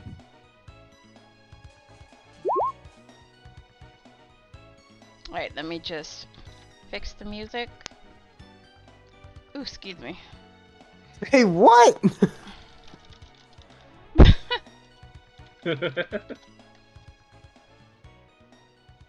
I'm proud of you Berwin- guys. Berwin just shakes his head and says that I'm just glad I have you guys to do the sweaty work. And I'm proud to be here, Rabbit Man. Okay, so, what would you guys like to do now? You need a break? Do we level up? When you get further down, you will. When I what? Let's see. Say that again? Da-da-da-da. She Actually, said, yeah. "Really, Get a little further down and you will level up before Oh, you okay. enter the dungeon. Okay. Oh, by the way, the initiative thing is still not cleared, by the way. Motherfucker. Leave me alone. Can I do a perception check to check how deep this tower goes? Okay. Meanwhile, I'm actually kind of just investigating this plateau here. Like, there seems to be a spot in which a camp was actually set up at some point. Actually, you know what? You guys can level up right here Oh. if you want. Okay. Yeah, I'm just gonna. yeah. Okay, so you want to explain it or? Yeah, so everyone, you can level up easier using the Character Mancer. Just go to your character sheets, go to the cogwheel in it, the purple one. And at the bottom, you should see 2 anvil buttons. You're going to press the one that's on the bottom that says Launch Level plus Character Mancer. Oh, I gotta do it for Tater. Yeah. Sorry. No, don't say sorry. It's okay. It's And roll once you 20 pull being it the up, butt. and once you pull it up, it's basically just going to be a simplified version of the Character Mancer where it's going to take you through what you get at your next level. Question. Yes. In regards to handling our hit points, are we allowed to roll for them, or do we just take the average? You can roll. Oh shit, I got a 1. 2 rolls max. 2 rolls is max. I'll allow 2 rolls max. Maximum. So you get a okay. You get a let me redo. re-roll. You get a redo. Holy shit. Okay, much happier. Thank you. Oh man. Do you want to roll for that again, Spunk? Sure. Okay. Let's try one more time for me. Ooh, Nice. Spawn got a pretty nice one. Yes, I did. I get to choose my arcane tradition now, and I'm gonna take that time magic. Okay, well, I'll just... No, don't. Just disable it. Secret, the roll for is for your hit dice. So, secret in this game, there are things called hit dice. Every time you level up, you roll one, and it basically tells you what the result is. Is your new? It gets added to your HP maximum, so your HP goes up. And each class has different types of dice that they can use. Like for instance, for me, I use a D6. For Barbarian, I think it's like a D12, right? Yep. Yeah, and then for I think most other classes, it's just like a D8. Yep. Yeah. So you got an 8. That's pretty nice. I would Yeah. keep that. Just keep it. Yeah, I would keep it. We are two And meaty then- dudes. Yeah. Okay. Let's see. Oh, I got a new time magic thing called Chronal Shift. Spunk, you get action surge at level 2. Cool. The I- main. Oh, go ahead. What did you say? No, I was gonna wait to let you finish. Oh, okay. I was just saying, in Chrono Shift, I get you can magically exert limited control over the flow of time around a creature. As a reaction, after you or a creature you can see within 30 feet of you makes an attack roll, an ability check, or a saving throw, I can force that creature to re-roll that result. Oh. So if you guys miss, I can actually use a reaction to make you guys be able to re-roll it. Mulligan. Yep. Let's see. You can only use this ability twice, and then I regain the 2 charges on it when I get a long rest. The other is temporal awareness. I can add my intelligence modifier to my initiative rolls. My initiative rolls are just gonna be splendid. Where's that short rest, long rest button that you showed me? You probably didn't add it to his character sheet yet, Oh. did you? Motherfuck, there it is. Yeah. Let's see. For me, Yeah, Oh, sorry. Go ahead. for me, I have picked up Reckless Attack and Danger Sense. Okay. Nice. Does anybody need a break? Nope, I'm good. I'm good so far. Secret, do you need a break? Like a bathroom break? Okay, everybody take like a 2-3 minute Okay. bathroom break. Okay. Works out. I have to pick my new spells anyway. Okay, so let me go. I need to pee anyway. Okay. What did you have in mind in regards to spells? I still don't have like many spell slots, so my options are still limited in terms of what I can bring along. But as far as spells I can prepare, it's quite a lot. I was thinking magic missiles just so I can start dishing out more damage. And let's see. Or just auto damage? Yeah. I didn't figure out what was your arcane tradition? Chronergy. Oh, So time magic. you have to be able to use that one. Let's see. Thinking of maybe. Well, whenever I get second level spells, I can take Misty Step, but I can't yet, so just level 1s for now.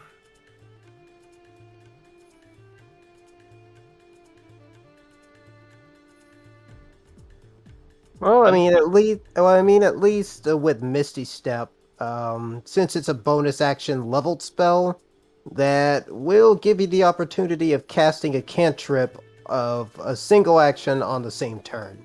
Yeah, but yeah, that's for when I get level 2s. Right now, I can't take it yet. Sleep Right. might be useful. That it is. Yeah. Let's see. Yeah, I think I'll take sleep. Alright, so I missed an opportunity to use protection, which is, when I can see a creature that's within 5 feet of me, I can use my reaction to impose disadvantage on their attack roll. Oh, that's nice. That would have been useful. So I probably won't be using Reckless Attack all that much when I have such a pitiful AC. Yeah. I don't blame you. Maybe find familiar might be nice.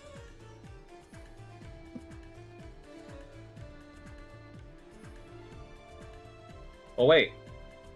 Alarm is good. I could take that. It fit.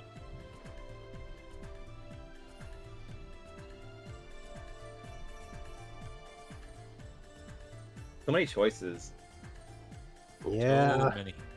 there's a lot of choices. But in regards to what your arcane tradition is, in fact, I have to look that up. Yeah, I already have it pulled up here. It's basically a lot of time magic shenanigans. At this level, I don't get the fun stuff yet, but I do have a plan. laid out. The chrono shifts magically exert limited control over the flow of time. Reaction after you or a creature within 30 feet makes an attack roll, ability check, or saving throw, you can force a creature to re-roll. Back in a moment, getting a drink. Use it twice and regain any expended uses when you finish a long rest. You can also add your intelligence modifier to your initiative rolls. Okay.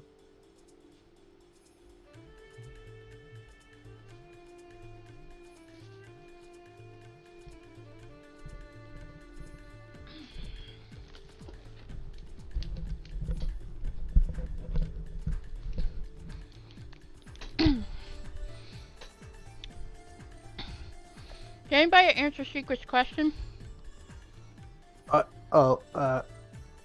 Yeah, that's normal at Secret because you only get ability score increases at certain intervals.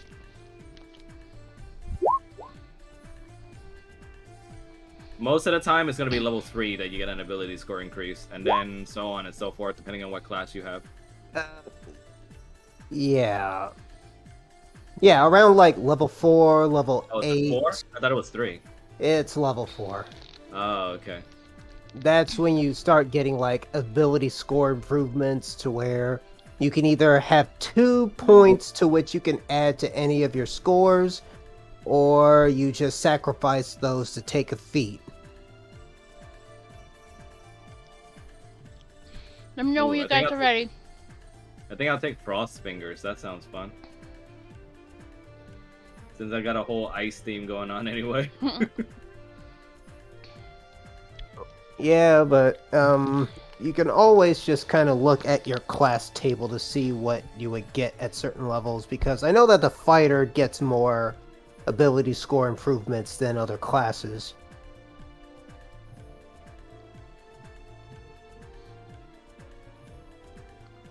I could take Ray of Sickness for extra fun. Did you say sickness or thickness? Sickness. Okay. Extra thick. Yeah, I'll take Ray of Sickness too. So yeah, for a rogue, you would practically get it like at 4th, 8th, 10th, 12th, and 16th level. Oh, and 19th. Jesus.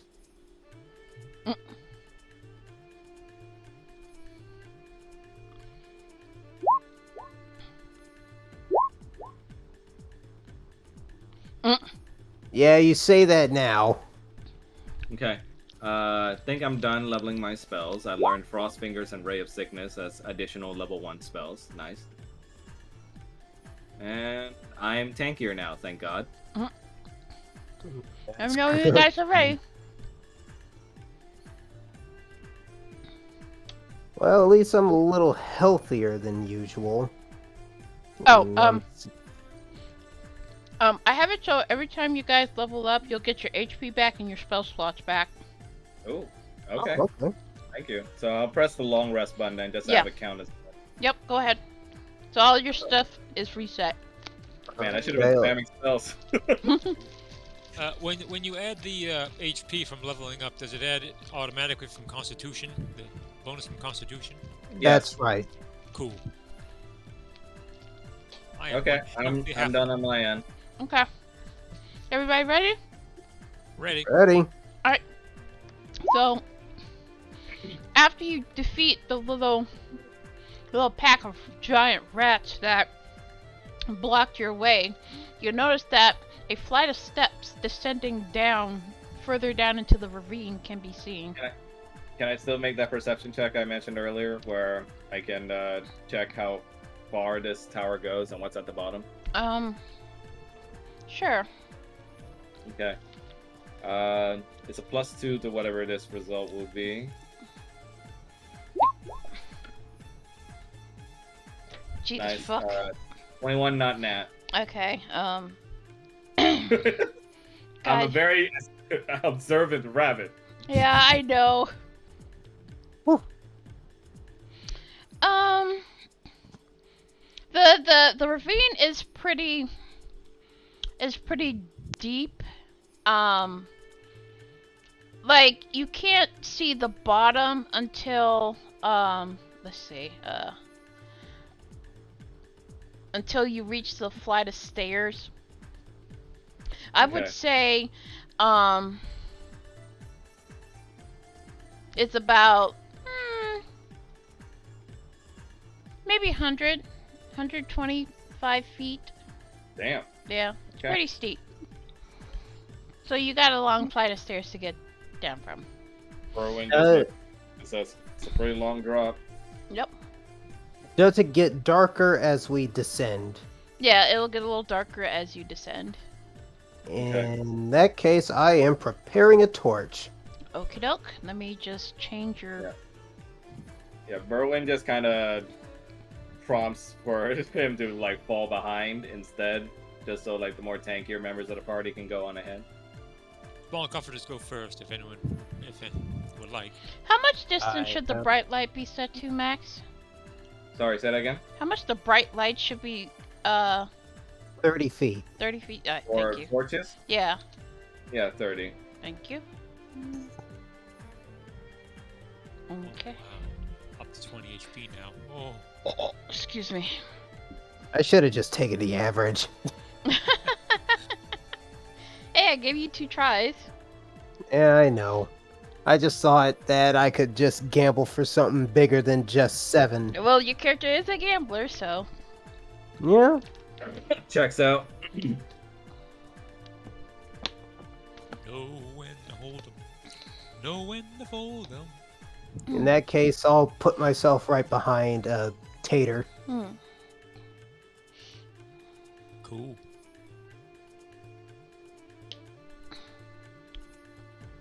Is there a rate of progression we should worry about, or A what? rate of progression? Like how fast should we be just going down the stairs here? I mean, if you want, it doesn't have to be slow. If you're just trying to make your way down there, but not too fast, because you might slip. Totally understandable. Yeah, so.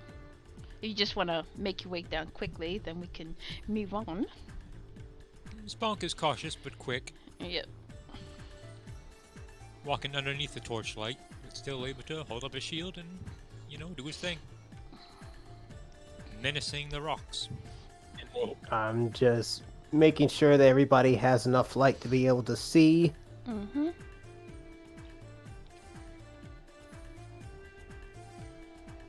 Do.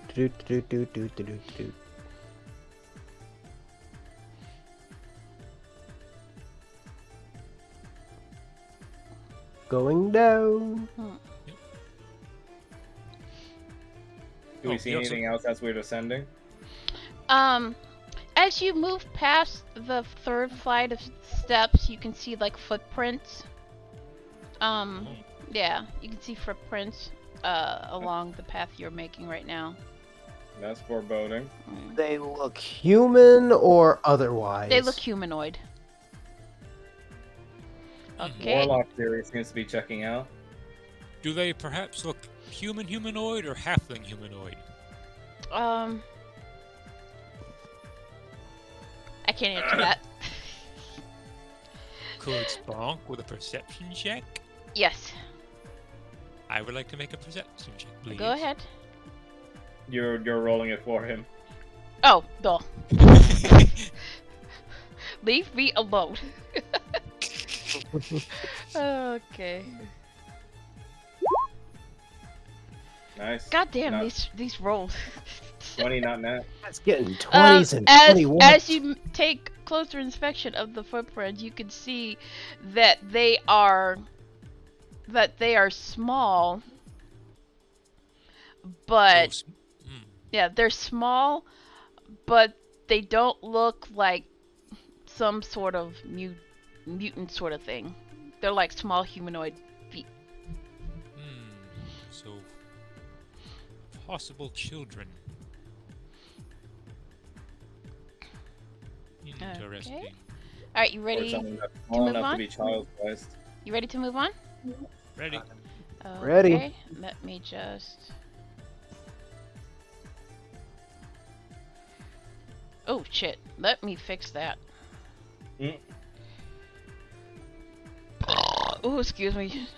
Is dynamic lighting meant to be here, right? Yeah. I Okay, just wanted to making I wanted to fix it to where you can still see where you went. Yeah. So I just wanna boop. And let me fix his thing to where he's emitting a bright light. 30 feet.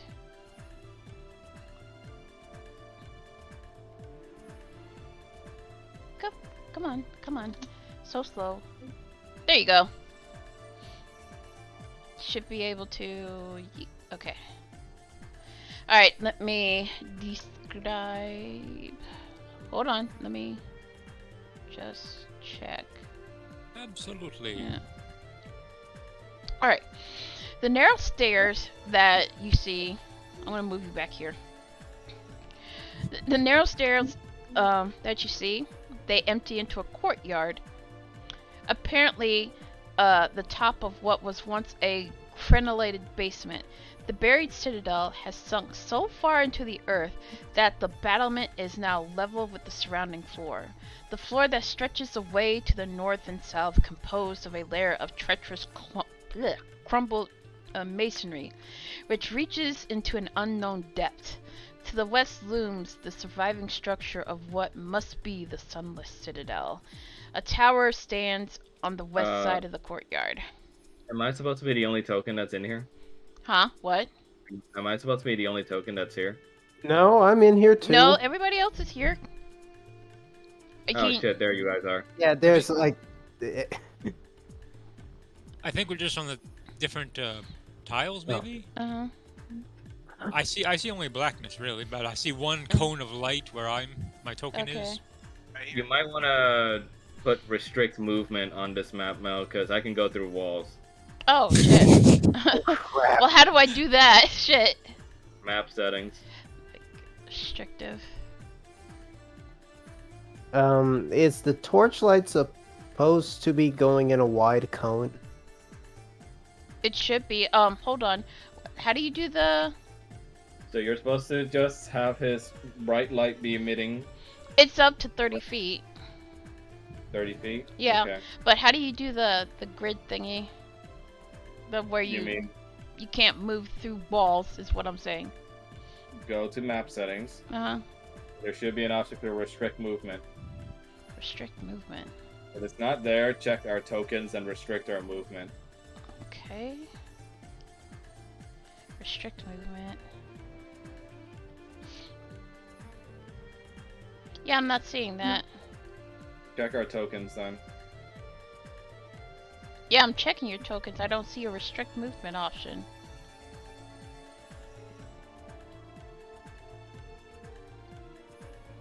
Okay,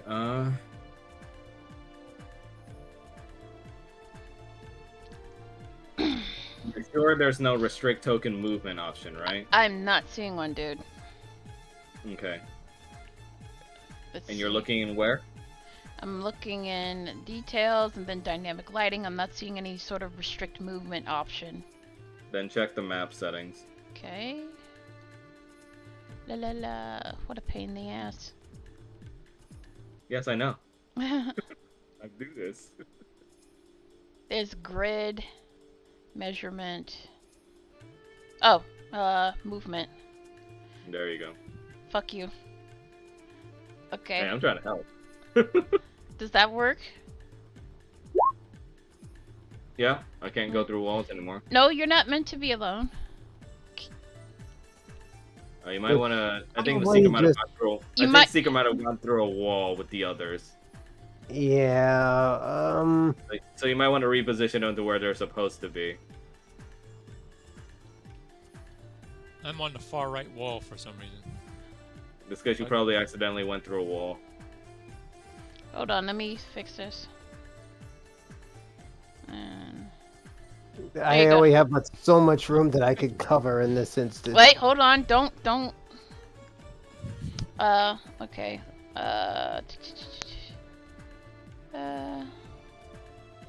There we go. Um.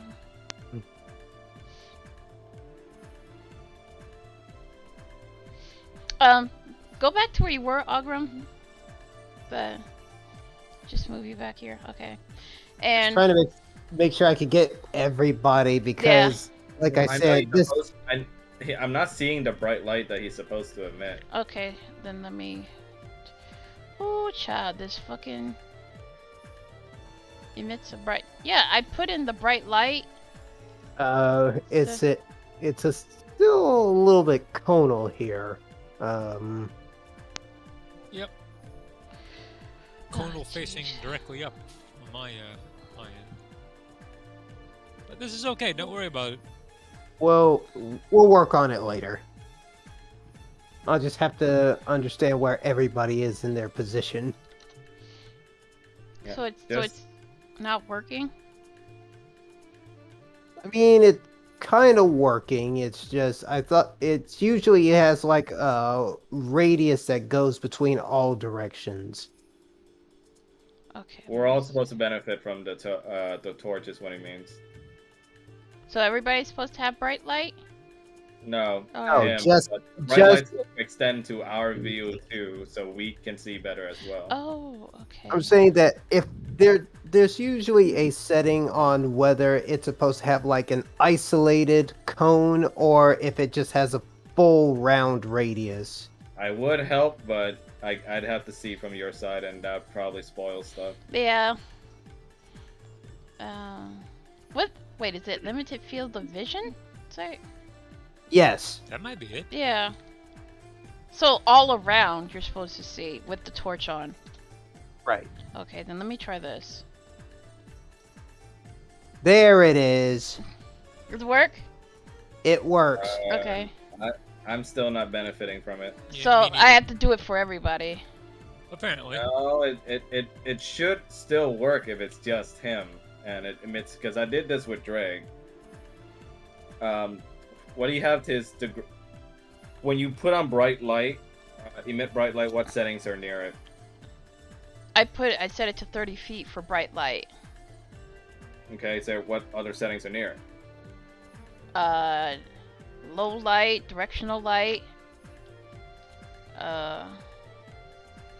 limited field of vision.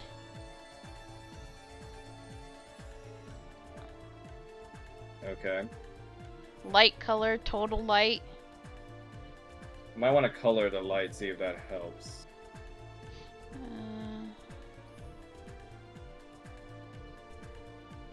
Did that help? Yeah, it's definitely colored now. It's colored for near me. where Ogram is. Uh-huh. Does it still need to be reworked? Nah, it's fine. We'll work on it later. Okay. Let's just continue. Okay. Where did you go? Oh, I'm here. okay. I need you guys to make a wisdom check. Oh, shit. Okay. A wisdom check. Would we you getting make the honors? we getting mentally fucked already? No.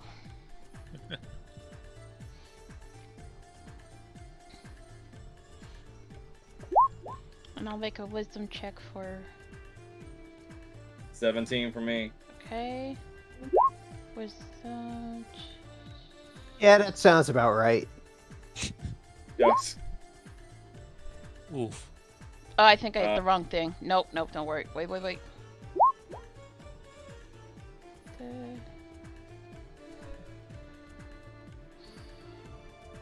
Can I use my my chrono shift to allow Ogram to re-roll, or maybe Spunk since he has the lower roll. Well, I don't think she. I picked the wrong one. Yeah. So Oh, okay. let me try it again. There we go. Secret. Oh yeah. Just hit the wisdom check. That's like on your ability scores. Yeah, just click the word wisdom. Not the Yeah, saving throw. On your character sheet. Okay. No, you you picked did wisdom save- save. Yes, you picked it from your saving throws. Okay. There we go. Okay. Shoot. I don't think I have enough temporal shifts to help everyone. Is it safe enough to just let this go? I don't know. I only have 2 charges. We'll have to see, okay. Right. DM. Okay, Yeah. just give me a Okay. second. Just give me a Okay. second. Mm. Um, Am I- let's see who got the highest. As you approach the little courtyard, Berwin notices a an unmortared edge of the floor in front of him. Can you ping? Huh? Oh. Can you ping where it is in front of me? Okay, let me just. Okay. Oh dear. Yeah. Of the unmortared edge of the ground. Here, right? Yeah. And Okay. then now, yeah, you guys. Okay. Both. Can I do? Oh, sorry. Go ahead. Yeah, you kind of just moved while I was explaining. So, Alright. yeah, Orgrim and Burren, both of you make a dexterity check. Oh God. Wait. So do you want me to go back to my original position? No, it's too late now. Okay, So am I so making a if, dexterity save? No. okay. Oh, Huh? Uh. What? if I can see, would I be able to try and see this coming? No, because you failed the wisdom save. Not the wisdom, the wisdom check. Okay, but the trap itself, if I could see it in time, I'm still gonna make the dexterity You gotta save. make the dexterity check. I know, but can I have advantage on it if I can track how the trap is supposed to operate? I think that's what the wisdom was for. That's what the wisdom check was for. Okay. Rolling. Ouch. Okay, now, Berwin, you have to make a dexterity save for me, please. Oh no. I believe I have a bonus on this. Let me check. Okay.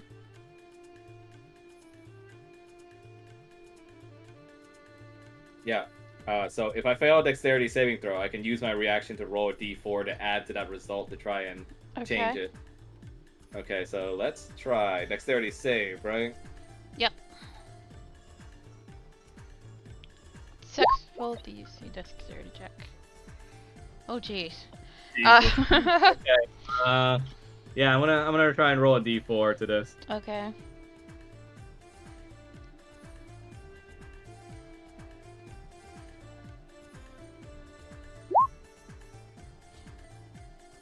Eight, but I'm gonna guess that's not enough. No, it's not enough. As Algrim Okay. and Berwin move forward, a trap door a trap door lid. Am I able to use my chrono shift to re-roll this? You're gonna do it like a reaction or something? Yes. Yes, go ahead. It's okay. So that's one charge. Let me take that off. One charge off.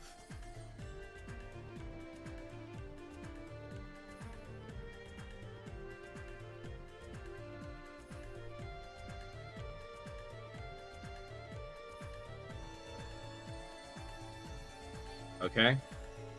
Try this again.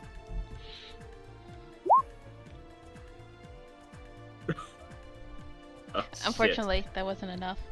Ah! So, the trap door underneath you suddenly pops open, and the both of you, Did we just fall through? yeah, you fall through. Oh shit! Yeah. Where do we land, if at all? Let's see. Let me see. Let me just give me a second. I like how this happened to me even with a 17 on a wisdom. Oh wait, was that a 17? Yeah. You roll with Oh, advantage? for the dexterity. Never mind. No, that was for wisdom. His wisdom check from earlier. Yeah, and I was explaining Oh. it, but you guys walked ahead before I could. Oh, You gotta let me finish. sorry. Let's see. Okay, so what happens to us? You fall into a pit. Okay. And the pit contains 2 goblin skeletons. One goblin that has been dead for about a day. And then one giant rat. And is the giant rat also dead or is it alive? The rat slipped into the pit to feed on the goblin, Uh-huh. but it was caught in the trap, so it's going to attack you instead because it's hungry. Oh, So, super. you two roll for initiative. Let me bring it out. Do we have a thing for the pit, or are we just like theater of the mind doing this? What? I Do we have think for the pit, or are we just doing theater of the mind for this? Theater for the mind because I don't have a thing for this. Okay, so where's the rat? Okay, let me just. And it screeches at you hungrily. Also, do we take damage for falling or no? No. It's Okay. not that big of a pit. It's deep enough to where it can be difficult for you to climb out, but it's not deep enough to where you take damage. Okay. If that makes see. sense. Yeah. Okay. Okay. So let me do roll the. initiative. Yep. Yeah. Let me roll for the initiative. I would ask the others to join us, but for a giant rat, I don't think we might even need them. Yeah. it's like, come on in, the vermin is fine. And y'all happen to be in such a good mood. For my initiative roll, Mel, you can add my proficiency. Actually, no.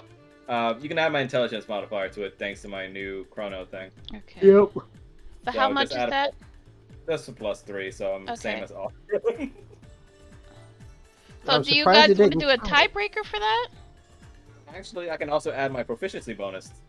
So Do a bunny guy thing, so it's a +2 as well. so you'll be at 11. Yeah. Okay. Bunny guy strats. Okay. Now let me change the music. I'm sorry. I have to have the music. My rolls are shit tonight. Not on attacks, it's Thank not. you for bearing No, with not me. on- I know this is a pain in the ass. There. It's all right. There. We already know the pain of it. Oh, yes. Okay. Alright. So the giant rat goes first. It looks at Ogrum with hungry eyes, and it will attempt to bite him. It'll get oops. It will move towards him and make a bite attack towards his arm. So Are you technically still raging, or does that quell after a battle? that quells. Yeah, that was done. That was done. It only lasts for like a minute, so Yeah. Okay. Okay, let me just check his stat block. Blah blah blah. Okay. Must be the remaining family member. Okay, so it rolled a 17 plus 4, it's a 21. So, Nice. so that hits. So now let me roll for damage. Rat's now doing like dirty 20s out of nowhere. Yeah. 1d. Let's see. 1d4 plus 2. And you're not raging, are you? no, I'm not ready. Okay.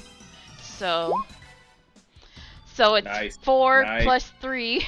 So you take seven damage. 7 damage from the bite. You take 7 salmon damage. Shut up. Salmon Elemental. Okay, Easy. so it's going to end its turn.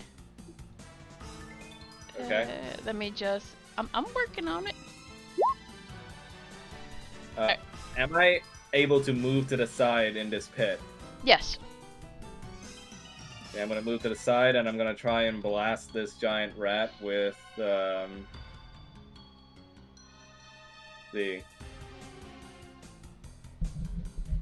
gonna try and hit it with a ray of frost. Okay. Could you link me the spell, please? It's just I'm just gonna need to. Alright, thank you. Now roll for Yep, AC. I'm doing it. I'm doing it! I'm doing it, Daddy! Damn it. Unfortunately, your ray of frost does not hit the giant rat, and it just kind of piddles into a little spurt of frost, little You'd snowflakes. think in a cramped space it would actually hit. So, anything else you'd like to do? No, I'm good. I'm gonna Okay. take my move to back here where it's safe. Okay.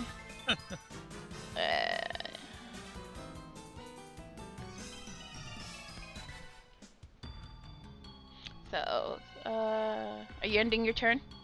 Yeah. Okay. Alright. I'm just gonna hand axe it. Okay. Just grabbing both my axes from both my hands, and I'm gonna plant the first one in its spine. Ooh. Alright, roll for AC, please.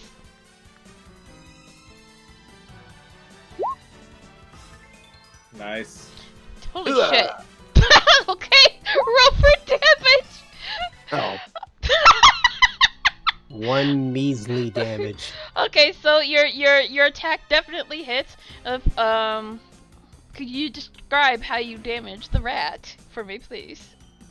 I just practically, after just trying to stave off of the pain that a freaking 7 piercing damage rat can give me, I start unsheathing the hand axes from my belt and just kind of took a moment to, properly aim at it while it was taking a chunk, kind of like shaking it back and forth until I finally managed to just plant it right into its back. Nice. So it And screeches in pain, definitely feeling that hit that you just gave to it, and it starts to bleed all over the place, taking 4 damage, and it's on its last legs. Already? Yeah, it's a pretty weak Damn. one. It's hungry. It's hungry. Must be the child. Yeah, it's desperately hungry. And So I'm going to attack it again with an offhanded strike. nice. Roll for AC.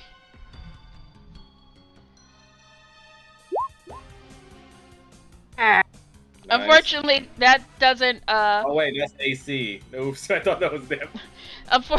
Unfortunately, that doesn't hit the giant rat, and it kind of just shuffles out the way before you can hit it. It's like. You chicky. Bummer. Anything else you'd like And- to do? Try stabbing attacks next time. Worked well last time. I don't have much else for this. So you're ending your turn? Yeah, I'm ending my turn. Okay. The giant rat, still desperately hungry, makes another attack at Ulgrim. And let's see. AC check. Low rolls, low rolls, low rolls. And your No way, AC is, what is it, 13? Yeah. Okay. No Unfortunately, whammies. it hits you again. Oh boy. So Yeah. I gotta roll for damage. I'm sorry. You are delicious. So let's see. 1d4. No, 1d2. Wait. Let me check its stat block again. Sorry.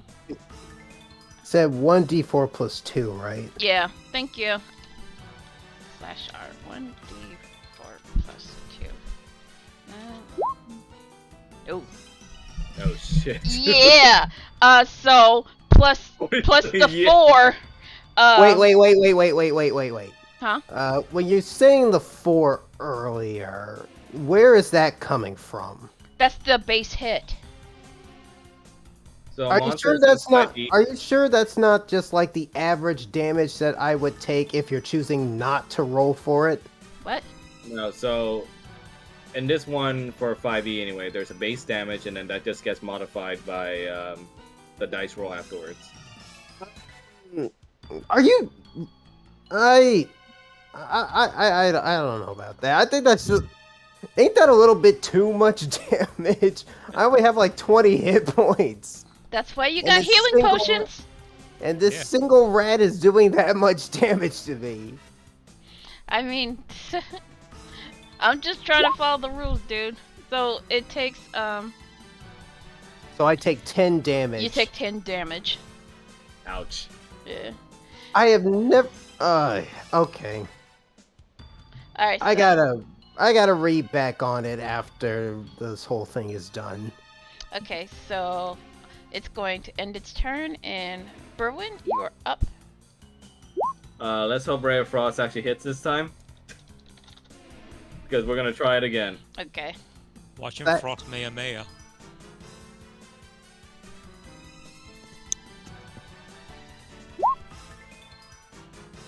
Oh, it's a fucking nat 1! Good God. So, He's not a good practical mage. yeah, so he misses. Ah, fuck. Again, and the rat just looks at him like quizzically, like, what? Is there anything else you would like to do? Yeah, I'm just gonna end my turn. Okay. Okay, Algrim's your turn. Alright, I'm just trying to be rid of this once and for all as I just take my hand axe and just want to chop this thing to submission. Okay, roll for AC. Okay.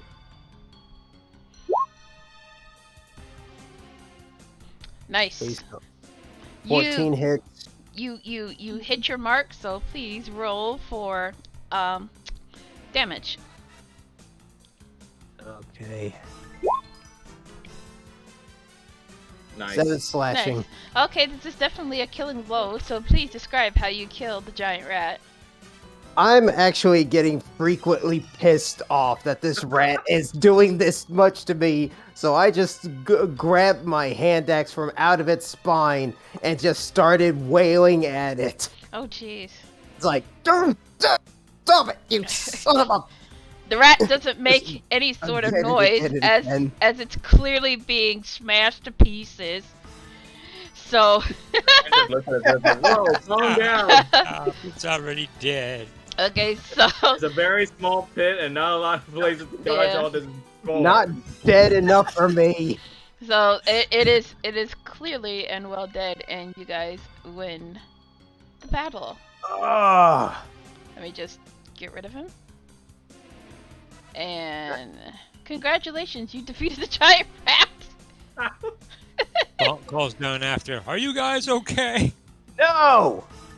Okay. It's okay.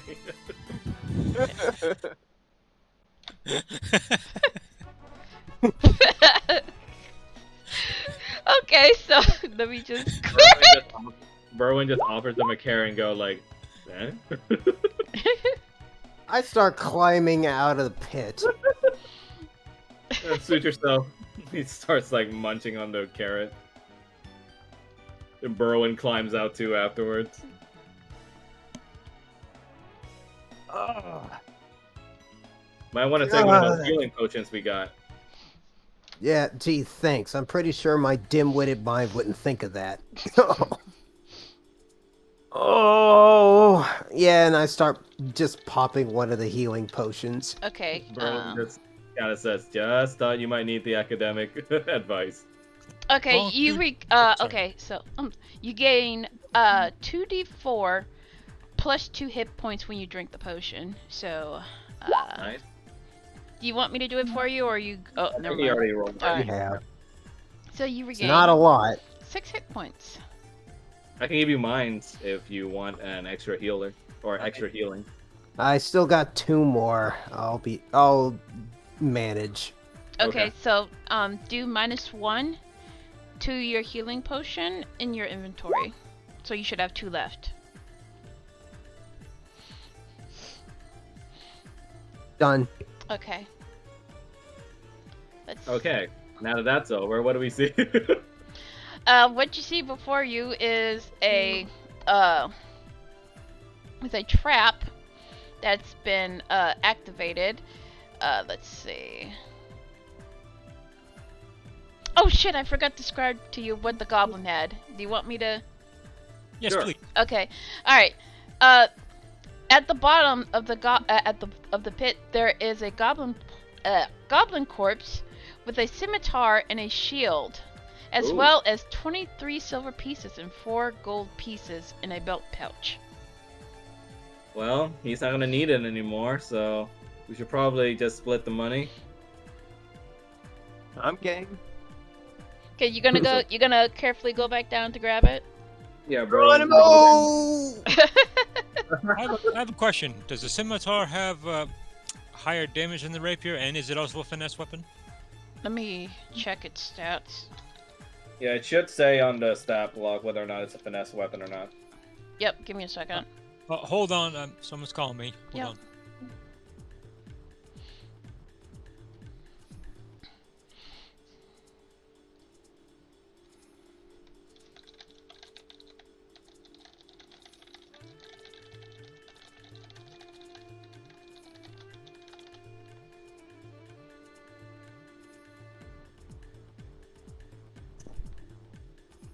And I'm back. Okay. Alright, so the scimitar does 1d6 damage, slashing damage, and its properties are finesse and light. Ooh. So would you want that? Deeker can probably use it if it's weak or if it's better than his dagger. It's a if you want. finesse weapon, so... I use a rapier, so you know. Oh, yeah. No, rogues also use finesse, that's why I also Yeah. mentioned C. Yeah, but if it's light, then you should be able to practically like dual wield with it. Unless you're just trading out the short sword for the scimitar. So, Secret, are you interested in the scimitar? I mean, he could scimitar and short sword. Think it might do more damage than the dagger. That's Okay, cool. so you and Big Tater have to talk amongst yourselves to see who gets it. What? What's so funny? No, that's the big tater part. It's just easier to call him Big Tater. Bonk looks to S1 and he says, I think I would be up to sharing this with you. We can trade off whenever we feel like it, if you wish. I don't know, you've been kind of kicking ass with that rapier so far. Oh yeah. I love that rapier, dude. I love it.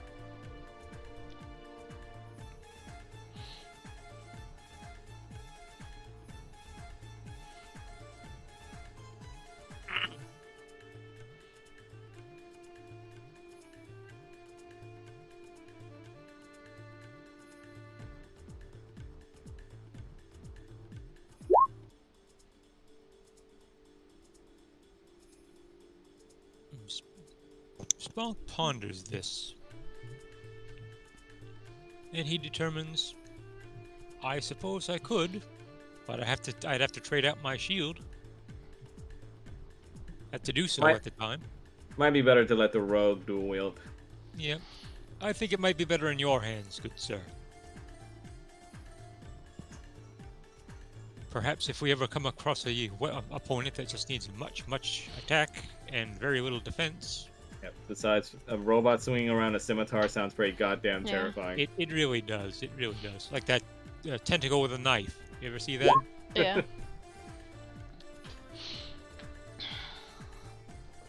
Bonk bows and takes a step backwards. Now, are you and are the is the is the rapid dude and Algrim climbing back out with the treasure and stuff? Yeah. Okay. Pretty much. We'll grab what the goblin has Okay. and we'll bring And it back out. As soon as you guys leave the pit, the lid on top of the pitfall trap snaps shut. Convenient. Yeah. Okay. So how much money was there again? 23 silver pieces and 4 gold pieces. So you gotta divvy that amongst yourselves, or are you gonna let someone keep it? I'd say just one gold piece for each of us, and we can just divvy around the silver pieces however we like. Okay. So how do you Okay. want to split them? That's up to everybody. Bonk winks and gives a thumbs up. You folk can decide that. Every little bit keeping me down is one little bit I can't move fast. Well, we can do 5 silvers for 3 of us, and one person gets 8 silvers. That sounds fair. Is everyone in Yeah. agreement? Yeah, I think we're in agreement. Okay, who wants the 8 silvers then? I shall pass. I'll pass too. Okay. So I guess I'll take the 8 silvers if everyone doesn't mind. No. Have at it. God forbid I need more for food. Okay, I'm just gonna move you guys from the trap. Being a Since it's flat disgraced shut. scholar is hard.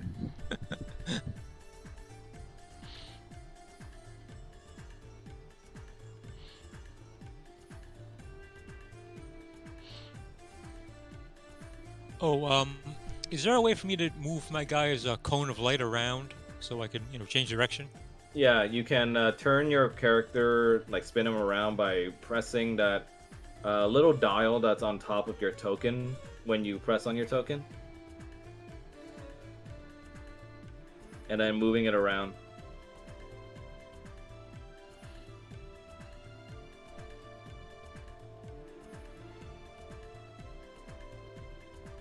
Might be easier for you to be able to see it if you press your token while you're not standing near secret.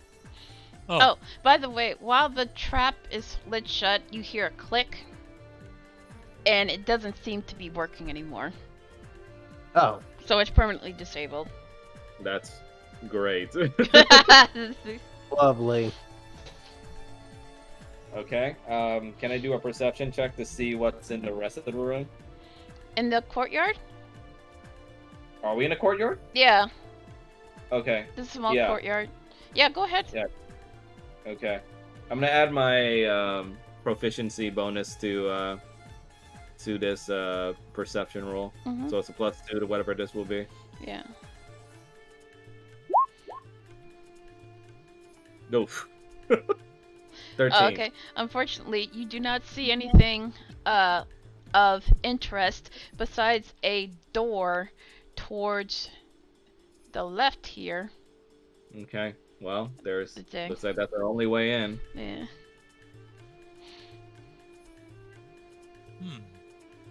Unless anyone else wants to make a perception roll too. I think I could try. Okay. I got a roll for you. Yep. It's And like- I do appreciate that. Nah, I don't mind. You said perception, right? Yep. Okay. Unfortunately, you do not see anything else either besides okay, the door. Okay, we split out the bad rolls now. That is definitely a door. It might be a wall, but I think it is a door. Oh, Tuesday is gonna be such a challenge with my other group. Oh, Seeker wants to do an investigation check on the door. Yeah, go ahead. Click investigation on your character sheet.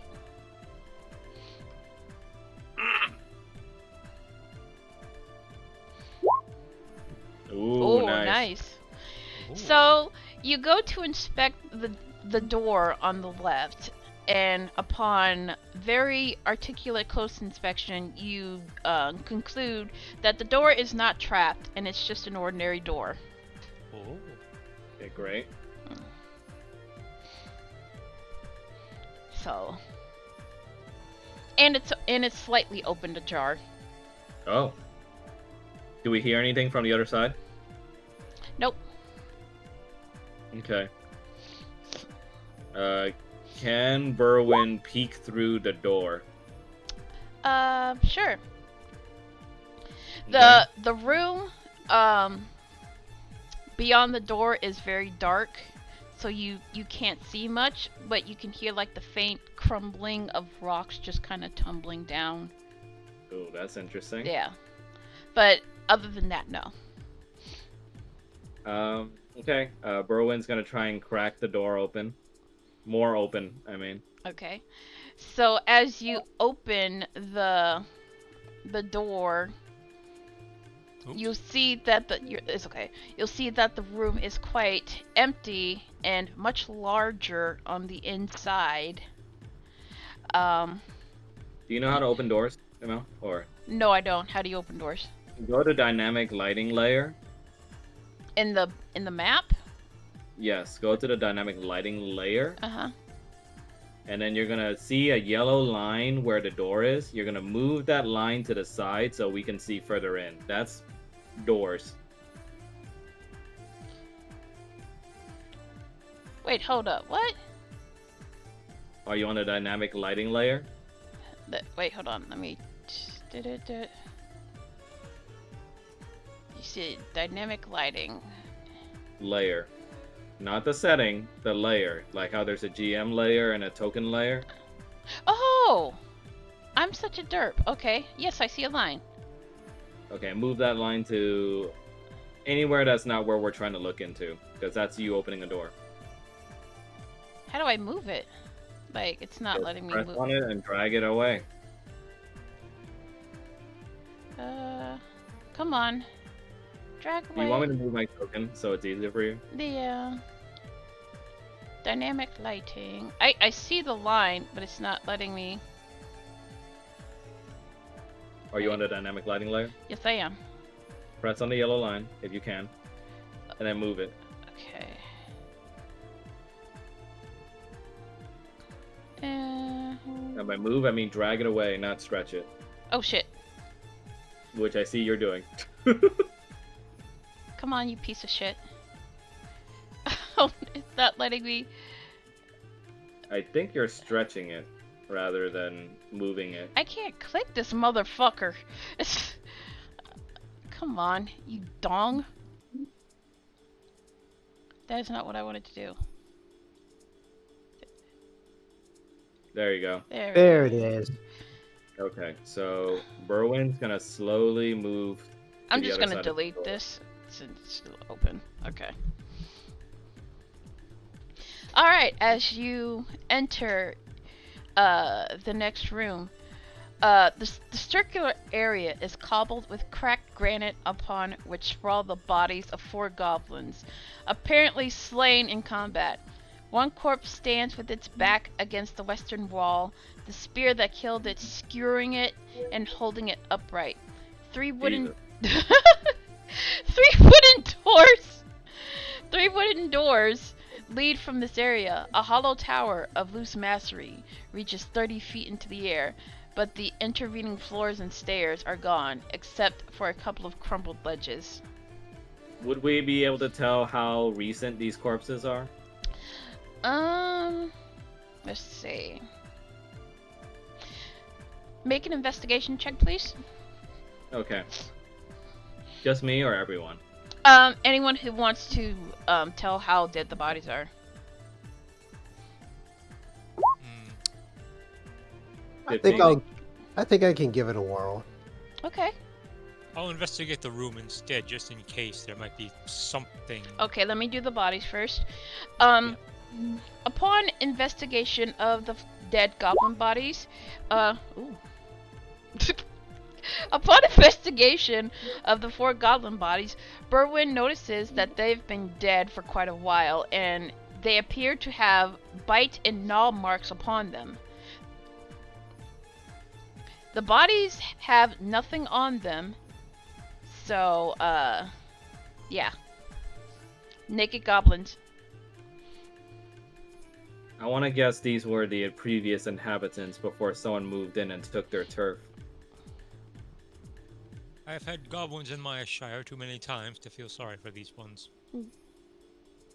But one goblin has a spear skewered into it. Just letting you know. Oh. Can my investigation check tell me anything about the spear? Let's see. I don't think a check for this is required. Okay. But Is there anything out of the ordinary about the spear? Anything that stands out? let's see. The spear, the bottom of the spear, like the part you actually stab someone with, it looks like it's created of some kind of organic material that is not like metal. That's... You want to make a check for that? Yeah. Okay. What kind of check do you want it to be? Investigation. Okay. Cause you're kind of like, you're doing cyber sleuth sort of shit right now. Sleuth. That's all I'm good for, just detective work. Mhm. Every other attack roll, I'm shit. Yeah. You're a radar dish. Nice. So, 18. hold hold on. So upon inspection of the spear, are you going to take it out or are you just going to look at it? I'm just gonna look at it. So upon inspection upon the spear, you notice that the end of the spear that is impaled in the goblin is made of a dragon's tooth. Ooh, no. This spells trouble. Spunk looks towards the rabbit man and wonders, what kind of trouble? I turn back to the group and says that the spear is made from a dragon's tooth. Uh-oh. Can you tell what kind of dragon? Would I be able to tell what kind of dragon, Mel, or just dragon tooth? It's just a dragon tooth. Yeah. It says no, but whoever did this can't be normal. You want to take the spear out? Yeah, go ahead. So he's gonna grab the spear and pull it out. So you're gonna grab the spear? Okay, so as S1. Oh, Grace, shut up. Sit. As S1 takes and grabs the spear, the hold on, sorry. As S1 grabs the spear, the body slumps over to reveal draconic runes on the wall behind it. So, who knows the draconic language? I do. I think also secret. Okay, so both of you guys can read it together. Do you both want to read it? Yeah. Okay. So as you read the runes along the wall, you read the language as a Chardalon. Chardalon. Yep.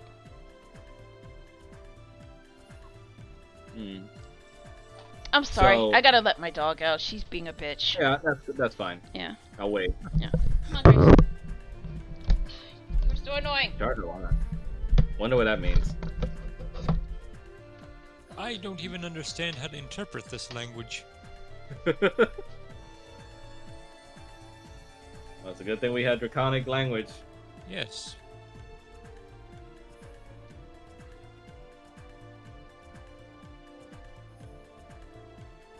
If it were Orcish, I could speak that.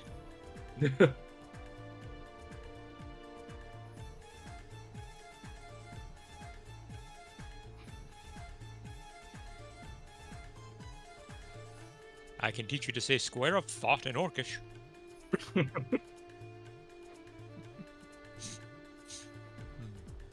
Yeah, Berwin just knows Goblin and Draconic. Oh, you say you know Orcish? Yep. What a coincidence. I know Orcish too. We went to the same school. What school? The Fighting Academy, of course. What's an academy? It's like a tavern you learn things in. Oh. Does this academy have ale? Yes.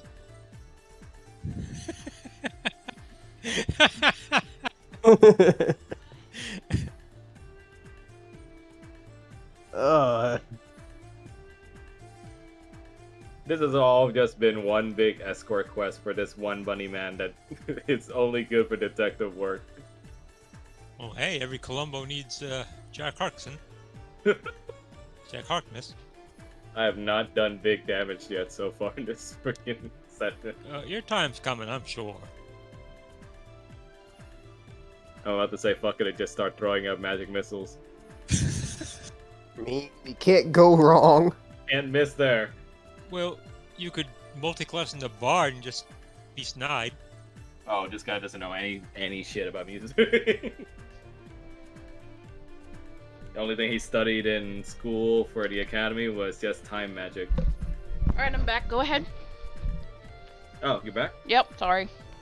Okay, no, it's no problem. I was gonna ask, would I believe the text was a Chardalon, right? Mm-hmm. Would that be something that a sage scholar like Berwin would know lore-wise, or would it just be like a name he doesn't know? I think it would be just like a name he doesn't know. Okay, just checking. Mm-hmm.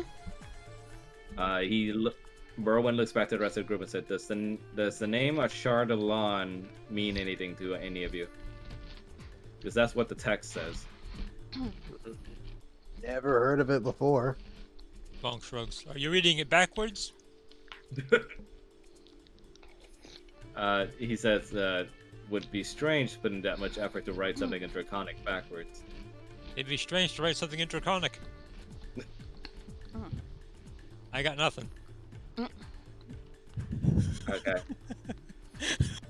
In the meantime, a spear that's made from a dragon's tooth might prove useful for one of you more martially talented folks. It just might. So does anyone want to take the spear with them? What are the spear's stats? Let me see. I mean, does it have any special characteristics that a normal spear doesn't, given that it has a dragon's tooth head? Let me check. Let's see. S1 does bring up a salient point. It could be a warning left by the goblins. But I've never heard of a goblin that knew how to speak Draconic before. The spear has the spear stats is 1d6 plus 1. Oh! That's... It's a magic spear. Is it a magical weapon, Mel, or no? Mm-hmm. It could be magic. Oh, so it is magic. Okay, well, Because the dragon's tooth's got magical powers. I'm definitely not gonna have any use for it. Bonk thinks. Or it may not be that the goblins speak Draconic, but there may be a dragon-speaking goblin around.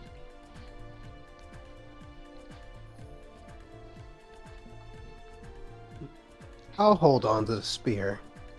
Okay. Yeah, might as well just carry it along just in case, and we can just whip it out in battle whenever we want. And if worse comes to worse, we can just give it to the bunny man. Let me tell you right now, it's gonna be wasted on me. You can carry it. You're the wizard. You can be a pack mule for magic stuff. I'm already having difficulty hitting with my spells. Alright, does anybody But just want keep the spear safe. does anybody want to do any more checks? Yeah, can I do a perception check around the room to see if there's a door or anything we can... Yeah. Okay. Because perception check seems to be my forte. You are pretty good with it. +2 to this. Ooh. So that's Whoa. 23. Okay. What do I see? Okay. You notice the corpse next to you? There's a secret trap door. Whoa. It's behind some rubble, so it needs to be dug out a little bit. Okay. I want to motion the rest of the group. Hey, I found something. Oh. And he's gonna point to the rubble and say, "Looks like there's some kind of secret entrance in there. We might have to dig." Well, do we have Wait, any? Yeah. So Berwin is gonna cast Mage Hand, and he's just gonna start like just lazily just using it to like lift up rubble and move it to the side with this giant like bunny paw. I'm gonna proceed to help clear some of the rubble as well. Yeah, Spunk as well. He'll move the stuff that's been moved out of the way, so you know Okey-doke. there's always room. Yeah, while he's moving the Mage Hand, he's just gonna be like, I work so hard. Is that a was so cantrip or hard. is that a spell? "Yeah, that's a cantrip." Okay. Thank you. Scanlan's hand. Alright, as Well, you move the Not that rubble, hand. the door becomes more and more visible to where you are able to open it. Okay, S1, do you want to make sure that it's not trapped? You can make a check. Perception check. My god, dude. Much Grief obliged. said, I was like, oh shit. Good grief! Okay, yeah. The secrets thing seems to be investigation rolls. Woo! Alright, F1 investigates the door, and the door itself does not appear to be trapped. I just see like the Terminator like UI thing. Like he's like scanning that shit. The door knows better now. Okay. Yeah, is the door open The or door closed, Mel? door's closed, so you have to open Okay. it. Think our resident tank Spong should be the first one to open it in case we break down the door for a fight. I quite agree, but I'll be improvising because I still can't figure out how to turn this guy around. So the cone of light space. Once you press on your token, you should be able to see like an blue outline, right? If I And press and hold, it becomes an orange outline. Like, don't hold it down. Press on your token. Oh, all once. right. I see. All right, I got it now. Yeah, that works. Thank you. Okay. Yeah. Okay. Okay, so door's right there. You gotta open it? So directly Spunk, south of me, right, Mel? Yeah, it's right Okay. right here.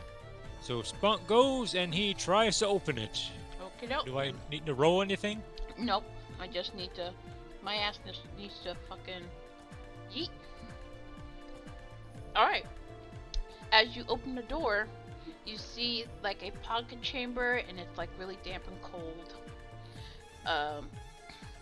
The skeletons of 3 long dead archers slump against rubble-filled arrow slits along the east and south wall. There are dead archers. Yeah, dead archers. Okay. He's Berwin is gonna ask Spunk, like, what do you see? I see 3 dead things that I hope do not come alive. I believe they were projectile shooters in life, but now they are not alive. We probably shouldn't take any chances. We should probably just smash those remains if we can if we're up against a warlock. I quite agree. So you're gonna smash the skeletons? May I borrow that spear for a moment? Here you go. And I just hand a spear right over. Spunk takes a spear, aims it, and thrusts it at one of the skulls. And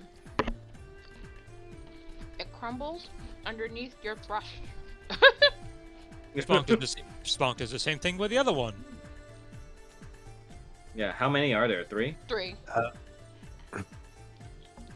And he's basically gonna keep doing this until there's just no possible way they could rise. Yeah, I'm not taking any chances with these fuckers. So sorry. Go ahead. Only when he is sure that they are just crumbled and dust and broken does he walk away. He says, Alright, would you like to inspect the skeletons? Yeah, we should probably inspect the remains to check if they have anything. That's a good idea. Okay. They should not stand back up, he says, and steps away, so let the investigators do their thing.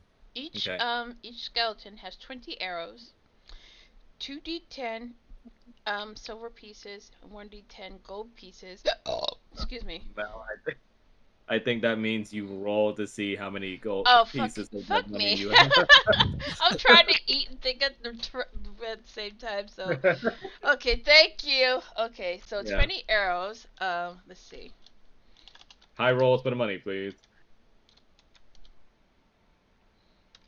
Damn, these dead archers were hunched up in here and just 9 dead. 2d10 silver and.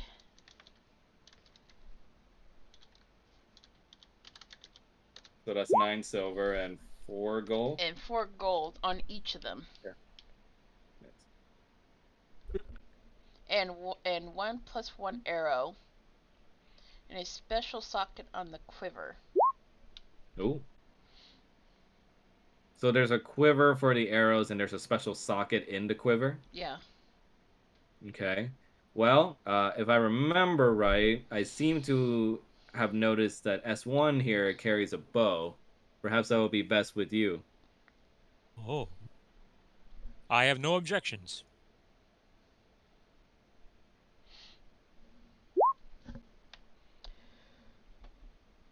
What are the properties of said quiver?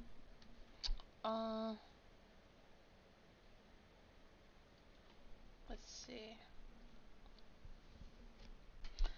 Ooh. Actually, it doesn't explain it. What the fuck?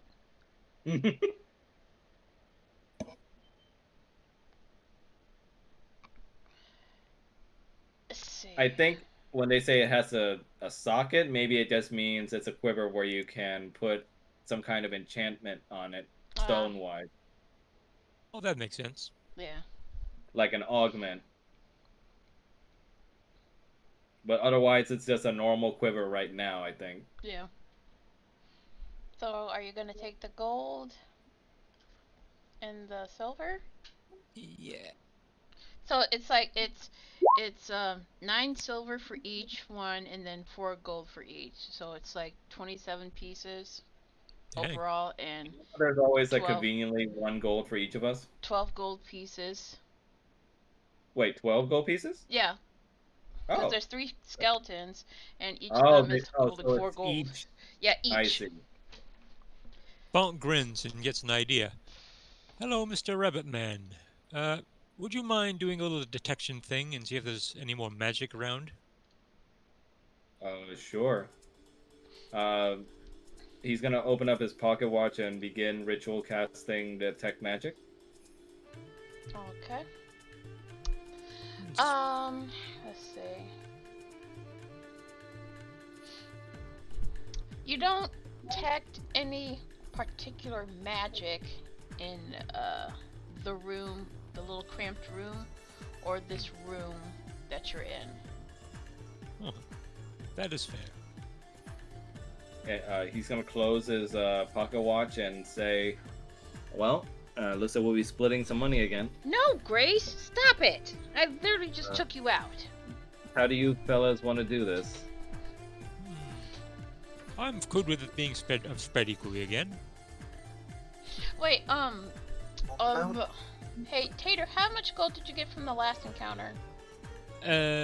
Think it was like 7 silver and a gold?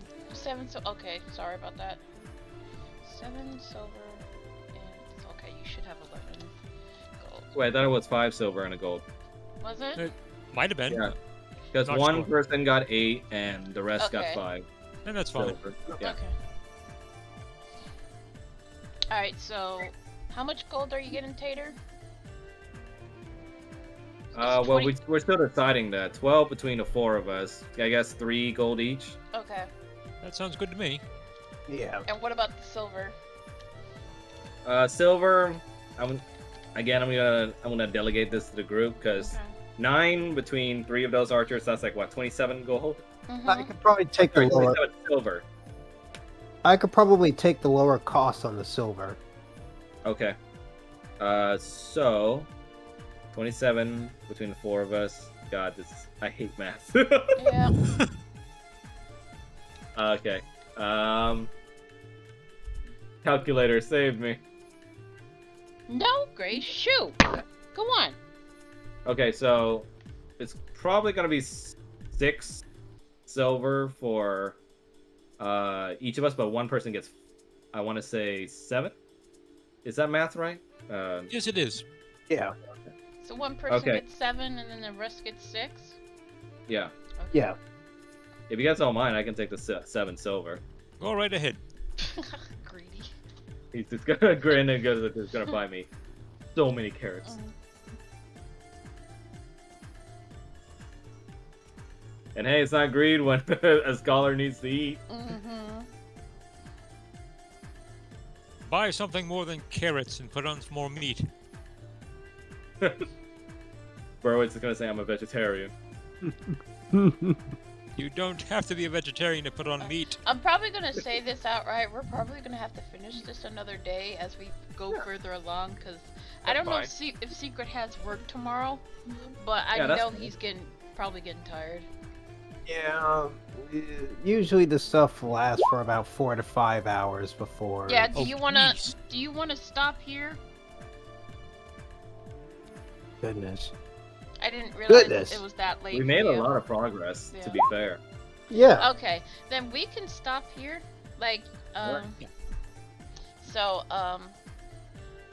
you want to finish? Did you finish divvying up the loot? Yeah. Okay. So Okay. 3 gold pieces for everybody, and 7 silver for me, and everybody else gets 6 Okay. silver. All right. So we are going to stop here, and pick this up on another day, and we can pick the day as soon as I'm done finishing up here and stopping the stream. Sure. And then yeah, we can finish the little one shot story. Weirdo story.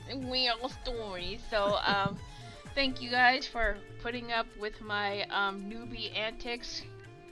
Cause Oh, you're good. yeah, That was so fun. yeah, so I Thank will you for see you hosting. guys. I will see you guys next time. Wait, Right? shouldn't we schedule first before we go? I will. We're gonna talk in DMs, not DMs. Okay.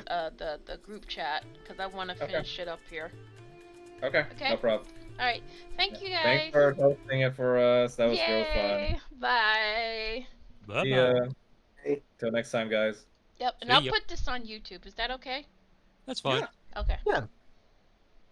We're gonna be YouTube famous. Yay. Later, guys. Later.